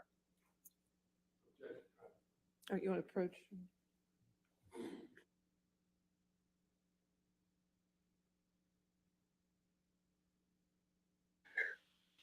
I was just typing, Tina. My issue with her is that maybe I'm too old, but I watched too many Perry Masons with my grandmother. And hold on, I'm gonna pause it. Correct? Yes. And in fact, she went to medical school at Georgetown and she did her. I'm gonna pause it because I'm offended. I'm really offended by the way this is going. All right. And she was a psychiatrist in Massachusetts that Amber Heard had reached out to after the Oscar. God, dog, you too? Can I get a pause? Shit. Let me back up.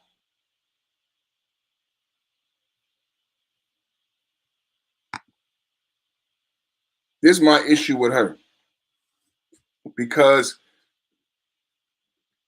as a man in this space, we talk a lot about feminism. We talk about the gynocracy.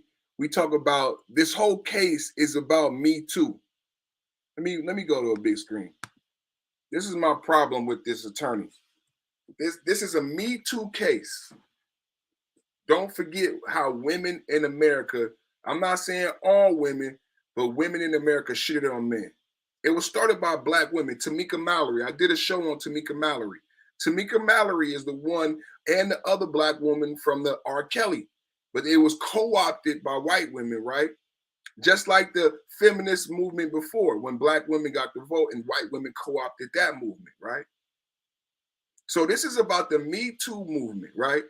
Bill Cosby incarcerated, one of my highest views. Go watch that show, Bill Cosby exonerated. They all lied. Bill Cosby was innocent, never did anything wrong. R. Kelly gonna be released. But at the same time, Johnny Depp, 52-year-old man, it's obvious to everyone. It's obvious to everyone, but it's not enough. In a feminazi world, in a gynocracy world where women, Title IX, women have the advantage in everything. Like there's this thing that came with Me Too where everybody kept saying, believe women, believe women. We got Meg Thee Stallion with no evidence trying to destroy a black man's life. No evidence.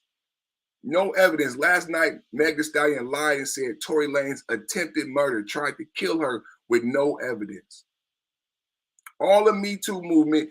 See, my problem with this as a man is that the Me Too movement and feminism is saying I'm equal to a man. I need to be paid the same as a man. I need to be respected the same as a man. But in all of these cases where they're destroying men, they're saying, oh, I'm a woman. Meg Thee Stallion is saying, oh, I'm a woman. Amber Heard is saying, oh, I'm a woman. So I'm confused as a man. Which one is it? Are you equal to me or not? Or do you want special treatment because you are a woman? Because Meg Thee Stallion is asking for special treatment because she's a woman. Amber Heard is asking for special treatment and allotment because she's a woman and she's gotten it. It's obvious to everyone what's happened. Male, female, young and old, Amber Heard abused Johnny Depp. 80 hours of tape, evidence on top of evidence, and this female attorney, because the male attorney could not question this female psychologist like this. It is not a coincidence that they're using the woman to cross-examination, the woman with the most damning testimony so far. So they're using a woman to discredit a woman who's gone through so much education, who's gone through so much in life, and you use another woman. See, a man couldn't do this. And we leave all that out, but I can't leave it out because I'm a black man. I know what's happening. I see what's happening in the courtroom. I see the theatrics. I see the insult on my intelligence. You have not addressed, you know what's big on YouTube? Receipts, data.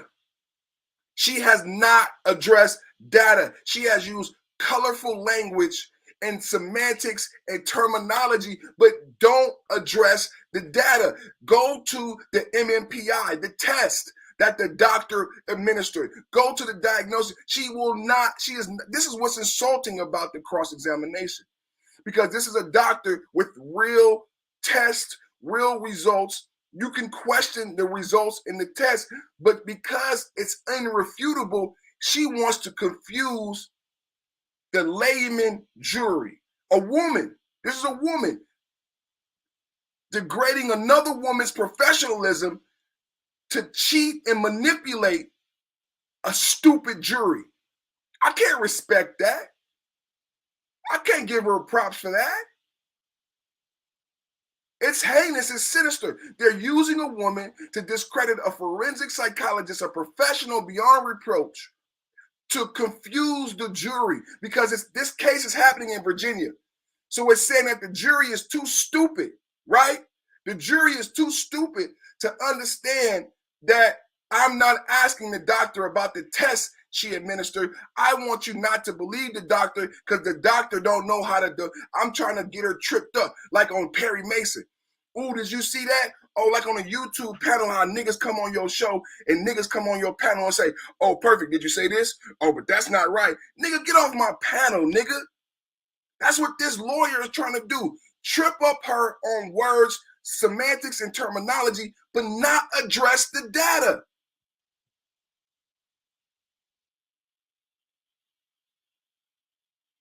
That's my issue with this attorney.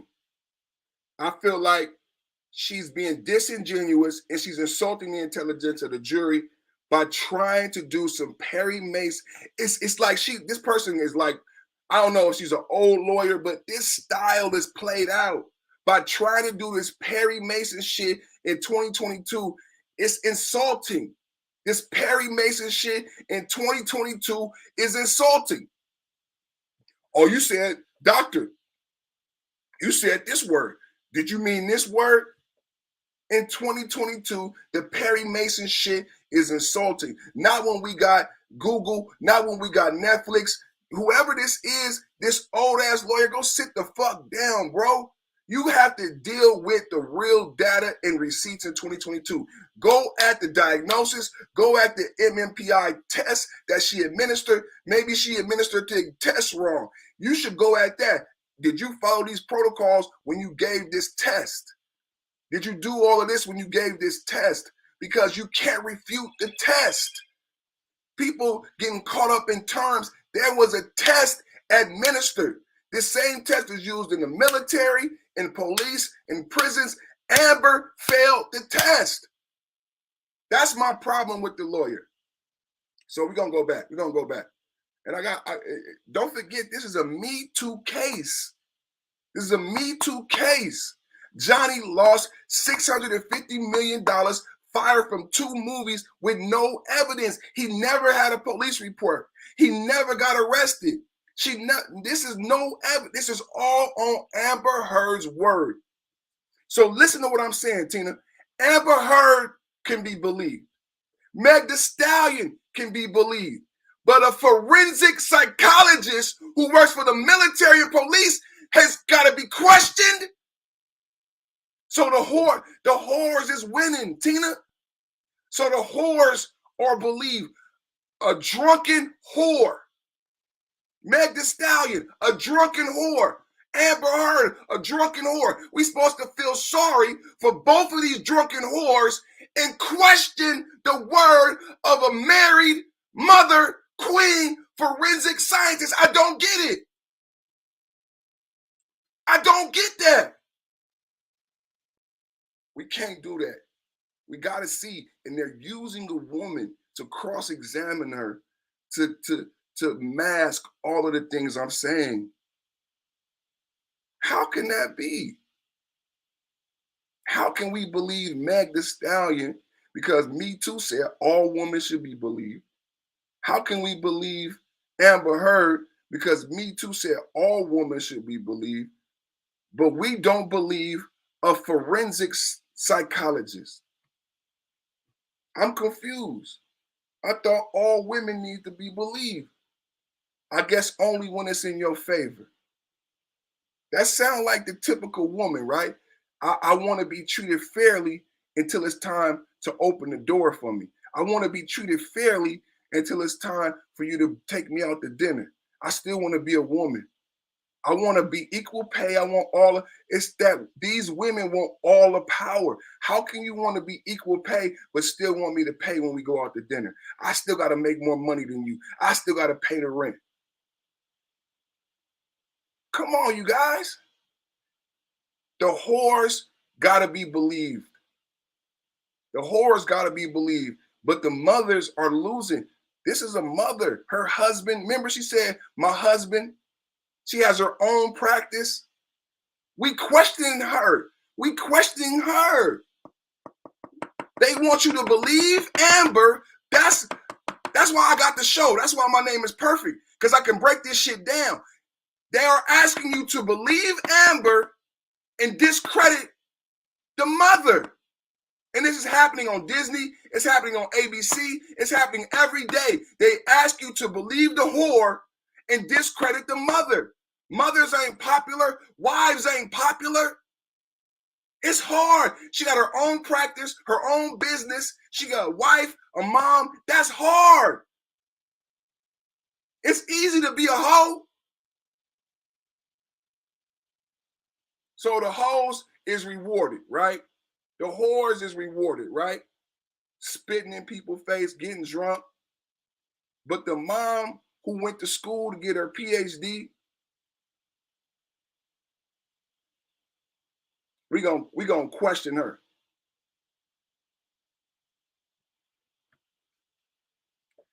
We're gonna question her. We're gonna challenge her. Don't challenge Amber Heard. Feel sorry for Amber Heard. Amber Heard's been abused. Poor Amber Heard. But this is a woman too. This is a mother too. Amber Heard ain't never did shit in her life. She got a PhD. She got married. She got her own practice. Amber Heard ain't did shit. Meg Thee Stallion ain't did shit. But we supposed to believe these hoes and discredit the mother. Y'all gotta pay attention. I gotta pay attention. Pay attention what they doing. You attended Dr. Banks' deposition as well, did you not? Yes, I did. And Dr. Banks testified to that, correct? I don't remember if she testified to that. I don't have the notes right in front of me or the deposition transcript. All right. Do you recall Dr. Banks testifying that she understood that Amber was in a relationship with Johnny Depp that had gotten violent and out of control?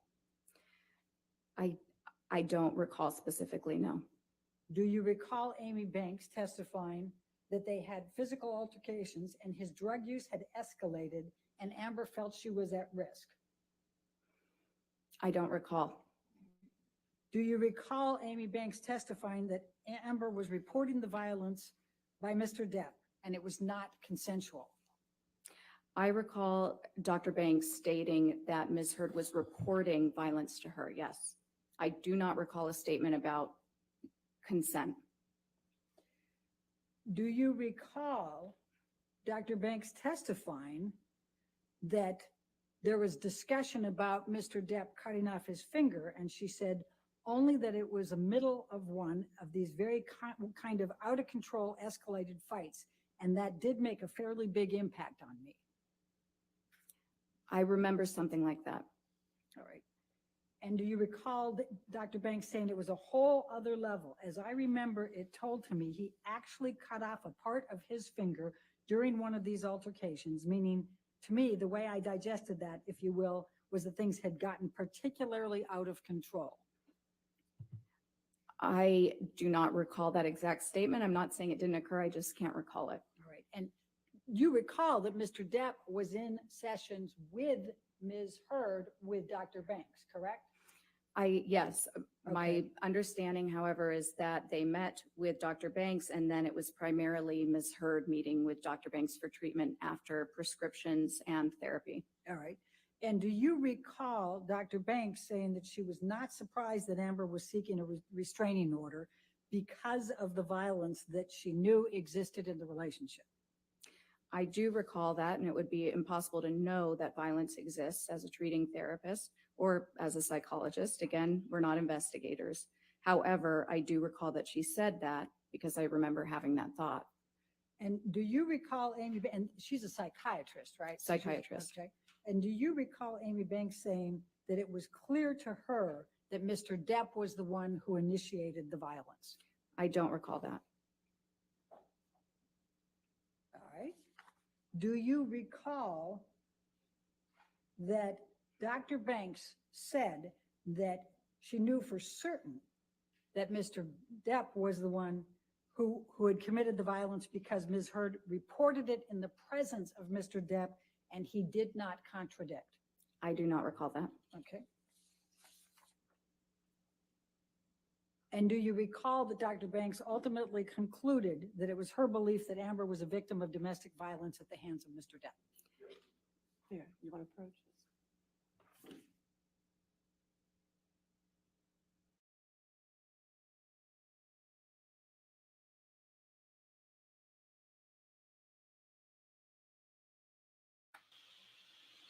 Did y'all catch that? Again, all we have is Amber's word. That doctor did not administer the same test. That doctor, she is wanting her to testify to hearsay. All that doctor has is Amber word, and based on the fact that Johnny did not contest. Johnny could have been high, could have been asleep. So we got one doctor's opinion based on the actual test, actual DSM diagnosis, and another doctor opinion based on conjecture and What was the hearsay. answer to that last one? I'm sorry. I think I can't recall, but I also can't recall that last question. Do you recall that Dr. Banks concluded that Amber was a victim of domestic violence at the hands of Mr. Depp? I don't recall that. Okay. Now, you also reviewed the records of Laurel Anderson and you reviewed her deposition. Is that correct? Let me refresh my memory for a moment. I reviewed Dr. Anderson's deposition, yes. Okay, and do you recall that she reported that Amber Heard had reported physical violence by Mr. Depp to her? I recall that she said that Ms. Heard had reported that, yes. Okay, and do you recall that she said that it changed over time? I don't recall that specifically. And do you recall Dr. Anderson saying that she had witnessed her face being bruised after the December 15, 2015 incident? I don't recall that. You don't recall that, okay.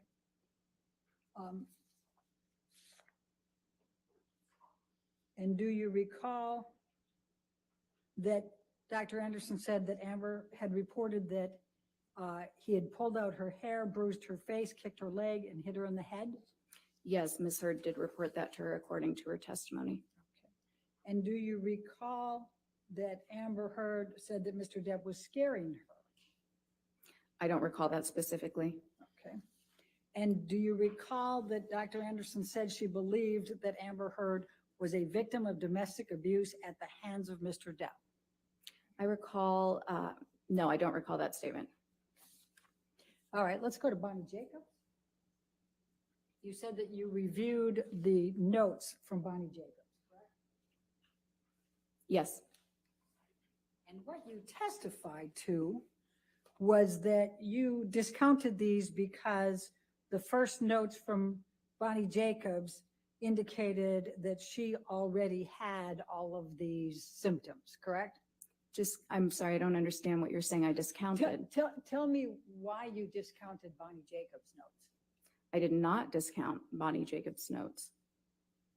You said that the Bonnie Jacobs in her notes had already determined that these symptoms were present for Amber Heard before the relationship with Mr. Depp, did you not? What I recall saying was that within Dr. Jacobs's notes, she's documented instances in which Ms. Heard reported to her over the course of therapy that she was experiencing nightmares, recurrent nightmares, in fact, about childhood abuse. Okay. Now, the very first entry on Bonnie Jacobs' notes, and these are the notes, right? Do you recognize these? I do. And we Okay. received more sort of at the tail end just a couple months ago. All right. So the first of Bonnie Jacobs' notes is on 10/17/2011. Do you recall that? I don't recall the exact date. I don't have anything in front of me. And Amber Heard was already in the relationship with Johnny Depp at this point, was she not? I believe she was, yes. Okay. And in Bonnie Jacobs' notes, she documents. However, go ahead. She documents multiple occasions that Amber Heard reports to her physical violence upon her by Mr. Depp, does she not? There are several notes that indicate that Ms. Heard has reported violence by Mr. Depp, yes. Many, correct? I wouldn't qualify it as many. I'm not sure what you mean by many. How many would you say? I don't know. I don't have the notes in front of me. Okay, well, what do you recall in deciding to make your opinions in this case? Well, I'm confused about the dates because I know that Dr. Jacobs treated Ms. Heard even while she was in her prior relationship, leaving her prior relationship with her last wife. Dr. Curry, I'm not going to ask you to try to bring in extraneous things. I'm asking you what you recall of these But notes. the dates would have been different based on that alone. Okay. And I recall that there was quite a bit of information because these were copious notes spanning back in time from her relationship with Tasha. So Dr. Curry, please answer my question. How many occasions do you recall I don't know. Dr. Jacobs documenting Amber reporting physical abuse? I don't know.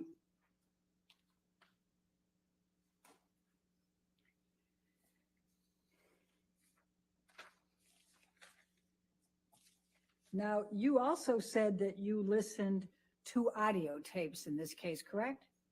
Yes. Did you hear Mr. Depp admitting to headbutting Ms. Heard? That is not what I heard. You didn't hear that? I heard a conversation about headbutting. I did not hear him, as you said, admit to headbutting Ms. Heard. Okay, that's your characterization of it, correct?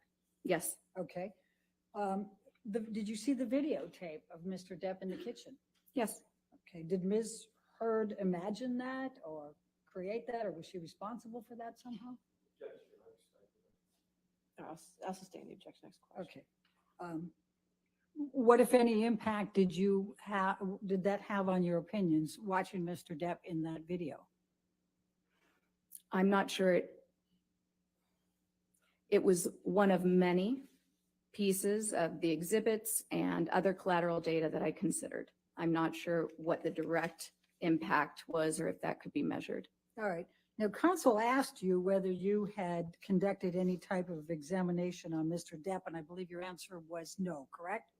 No. You did not review any medical records or psychological records from Mr. Depp either, did you?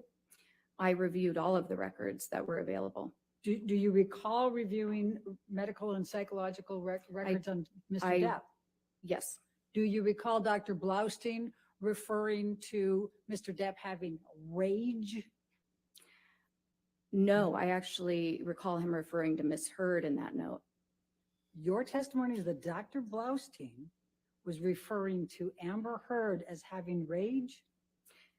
I transcribed several of the notes, and I may be missing a time when I said that about Mr. Depp. The handwriting was very difficult to transcribe, but there was one instance in which I recall transcribing him stating that Mr. Depp reported that Ms. Heard had rage.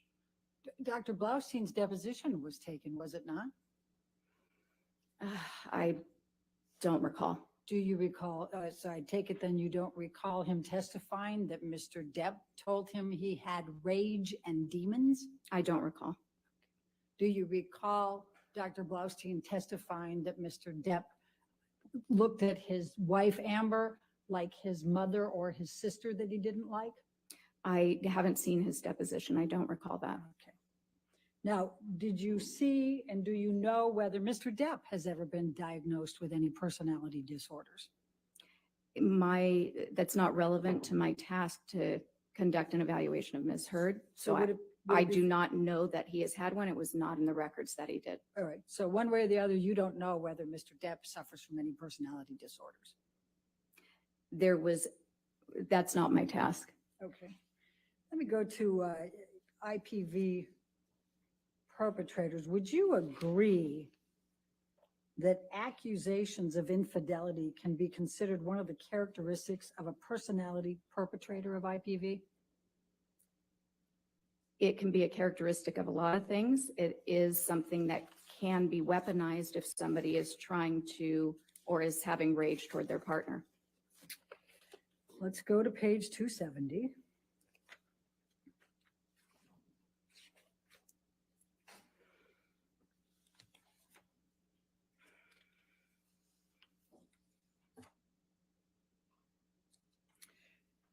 Line 3, my question was, are accusations of infidelity considered one of the characteristics of a perpetrator, a personality perpetrator of IPV? The objection. The question is vague and ultimately ambiguous. I don't understand the objection. I'll overrule the objection. Okay. And your answer under oath Can at you that remind time? me of the page? I thought Page 270, line 3 Uh-huh. was where my question was, Okay. and your answer is at line 8. You said it can be, correct? Mhm. Yes. Okay. And interrogating your partner about unfounded accusations of infidelity can be abusive. Would you agree? It can be if they're unfounded, yes. Okay.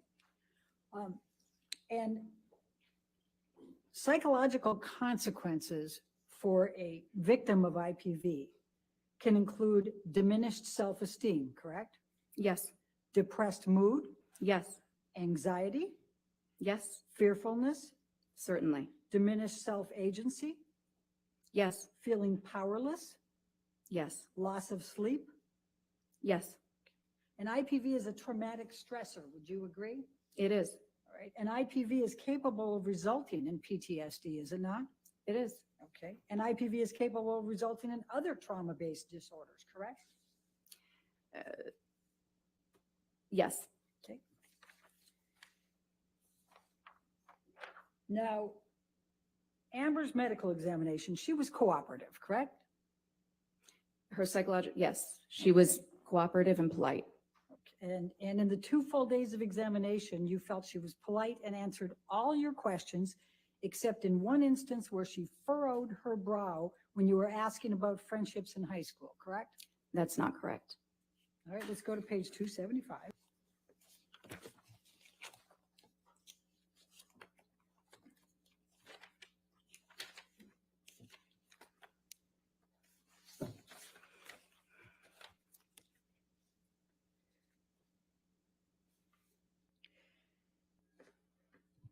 So we start on 274 with the, was she polite? You said yes. Was she cooperative? Yes. Did she answer your questions? For the most part, yes. This is, now we're on page 275, lines 4 and 5. And then my question was, did she at any time become combative or unfriendly with you or angry? And your answer was, there was one instance in which she appeared annoyed and the posturing forward a bit, more assertive tone, furrowed brow, when I was questioning something, following up on data that had been inconsistent about friendships in high school. Other than that, she was very polite. Is that your answer at that time? That was my answer at that time, and it's inconsistent with the question you had just asked me. And would you agree that appearing for this examination with an expert who had been retained by Mr. Depp more than a year earlier might be a little stressful? Yes.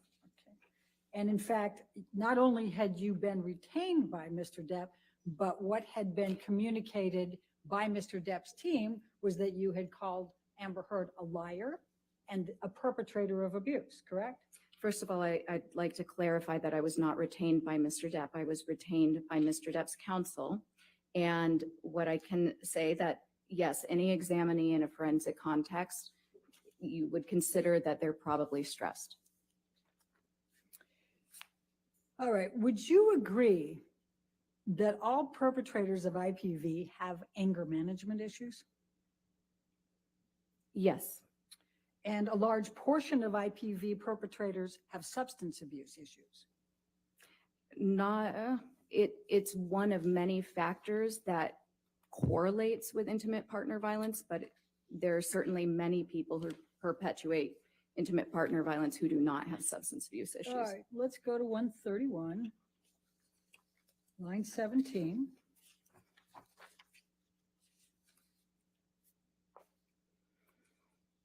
$131, you said? Yes, line 12 is what I have here.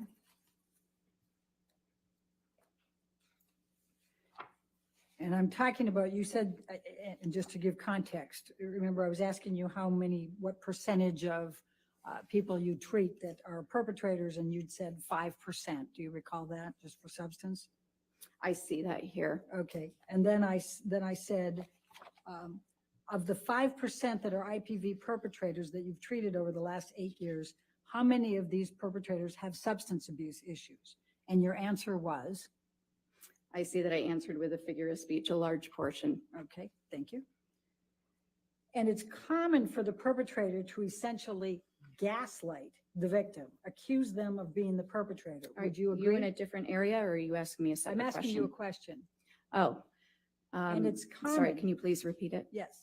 And it's common for the perpetrator to essentially gaslight the victim, accuse them of being the perpetrator. Would you agree? That's exactly how it was asked in the deposition. So I understand it is a compound question. I'll sustain the objection. And it's common for the perpetrator to essentially gaslight. I don't think that's, Your Honor, it's just, I think it's just one question. Let me try it. To gaslight the victim, isn't it? That's a characteristic of psychological abuse, yes. Okay, and it's common then for them to accuse them of being the perpetrator, the victim. That's a characteristic of abuse from women perpetrated against men. It's actually very, very common. About 90% of male victims of IPV have reported that a female partner who abuses them makes threats to report their partner as an abuser. It's less common for men to make that statement to female partners just because there's less potential consequence. Isn't it true, though, that some form of gaslighting is often present in these personality-based IPV scenarios? Yes. Okay.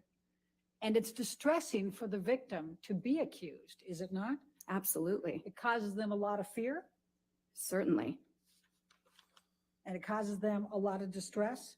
Absolutely, yes. And in fact, they feel falsely accused, correct? Yes. And they feel paranoid, Yes. and they feel frightened, Yes. afraid that everyone's going to believe the perpetrator, correct? Yes. And in fact, they're afraid they're going to lose their security, correct? Can you clarify what you mean by security? That's the next one. And they're afraid they're going to lose their reputation, Yes. correct? Okay.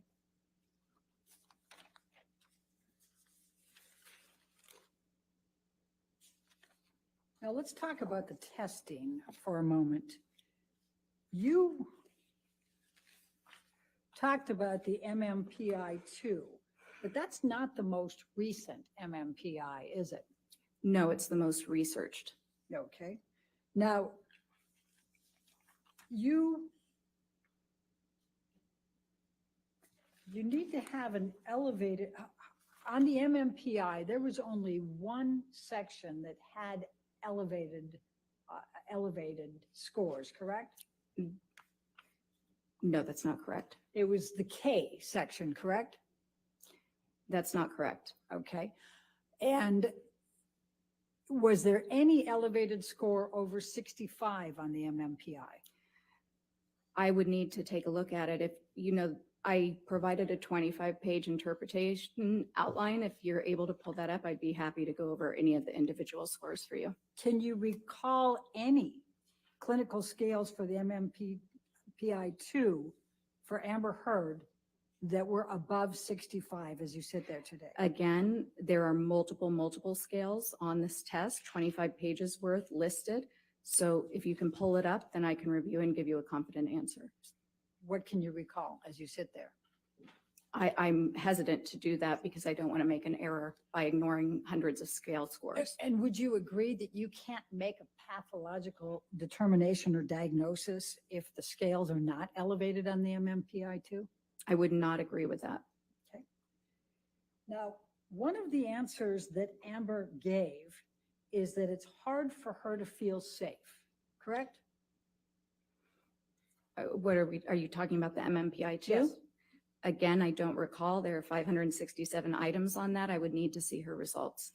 Well, it's a common trauma symptom, isn't it, to not feel safe? Sure. And safety concerns are common among women who have been victimized, correct? Women and men, yes. Okay, and common especially for sexually victimized people. Would you agree? Any type of victimization, yes. Okay, and hard to trust. That's a common after effect of interpersonal violence related trauma, correct? Sure. And memory difficulties. Amber said she felt she had holes. Do you recall that? I do. And her account was different than typical memory difficulties with trauma. It is common for individuals who have experienced trauma. And it's actually not common. No, it's a symptom, but it's the least common. In fact, a DSM-5 diagnosis for PTSD includes a, quote, inability to remember an important aspect of the traumatic event, end of quote. Am I correct? Yes. Okay. And memory difficulties are a symptom of PTSD, correct? Certain types of memory difficulties, yes. Okay. Now, do you recall when Amber says the first incident of abuse took place? I believe it was, the first incident in which yes. So she stated that it was early on in their relationship. Okay. Do you recall it? I don't recall the exact date off the top of my head. Do you recall it being a tattoo, something related to a tattoo? I do. Okay. Now, if someone had been subjected to a 4-year relationship characterized by repeated IPV, they can have symptoms, correct? Yes. Intense anxiety? Yes, certainly. Depressed or irritable states? Actually, it's not so much states. When you're looking at a real trauma reaction, it's pretty persistent. It's less of these transient states. Intimate problems? Yes. Relationship difficulties? Yes. And these are symptoms you're also attributing to the personality disorder, correct? Yes, there are some key differences. Okay. Now let's talk for a moment specifically about a couple of the profiles on the MMPI. This is not an exaggerated profile for her, is it? No, actually, that was something unique. When she completed objective broadband measures, where the questions, you don't know what the questions are getting at, they seem completely random. She raised scores that indicated that she was trying to minimize any mental issues and appear completely free of pathology. When she took tests that asked questions that were specific to trauma, that's when you'd see these extreme exaggerations. All right, let's go to page 337.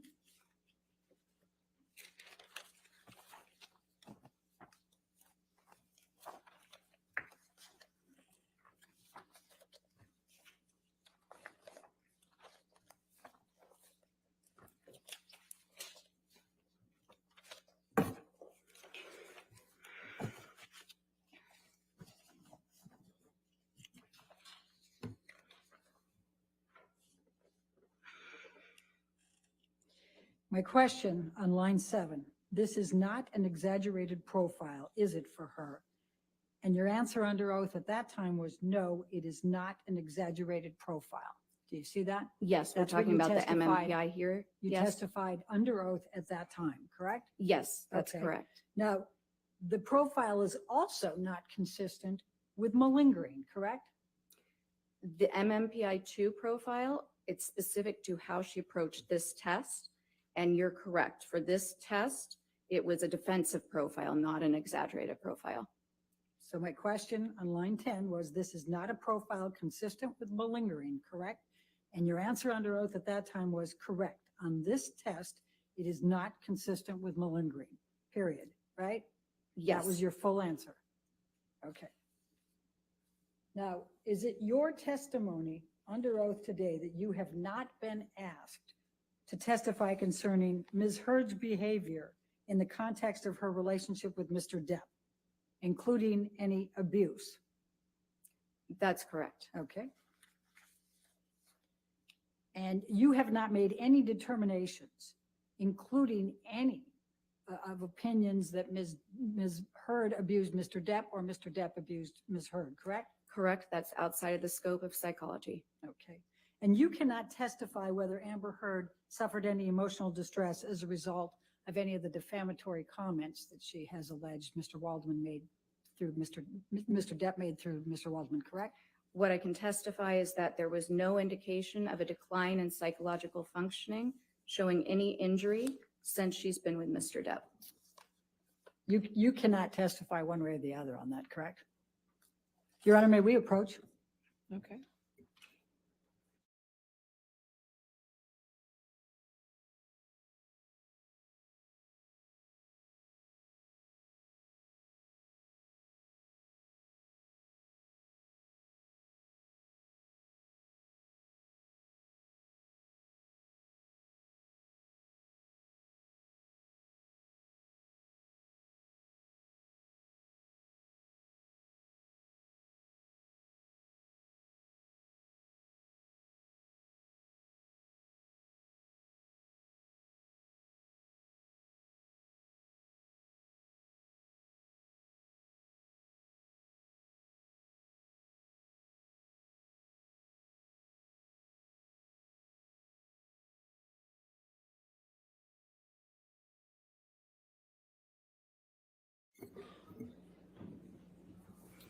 Dr. Curry. Yes. In your report, nowhere in your report did you provide any opinion of whether Ms. Heard suffered emotional distress as a result of the defamatory statements. Is that correct? That's correct. Okay, thank you. I have no further questions. All right, redirect.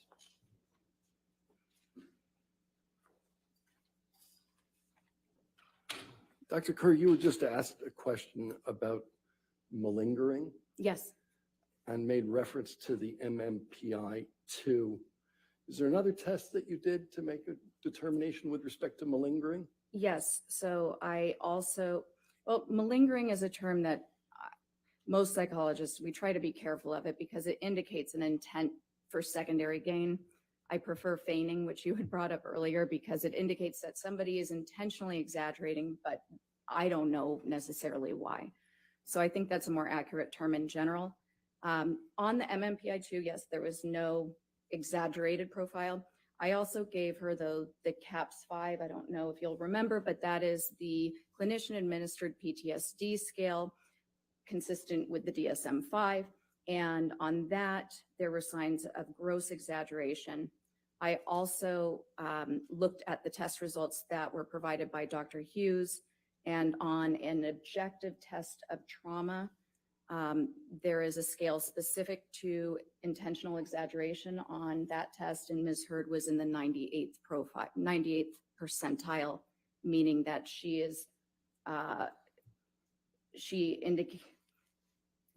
had engaged in extreme levels of exaggeration. Thank you. You were asked about intimacy problems, relationship difficulties associated with IPV, and you then said that there were some key differences. Yes. What are those? So what you see when we're talking about the personality disorders is there is a very consistent pattern of the aggression, the violence, the irritability. First of all, it's escalated. But second of all, it occurs when there is either, for the borderline component, a threat of abandonment, a perceived slight, feeling like the person is about to leave you, about to walk away to get some space from an argument. It also occurs to a more mild extent, but when there's a loss of attention and a need to manipulate to try to get that attention back. But it's not, when somebody has PTSD, that irritability is sort of at a low, constant level, or it's completely random. For instance, you might have a Vietnam vet who went straight to bars for a period to get into fights with the hope that he would kill somebody and just self-destruct. So it's a very different type of presentation. IPV, it might be more irritability, but that's actually less of a symptom for female IPV victims. Usually what you'll see is somatic symptoms, the depression, a lot of fearfulness and anxiety, but typically more complaints about somatic symptoms. Okay. You testified that some of the professionals involved in this case had to take their patient at her word. What did you mean by that? So when you're providing therapy, you're in a very different role than an examiner. When you're the forensic examiner, you're just really looking at data to make a decision. When you're a therapist, you're an advocate for your client's well-being. And in fact, it's considered extremely unethical for a treating provider to ever provide opinion testimony like I'm providing, because it's so well known in our field that you're going to have an automatic bias for your client. It's almost a sense of protection, advocacy, wanting their best, which is why we also know that it's very inappropriate to convey any sort of opinion about whether a crime occurred, whether abuse occurred. We can certainly believe our clients, we can support them in their therapy and take them at their word. But when giving opinions and consultations, we have to be very, very cautious and really only provide the facts. We would state things in terms of, my client did report this, I saw this, here was our treatment plan, here was the diagnosis. It's, we're taught, we're trained to stay away from making any sort of opinions, understanding that most of the time, and most of Ms. Heard's providers were just treating Ms. Heard. They had never so much as done an initial interview with Mr. Depp and gotten his whole life story or his symptoms or his side of any of it. And they're going to be advocating, and the treatment relationship is about helping your client achieve well-being, not making formal psychological or psychiatric opinions. So you're asked a question about a series of doctors. Dr. Cohen, treating physician? Yes, he was a psychologist. Yeah. Dr. Banks, treating physician? Dr. Banks, yes, treating psychiatrist. Dr. Anderson? Yes, treating psychologist. Every one of them had to take Amber Heard at his word, right? Yes. Oh, overruled. Thank you. No further questions. All right. Is this witness subject? Yes, sorry. Is this witness subject to recall? No. All right. Since you're subject to recall, Dr. Curry, please do not discuss your testimony with anybody, and please do not watch anything of this trial, okay? All right, Got thank it. you. Thank you. You can stay there for a moment. Okay. All right, ladies and gentlemen, we'll go ahead and take our afternoon recess for 15 minutes. Do not do any outside research and don't talk to anybody, okay?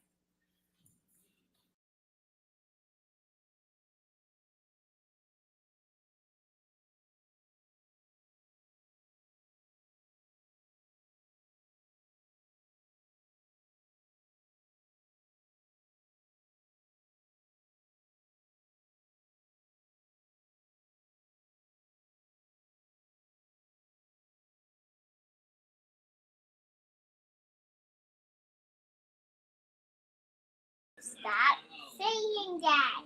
I ain't playing with you, girl. Stop playing now. What up, wow. What they do, gang? What they do, everybody? What's What they good? do? Three kings in the building, man. You know, man. It's nothing, man. It's nothing, man.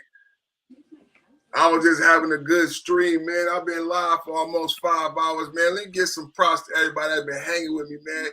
Hey, yo, gang been hanging out, man. I really appreciate it too, man. I really appreciate it, man. They've been hanging out, fucking with your boy, man.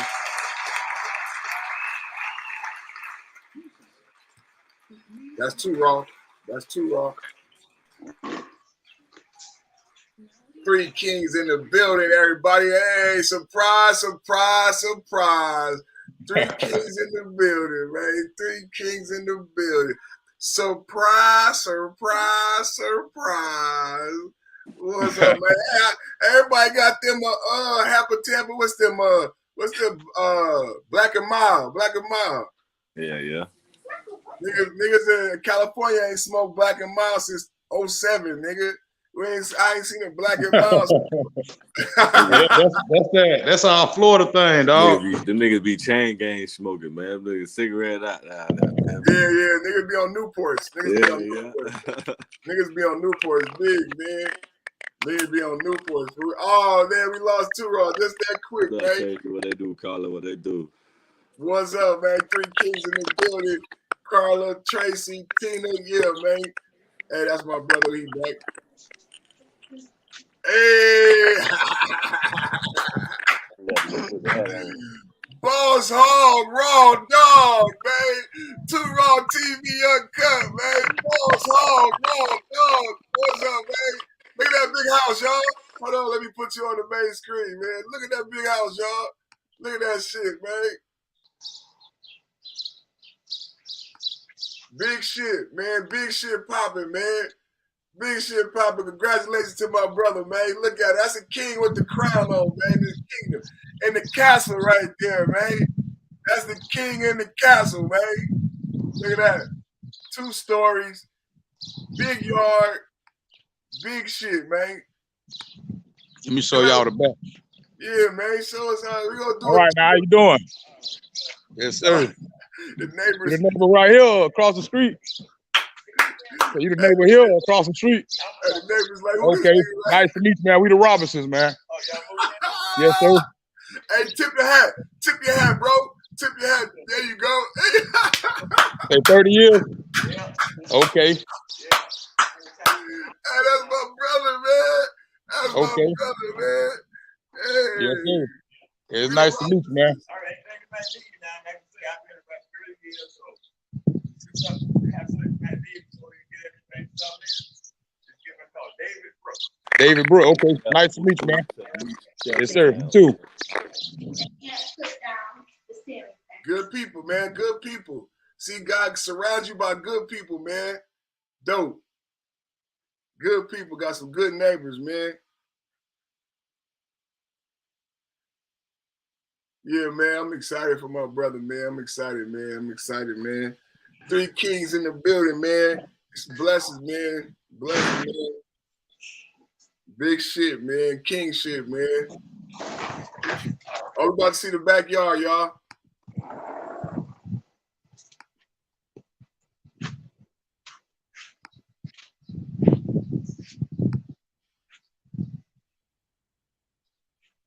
That's where the YouTube gonna be going down at, y'all. I'm gonna get my studio set up in there. Got my little roof shingles out there. I'm getting the studio gonna be in here. I gotta come clean it out. put everything up in there. But hey, man, too raw for to set this thing up, man. We're gonna be lit up in here. We're gonna set it up, man. New thing this year. Hey, we ain't gonna be burned up. We ain't gonna be hot either, man. We're gonna set the AC unit right here in the window. Probably get a TV up here. Mount me a TV right there, get everything set up, pad it in, and we're gonna be lit. I'm gonna dig a trench coming from the house to run the power in. Run the power up through there. But yeah, man, we're gonna be lit. That's why y'all ain't been seeing me, man. I've been trying to get everything closed and everything. Man, congratulations, man. You ever have some plumbing problems, holler at your boy, man. You got in-house work here. Hey, yeah, I went to John Cole. I did a little plumbing too, dog. I didn't know you was a plumber too. Oh, wow. Yeah. Oh, that's dope. That's dope. Street doctor down there doing his thing. Jack of all trades, man. That's a jack of all trades, man. You got to do it all. Yeah, I do everything. We was outside. I want to know it. I caught the tail end. We was outside. You understand me? We was outside kids, man. Yeah. Yeah, me too, man. Hey, look, perfect. Hey, perfect. See, this is where the grass stop at. So this is where the garden can go right here. Look at all this space. Hey, that's perfect. That's big enough because that's a lot to manage. That's perfect. Yo, make sure you have some weed in your garden, bro. Yep. Can you grow in Texas? Is it legal in Texas? Hell no, you going to jail, boy. You grow some shit.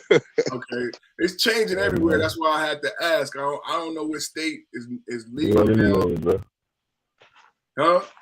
Grow it anyway, it don't matter. Yeah, it don't matter.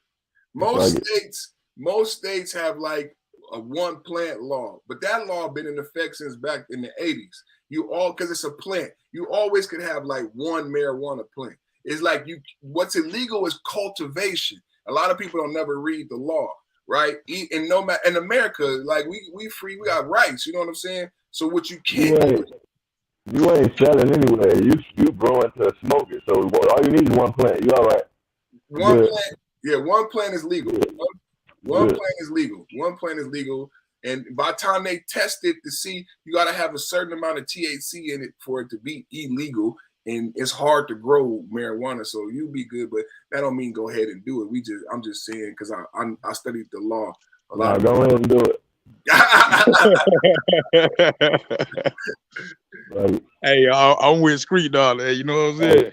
One plant ain't gonna hurt. That big ass yard, you gotta hide that plant. That baby right up. Exactly. You feel me? Hey, I got an attic. I got a big ass attic too. Oh, that shit stank in there though. That's what they call dank. We used to call it dank. I done smoked some back before. Hey, you know what I used to do though? When you get that good, if you ever get a seed to fall out of that good, save your seed. Save that seed, boy. Yeah. Save that seed. And the first time I grew and I got something good, it was from a seed that I had saved from some good I had. It was just one seed. I was like, you know what? I'm going to save this motherfucker. That motherfucker grew some bomb.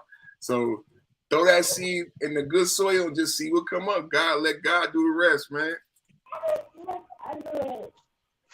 Water that shit. Congratulations, my boy. Congratulations, man. Man, congratulations. Everybody in the chat, man. 3 Kings, congratulations, man. Congratulations. Tina came up on the panel yesterday, too. She out there in Florida. It looked so beautiful out there. The weather looked crazy, man. The palm trees, the green. She caught it on a good day, man. Fuck this weather. You don't like the weather? Fuck this weather. She caught it on a good day. It's bipolar weather. Oh, she called it. It was a good day yesterday. It was nice yesterday. It's nice today, though. It's nice today, okay. It could be nice right now in 2 hours. It stormed all day yesterday. Hurricane Katrina just hit. Tracy said congrats. Tina said congrats. Carla said still congrats. No, it's getting the water. Appreciate y'all. Tina said she's gonna send a housewarming gift. We're gonna do a virtual housewarming party so we can all donate to Raw and pray and send some good spirits. We ain't having none of no negativity. This how you do it in life. You know how we watch a taco with the whole bad spirits? That's real. That's real. The bad spirits and all that shit, that's real. So what you do in life, what we preach on the Three Kings, be proactive. Be proactive. Don't be reactionary. Like once you get into a place, check this out, you guys. I'm gonna share with you what I mean about being proactive. I was listening to a preacher one day. There's a white preacher, and he said, a lot of times we find ourselves in trouble because we don't pray before we do the action. We wait till after we do the action, right? So like this is what he said the example was. Like we want to get a new car, right? So we'll go buy a new car, and then once we make the deal, right, we so happy we got the car. Then when we in the car on the way home, you and your wife would be like, well, let's pray and make sure that God watches over the car and that nothing happens. The pastor said, why not pray before you go buy the car? The pastor said, you know why we don't pray before we go buy the house, go buy the car, go date the woman? Because God might reveal something that keeps us from buying the car that we want. See, we want that red convertible, right? So we want God to bless us once we already bought the red convertible. But if you prayed before you bought the red convertible, God might give you a vision and be like, you know what, son? But he said a lot of times that's what, this was an old white preacher, and it made so much sense. He said, a lot of times we not be in trouble if you pray. And I thought about women that I've slept with. Where's your victory joint at, bro? Where's your new house joint at, my boy? What is going on, my boy? Put the Black and Mild down and go get you a new house joint. I need a Scooby. What is you going on? Put that tobacco down. Go roll you up a joint. Go roll you up a Scooby. You know what's going on. Yeah, man. You gotta bless the career. Walk around every room, go in the bathroom. You did the sage and all that, but this is the real blessing. This is the real blessing. You gotta walk around the whole career. You gotta break them in. Hello, my name is Too Raw. Hello, room 1. Hello, room 2. You hear me? Hello. Hey, take these shoes down. We left the shoes in the car. Go ahead.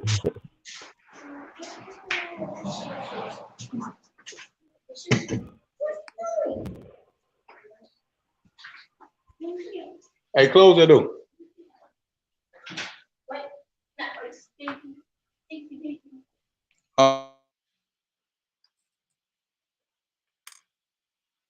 Man, it's beautiful, man. It's beautiful, man. Oh, damn. I think I done left where I put the damn keys at. I got this in the truck right now. How many bedrooms? It's 4. 4 bedrooms. Soon as we had done found the 5. Soon as we had done picked this one and was like, yeah, we're gonna get this one. We found the 5. I was like, damn. It's perfect though. It's perfect. Hey, I got my this is my ritual, street doctor. Hey, street doctor, when you move to a new spot, this is the ritual right here. You burn white candles and just let it burn out. Oh, okay. Just for the purify the house and everything. That's what my auntie always do. I like that. My auntie from the islands and shit. I'm gonna do that. I'm gonna get me some white candles. Yeah, you supposed to burn them and you don't blow them out. You let them go out on their own. Let them burn all the way out. All right. That bit might burn for a couple days now, but hey, you know what I didn't do? And you guys, it looked like it's still empty. You know what I didn't do? I'm mad because I got to do it now. Did you bomb the house? Nah, I ain't bombing. Bomb that bitch, bro. If the kids got to go to school tomorrow or whatever, tomorrow, go to Home Depot, Target tonight. While everybody gone tomorrow, bomb that bitch. Because I got to bomb my house. And I know that I moved before me and this wife, this our first, this a brand new wife I'm with now and everything. I forgot to bomb the house. And I'm already in this bitch, so I got to bomb it. What you got, a mink coat? What you got, a polar bear? This nigga got a white, hey, street doctor, look at this. Boss hog. We got dead animals, man. Is that a bearskin rug? Fur coat? That's a fur coat? Hey, it's gonna be some new shit from Too Raw, y'all. Y'all just stay tuned, man. Look at that. Look at that. Look at that. Look at that. Hold on. That's a Southern Ric pimp. Flair. That's a Southern pimp right there, right? All right, Ric Flair. Ain't nobody fresh like me. So fresh and so clean. Nah. And let me quit capping, man. This is my wife rug. She just went and got. You good. The slide on. Y'all know I be capping, man. This is my wife rug. She just went and got. Put a rope Open the on blinds it. all the way. Put a little Come rope down on here, it. Just wearing like a cape. Wearing like Don't a get cape. nobody in that goddamn traffic. All right. Yeah, man. Bomb the house, man. Bomb the house, man. Bomb the house, man.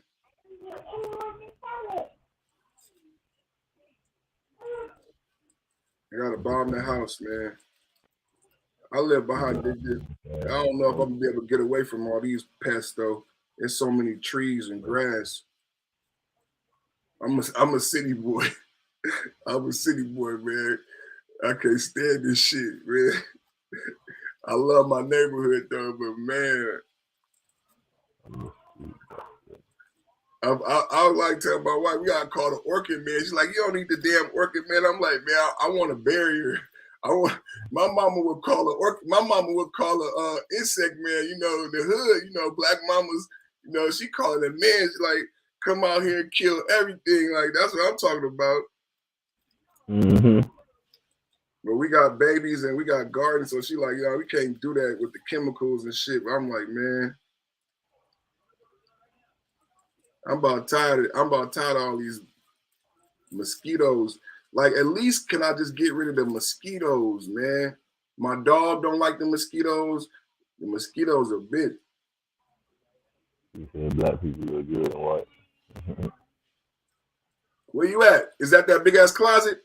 I know you said you had a closet that you could make a studio. Well, it's an attic. Nigga, you on mute, nigga. You on mute, nigga. Unmute, Too Raw. Oh, yeah. I ain't going up there. He gonna go up there? Don't do it. Don't do it. Yeah, Don't do man, it. don't You go just up there. listen. Don't That's do some that. white shit. That is some white. Leave that shit alone now. That's why you got 7 Run kids. around. Hey, this the luxury of Run having 7 around. kids, man. Send one of them kids up there, man. Send the one you don't really care about that much. Right. Right? Send one of them little motherfuckers up there, man. Yeah, man. Nah, that my sister trying to go up there. Oh, yeah, okay. All right, yeah, send it. Go ahead, sis. Sacrifice. There you go.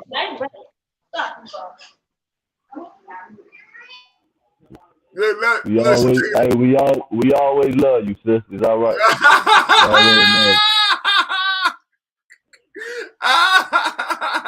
We always love you, sister. Hey, I'm gonna show y'all this though, man. Look, this my walk-in closet though, man. Look. Oh, okay. We were just saying, was that the closet? I was just saying, was that the closet? Oh, there you go. Oh, yeah, you get lost in there. Oh, you can go around. It's a turn. You can turn.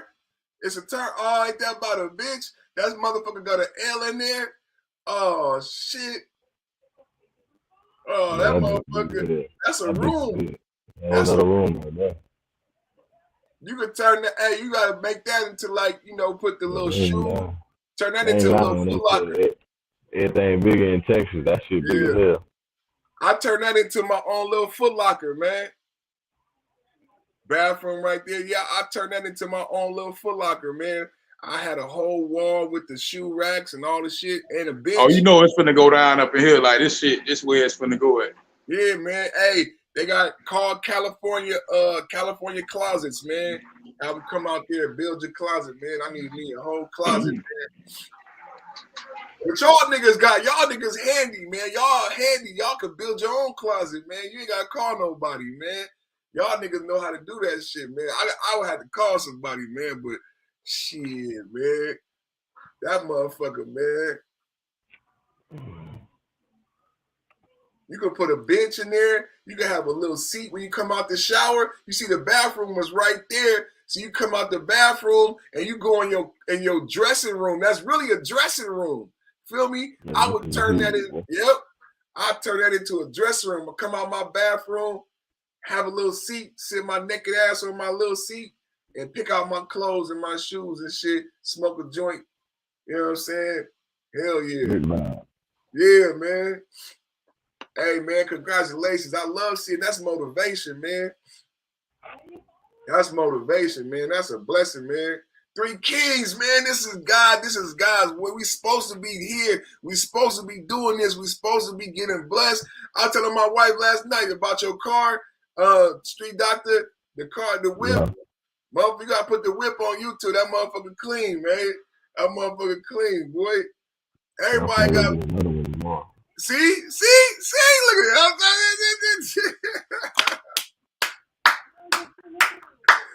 Get the fuck out of here, man. For real. I said she got luxury SUV. That motherfucker clean. And now you about to get another. God is good, man. Blessings on top of blessings, man. Yeah, appreciate that, gang. You already know it. That number, hard work, dedication. Hard work and dedication, gang. For the young what you about to get? What you about to get? Don't tell us. Don't. Oh, okay, just post that bitch, man. Post that bitch. Yeah. Oh, we man. got the Audi already. You don't need nothing else for it. That's what already came down. That's what I was telling the wife. We got that motherfucker clean, man. You got a Ford SUV. Now you got an American Muscle. Okay. 2 Rock, brand new house. Big front yard, big backyard. 25 liners on my dresser. Yes, sir. Right. I'm about to get. Yeah. Man.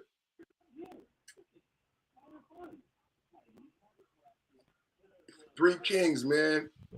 3 Kings, man. This is an example of what. The mic and shit on the way too. The mic and shit is on the way. That's it. The mic on the way. Yeah, oh man, I gotta ship my shit off, man. I gotta ship my shit off, man, to get my shit fixed. My wife just got the email back from the company, but I gotta pay for shipping, so I'm gonna ship my mic and my podcast mixer back to the company, and then I'm gonna be on deck. I gotta get on my shit, so when you get your shit, I have my shit. 2 Raw gonna have his shit. Like this shit, y'all, I'm trying to tell you, I'm gonna start doing the reactions real soon, probably like in a week or so, like we have reactions on point. That's what people love. People love the reaction. You see, I got my new lights. You see my new lights? I put some new lights up. Hey, hold on. Yeah, too raw. I did. Hold on. There we go. Yeah, I got 2 green boys in the back. Yeah, I see you glowing in the back. So, gotta have a green too. Whole lot of money, whole lot of weed getting smoked. They know what's going on. Hold on. Wait a minute. Hold on. You go to remote. Check this out.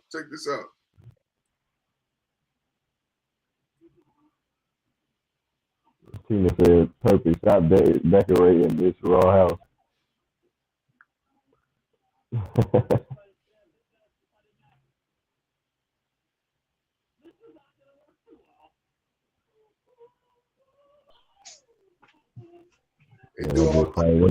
Where you got that shit from? Costco. I got Costco's down there too. Costco everywhere. Costco big as hell. Hold on, I'm gonna show you the box. I'll show you the box. Hold on.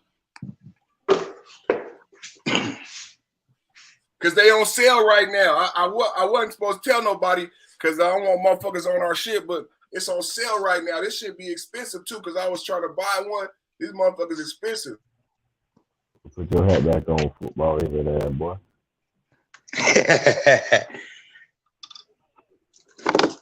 Hey, that shit finna grow, boy. I'm finna have that big whooping on y'all ass in a minute. I'm finna grow them dreads back on y'all ass, boy. Hey, you see that hairline, boy? That bitch so big, ain't it? That forehead, boy, look at her. That bitch going back, boy. My shit already was going back, boy. Nigga that got older, boy. Look at that thing. I go like this here. Hey, look, I'm gonna show you something, Street Doctor. Look. I already know my shit going back, right? So one day I'm gonna be bald, right? So look, this how I be trying to picture myself with a bald head. I gotta do a hold your head back and go like this. I be like, all right, I can rock a bald head, bro. You know what I'm saying? So I ain't worried about it. I'm here to check that shit out, man. You about to get over it. Hey, I was just telling the wife, I said, boy, I refuse to shave my head. I don't care how far back it go. I'm gonna be right here like George Jefferson, boy. I'm gonna have the side piece rocked out.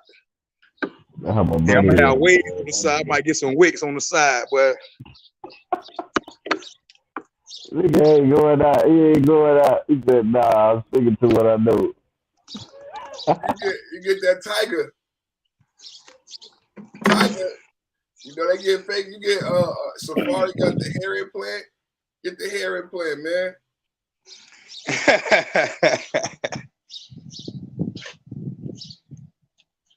Hey, I be seeing dudes with lace fronts now. It's popping, man. It's popping. That's YouTube videos. It's called I be watching this chick from she from down by you. Her name Mickey the Barber. She be fine. She bring dudes back to life. But I'm straight though, man. Mine ain't too bad though. And I think Gilly the Kid and Wallow did it. I think Gilly the Kid and Wallow for comedy. Remember what? Yeah, that one episode. Got a whole hair unit put on this shit.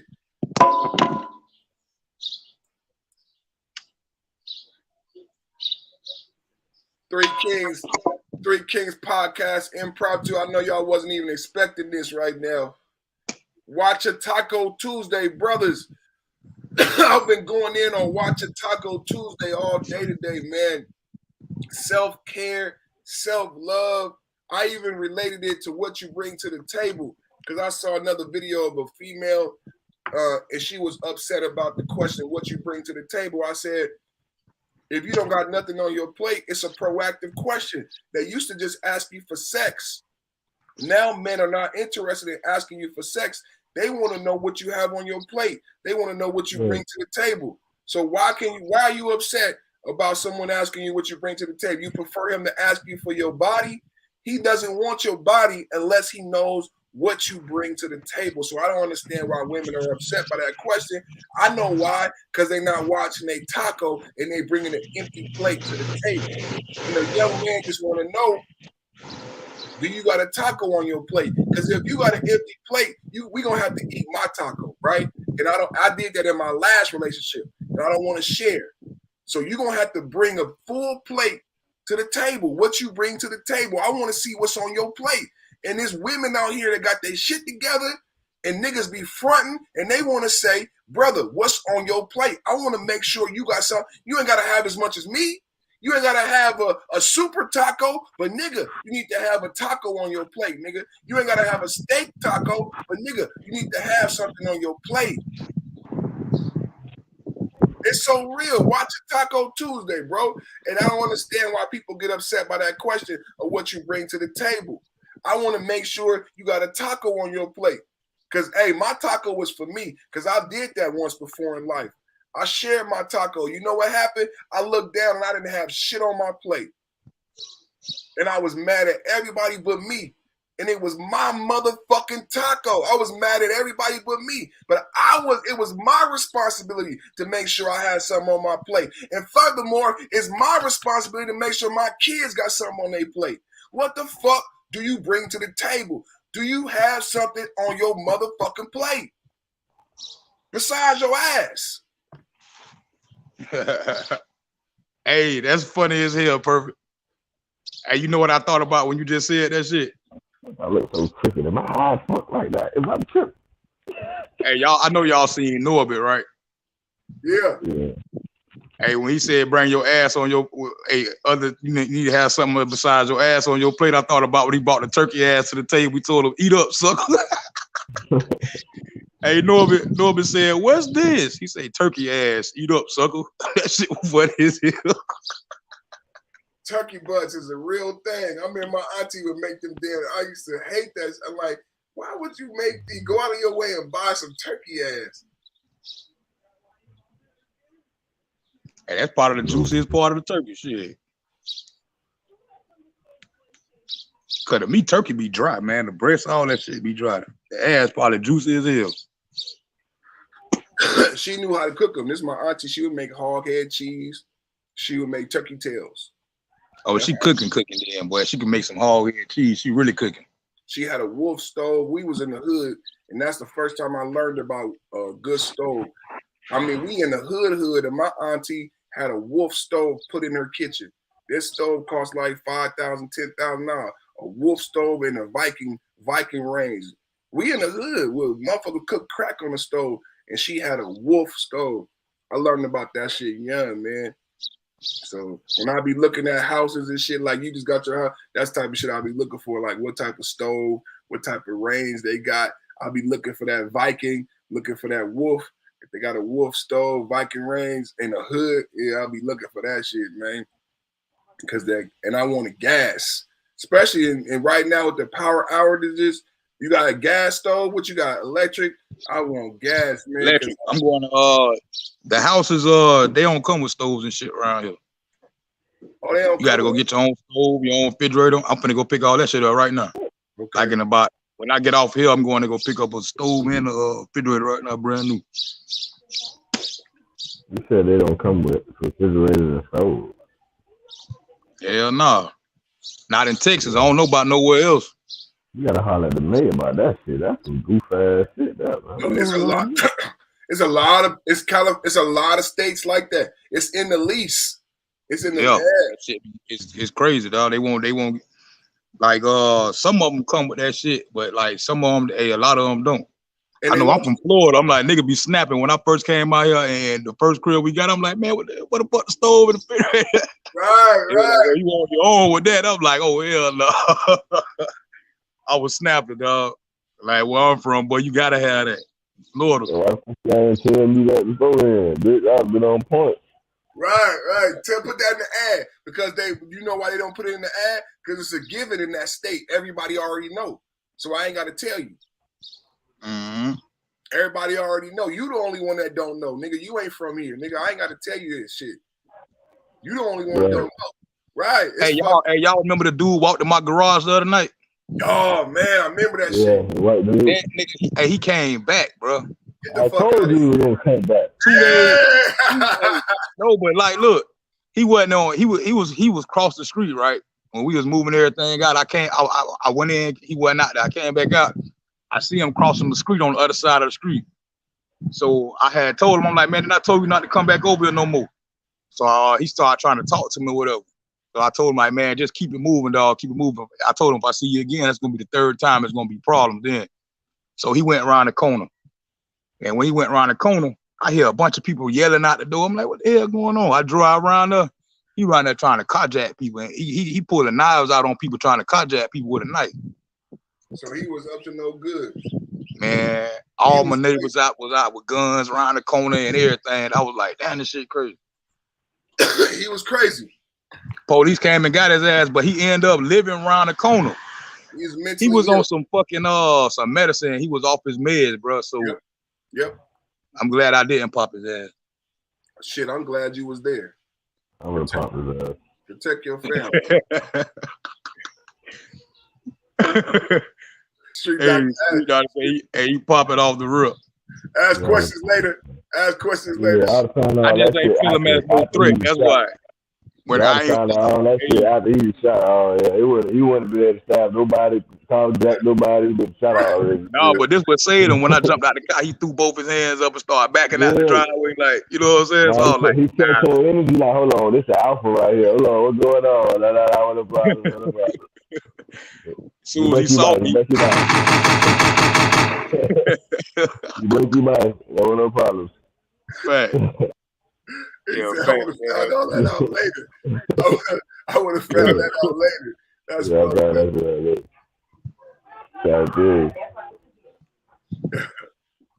Hey, and over here, it's more of this over here. It's more of us over here too. So like, where I'm at now. So okay. Yeah.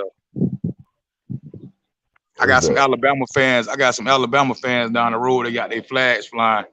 Okay. I gotta go get me a flag, and I gotta get them Hurricanes, some Miami Heat, I got to get all that. Patriots.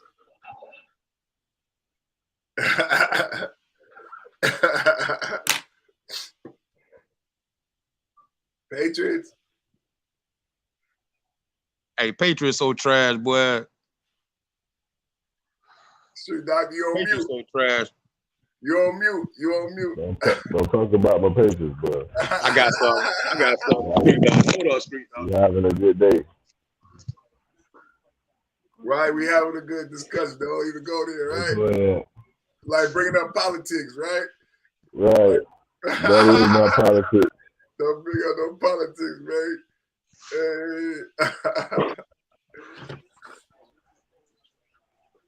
I got something for Street Doctor right here. Got them Dolphins right there. Hey, Street Doctor, I got something for your ass, Street Doctor. Well, that's that thing you got. You got something for you, man. That's for you. I got mine. I'm ready. I got mine. Hey, war ready, Street Doctor. Keep playing. I got mine. I'm ready. I got mine. Quit playing, Street Doctor. Hey, this was Street Doctor gonna be wearing the first game of the season. Man, that man ain't played football in 25 years, man.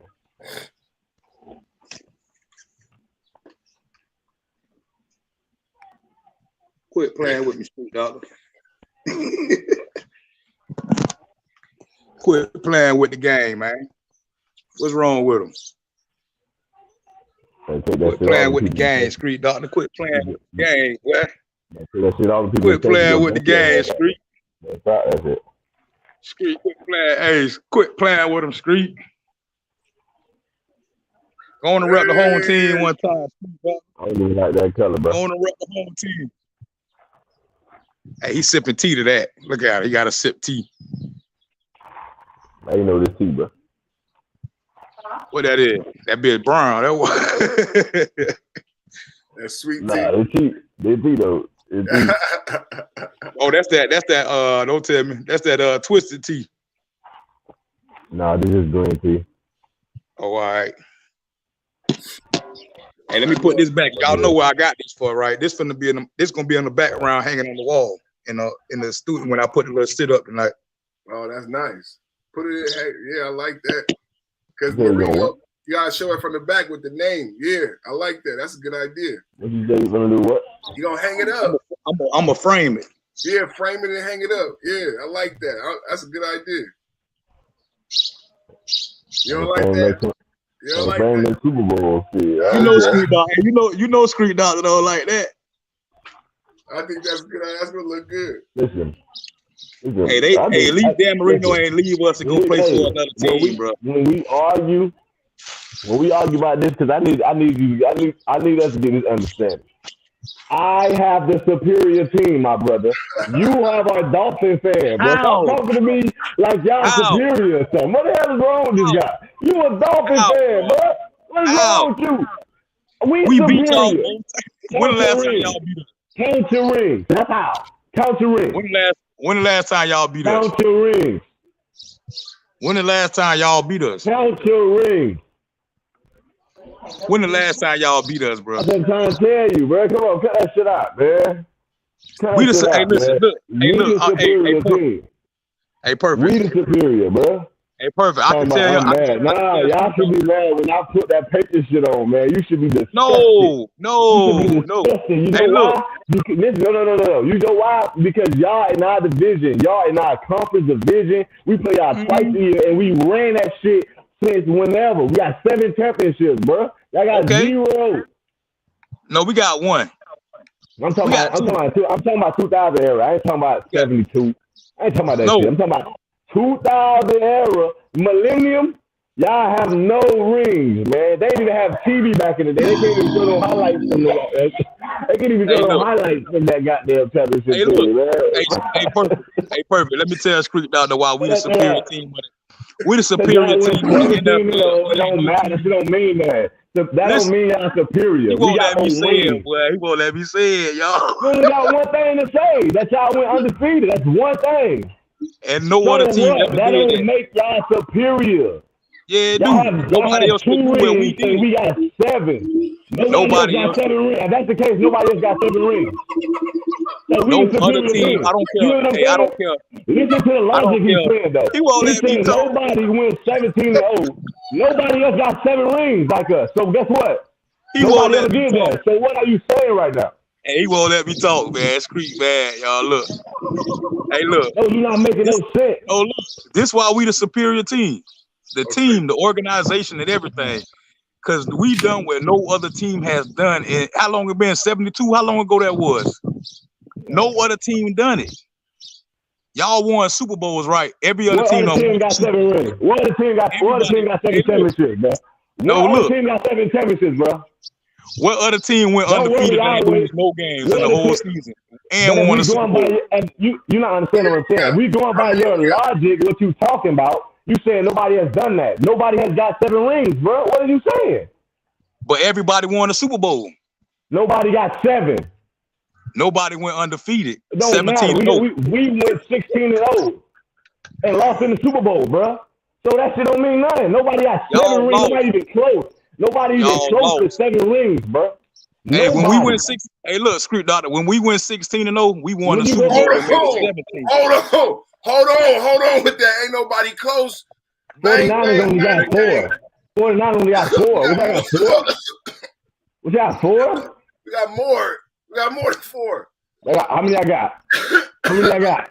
I don't know. How many I got? I don't know. I got 4 or 5. Hey, let the chat be the judge. Every franchise done won a Super Bowl, but ain't no franchise. Oh, it's only one.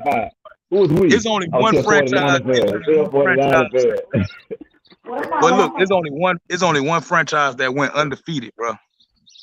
That say a lot, bro. It's hard to go undefeated in the NFL. Want me to tell you how hard it is? Because it ain't happened since 1972, bro. And it's hard to go to the Super Bowl. Apparently, it's hard to go to the Super Bowl, too. Look, apparently it's hard to go to the Super Bowl because y'all ain't been there in no fucking time. Apparently it's hard. It's fucking hard. It's fucking incredibly hard because y'all ain't and guess what? And guess what? We got a squad this year to go back. Y'all definitely ain't gonna beat us this year. I'm just using your own logic against you. You can't. You saying hey, then we tried y'all. Hey, look. You know what's a rival? I ain't been back there ever, man. Hey, Street Doctor, look. Then we tried y'all and gave y'all Devontae Parker. Like, here, y'all take. We gave our rival one of our old players. Hey, y'all can have this nigga, man. We ain't even trade for him. We just gave him to y'all, man. Y'all can have that boy, man. Here. We always get y'all players and make them look better. But man, we did that with Wes Welker. We got Wes Welker his wins. He was at y'all. And where he at? Hold on with these where numbers. He right back over there coaching our wide receivers. These numbers. He our wide receivers. That's not the point, though. You said 7, right? The 49ers, they've been in 7 Super Bowls. So when you say ain't nobody close, and the winningest team, you gotta talk about the 49ers, man. We've been in 7 Super Bowls and we won 5. So you can't say ain't nobody close. That stuff right there. We've been to 9. You said, whoa. We've been to 9. You forgot we lost 2 to the Giants? Did you? We've been to 7. We've been to 7 and we won 5. We've been to 9. You said ain't nobody close. We still a superior team, man. We still a superior team. Hey, but how many superior? Who went undefeated? So guess what? We close to the undefeated because we went 16-0 and lost the Super Bowl. So I don't want to hear none of that shit y'all talking about, man. I can go either way y'all want to go with it. How y'all want it? It don't matter. Y'all can't fuck with us. Sports talk tonight. Listen, the Dolphins can't even be in this argument. I can argue with the 49ers. Y'all actually can argue. We cannot argue with the Dolphins. When the last time we can't argue with the Dolphin fans. When have y'all been relevant? We didn't only beat y'all last year. We blew y'all niggas out. Listen what we talking about right now. We blew y'all out. Listen, we can talk about shit that's recent. He got to bring us some shit from 1972. Yeah, recent. When the last time y'all beat us? When the last time y'all bro? We went to the playoffs. Y'all ain't beat us since. Y'all beat us in 2019. I'm a Florida baby. I played football all my fucking life and basketball. When you play football, we play for the fucking Super Bowl, the championship. Y'all did not go to the playoffs, bro. So why you keep saying y'all won some games, bro? We beat y'all last year. You saying my team sorry, but y'all can't. We played y'all the first game of the season, y'all won. We played y'all the last game of the season. We didn't even play our starters, bro. We always in the playoffs. We didn't even win against y'all. It didn't matter. How far y'all went in the playoffs? Every year. Y'all made it. Y'all was home watching us, How far y'all went to the play? How we far y'all went to the playoffs? Rookie quarterback. We went there with a rookie quarterback, bro. Y'all went there just for. We went there with a rookie quarterback, bro. Y'all went on vacation, You man. can't argue with me, bro. Y'all went on vacation, man. Bro. We went there with a rookie. Y'all had a 3-year quarterback and didn't get there. Y'all had a 3-year quarterback and couldn't even sniff it. I couldn't even get in the wild card. Get the fuck out of here. Like y'all Dolphin fans is worse than Cowboy fans, bro. Y'all ridiculous. Cause y'all ain't smelled the playoffs since 2006. 2016. Y'all went sightseeing, man. Y'all went sightseeing to the playoffs. As soon as y'all got there, y'all turned around and went back home, bro. They got 2 Super Bowls when they first created football. Get the fuck out of here. Hey, y'all went sightseeing, bro. Y'all went window shopping, man. Hey, Perfect. You should burn that fucking jersey, man. You should burn that fucking jersey because he ain't giving y'all no fucking Super Bowl. Guess what? Hey, you know the difference is between the caliber of the quarterback? I'm going to show you how his levels. You got that nigga Dan Marino on there. He didn't even bring y'all no Super Bowl. That sorry ass crack. Because he got hurt.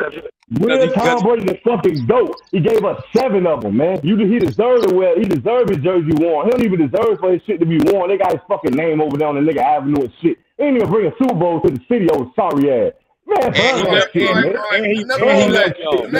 of all that. Look at this. Look at this right here. Look at this right here. You know what Tracy made me think of? It's something called 85, 89, 90. You know what you have to understand about these dates? There's something because of these dates. There's something called the West Coast what? What's it called? That was invented in San Francisco. It's called the West Coast what? Go ahead, say it. Y'all know the name. What's it called? We don't know nothing about that. It's a style of football invented by the most winningest team, the San Francisco 49ers. It's a style of football, Joe Montana fashion that you guys play right now. The guy that you love, his idol is Joe Montana, and it's a style of football called the West Coast what? The West Coast offense. Okay. And it's because of those Super Bowls right there. And who created that? Huh? Where did that come from? That's right. San Francisco 49ers. It's a style of football. So when you talk about the greatest team, you got to talk about influence and impact. Who actually changed the game? The 49ers changed the way football was played. Right? Am I telling the truth? You ain't got to like it. Am I telling the truth? It's not an East Coast offense, right? I don't want to hear that shit. That's got 5 rings. But Brady plays like Montana, though. You got to be influenced by somebody. Montana older than him. And he had Drew Bledsoe. He had Drew Bledsoe to show him the ropes too, man. Like when Drew Bledsoe went out, he was behind. He came in behind one of the great quarterbacks, bro. Oh, that's his fault. No. And no, he's smart. This is what Tom Brady do. Hey, look, I'm gonna tell you what Tom Brady do. Tom Brady take pay cuts so he can pay to get protected. He pay his offensive lineman, man. So he got the best people blocking for him. You got to put that in the question too. If anybody had that line behind him, man, I can go out there and slang that Tater Rock like him if I had all day to throw the ball. And your players to get open. So look, so with that being said, Street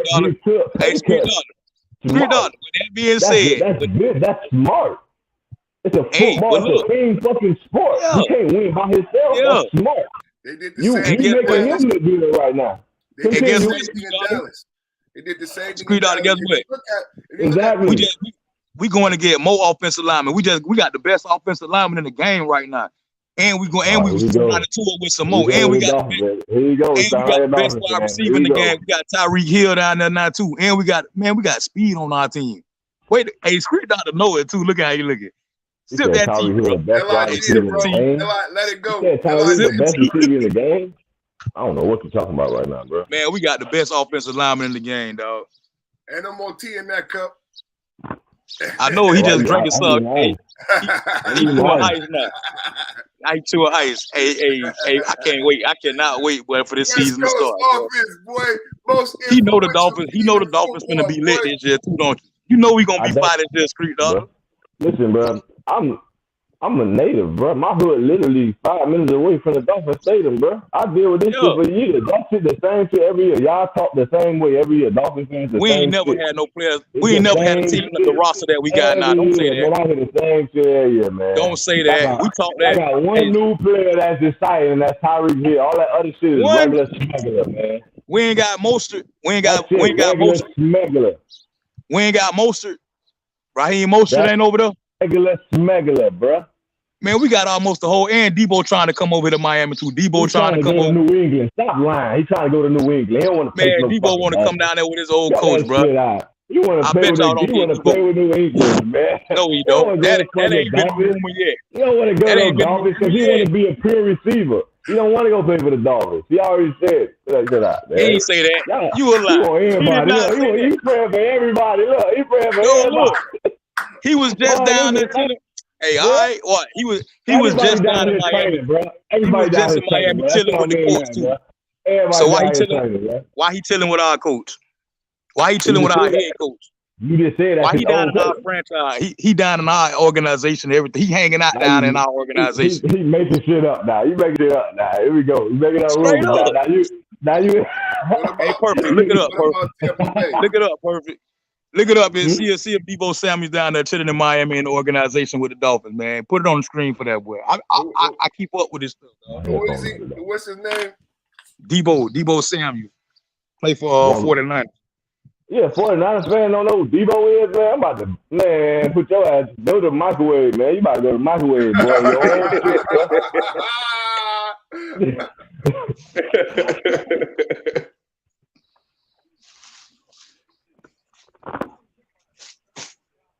Nah, Tom Brady ain't retiring.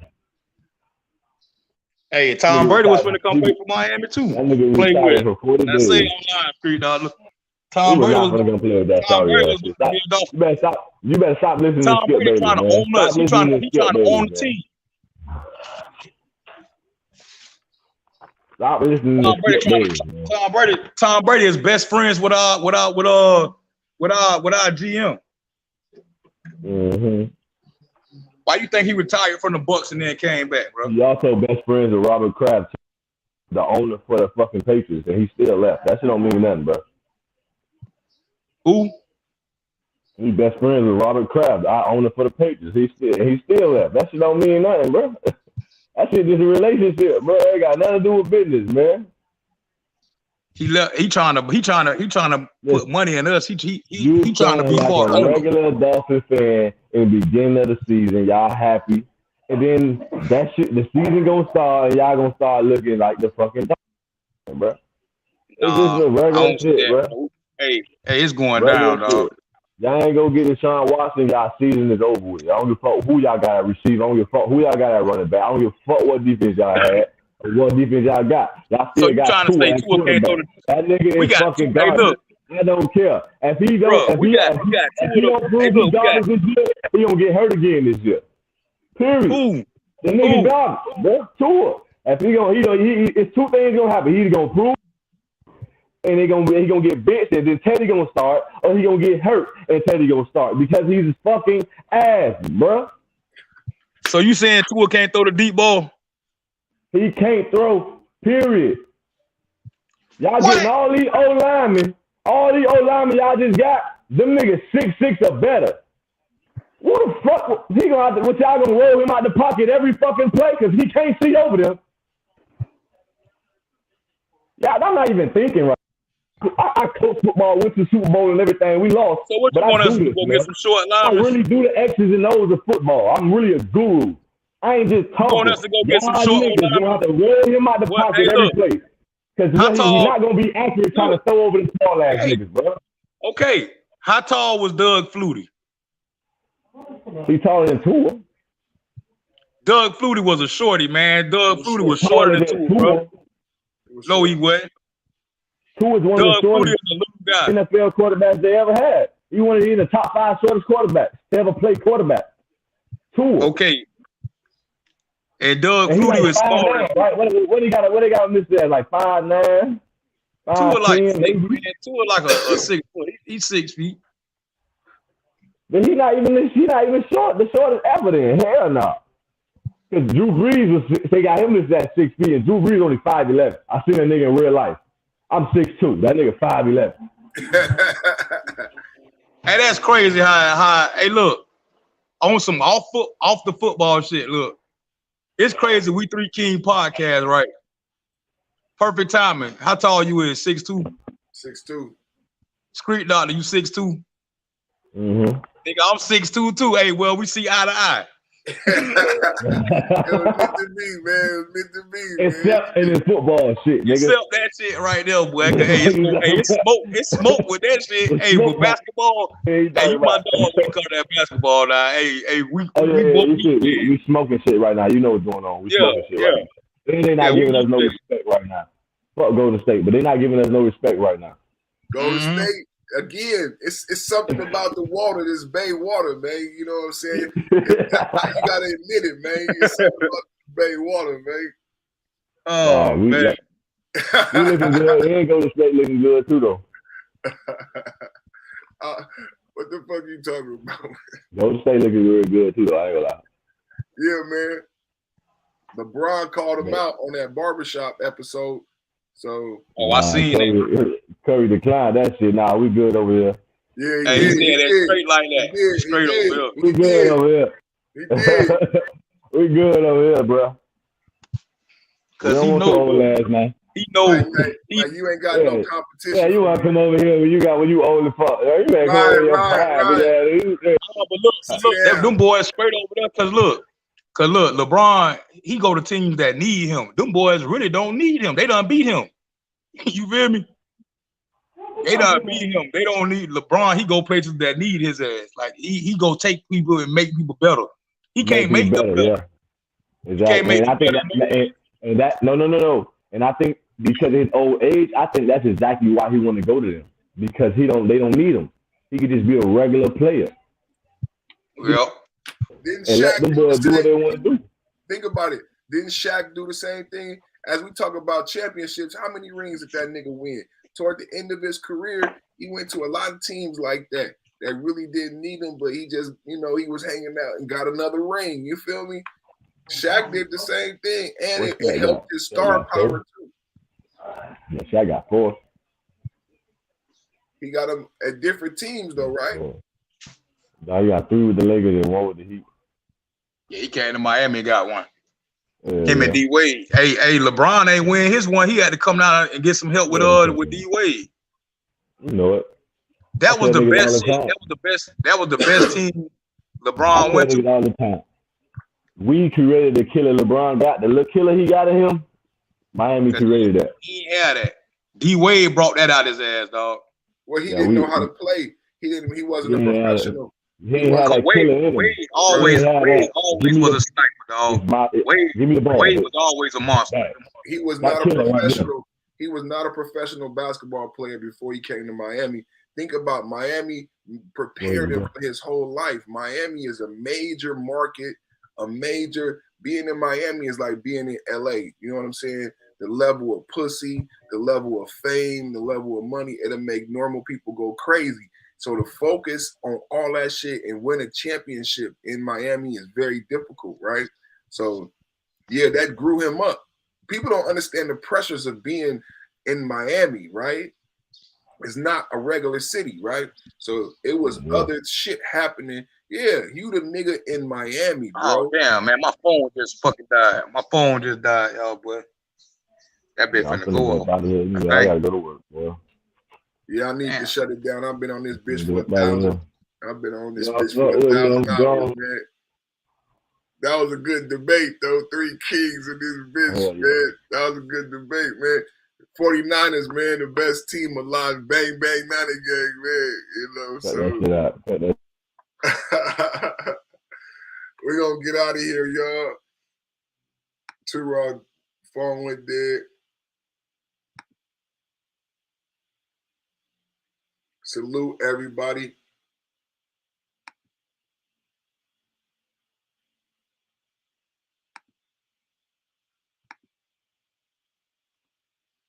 Salute everybody. Three Kings podcast. Great podcast. Great show. We did a Three Kings podcast at the end. Johnny Depp. Oh, man, fire content, man. I'll see y'all tomorrow, man. And we're going to go in again on Johnny Depp, man. Johnny Depp probably back right now, but I'm going to go get something to eat.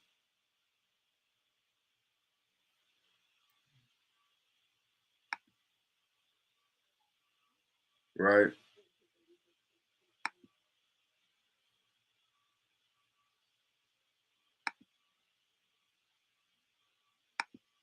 So I'll catch up with y'all tomorrow. Much love. Shout out to the Three Kings. Man, congratulations to Two Raw and his house and his blessing. Thank you guys. Shout out to everybody for joining and supporting. Thank you so much. Man, everybody have a blessed day. I pray a covering of everybody that's remaining in the chat. God bless you guys and success in your endeavors. Thank you for being here and your support. May you be blessed. Thanks for all these blessings in God's name. Amen. Thank you for another day, a great show. Thank you for the support. Hit the comment. Oh, Tina. Thank you, Tina, for the Cash App yesterday. Thank you, Tina, for the Cash App. Thank you, everybody, for the support. Thank you, everybody, for the support. Lorianne, Carla, Tracy, Erica, Big Head Ass. Who else I leave out? Mrs. Perfect Timing, Ken. I'm about to call you right now, baby. Tina. Thank y'all, everybody, for supporting the show. I really appreciate the love. Y'all have a blessed day. I'll catch up with y'all tomorrow. We do it again. Salute. Do we need an outro? We need some outro music. Do we need some outro music?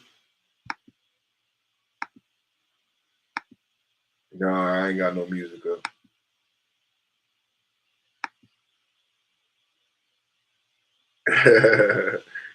I ain't got no music up.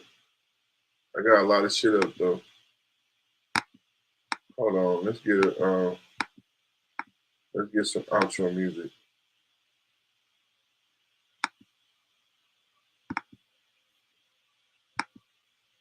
I like that what we came in with today. So I'm gonna play that. Body-ya, body-ya, body-ya-dee-ya-dee-ya-dee-ya-dee-ya. Ba-da-ba-ba-ba.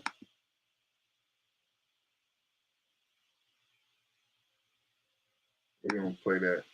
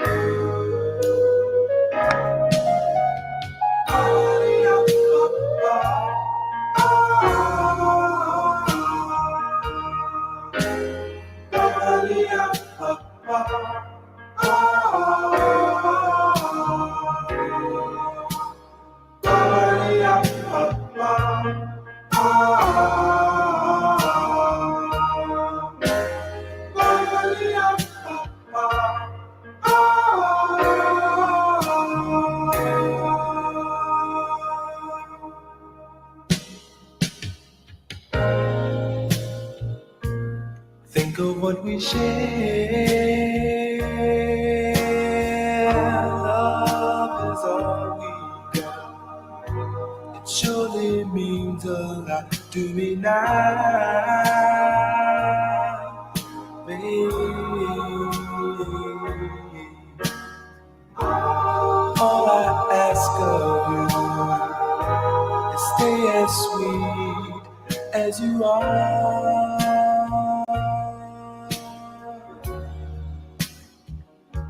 'Cause you make me feel this way, What else can I say?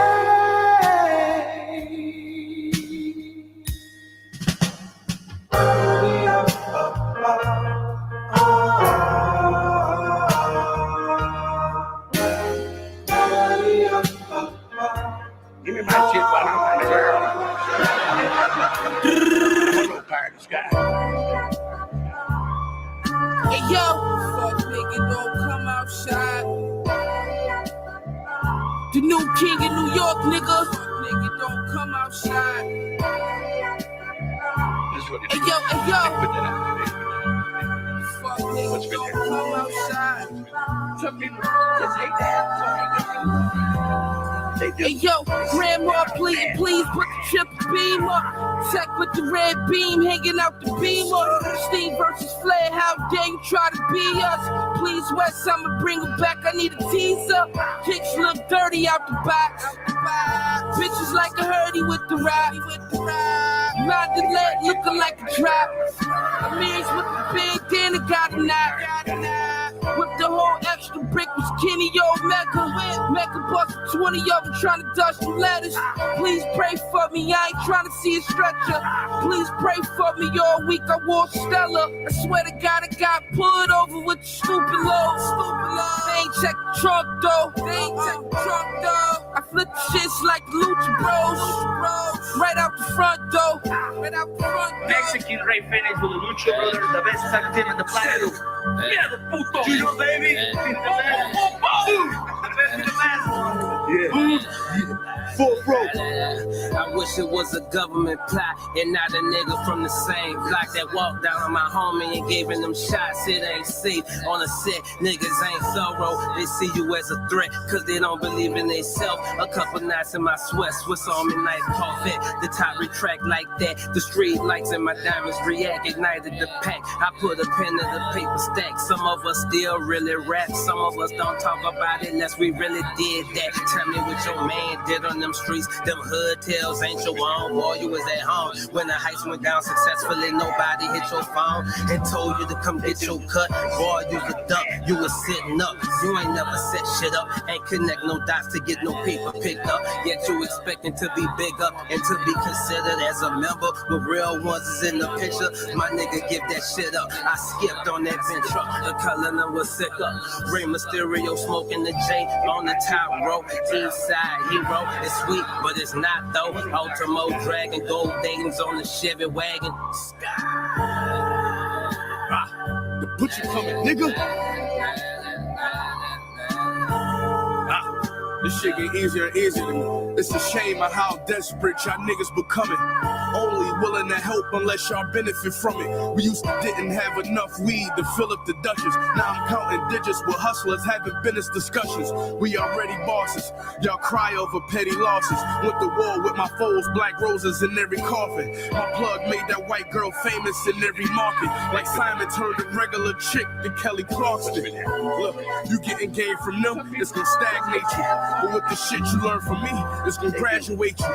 This the shit I make a masturbate to. Cause I'm too rich to fuck her, that's how cocky this cash will make you. Hoes say these bags make me mad and grateful. When you getting so much chicken that none of these bitches fascinate you. You know it's real when everybody in rap debate you. Since I lived it, I'm who street niggas gravitate to. Yeah, rap niggas shook, all your favorites duck me. Fans say it's talent, I just say you lucky. You gon' die if they say you touch me. Got used to tucking this iron, but lions will never play with monkeys. Fuck what you sold. I still call it trash. I did it without a deal, and I still caught a bag. All my niggas went harder when them bills caught them fast. Now hustlers come to my shows to get their scales autographed. Nigga,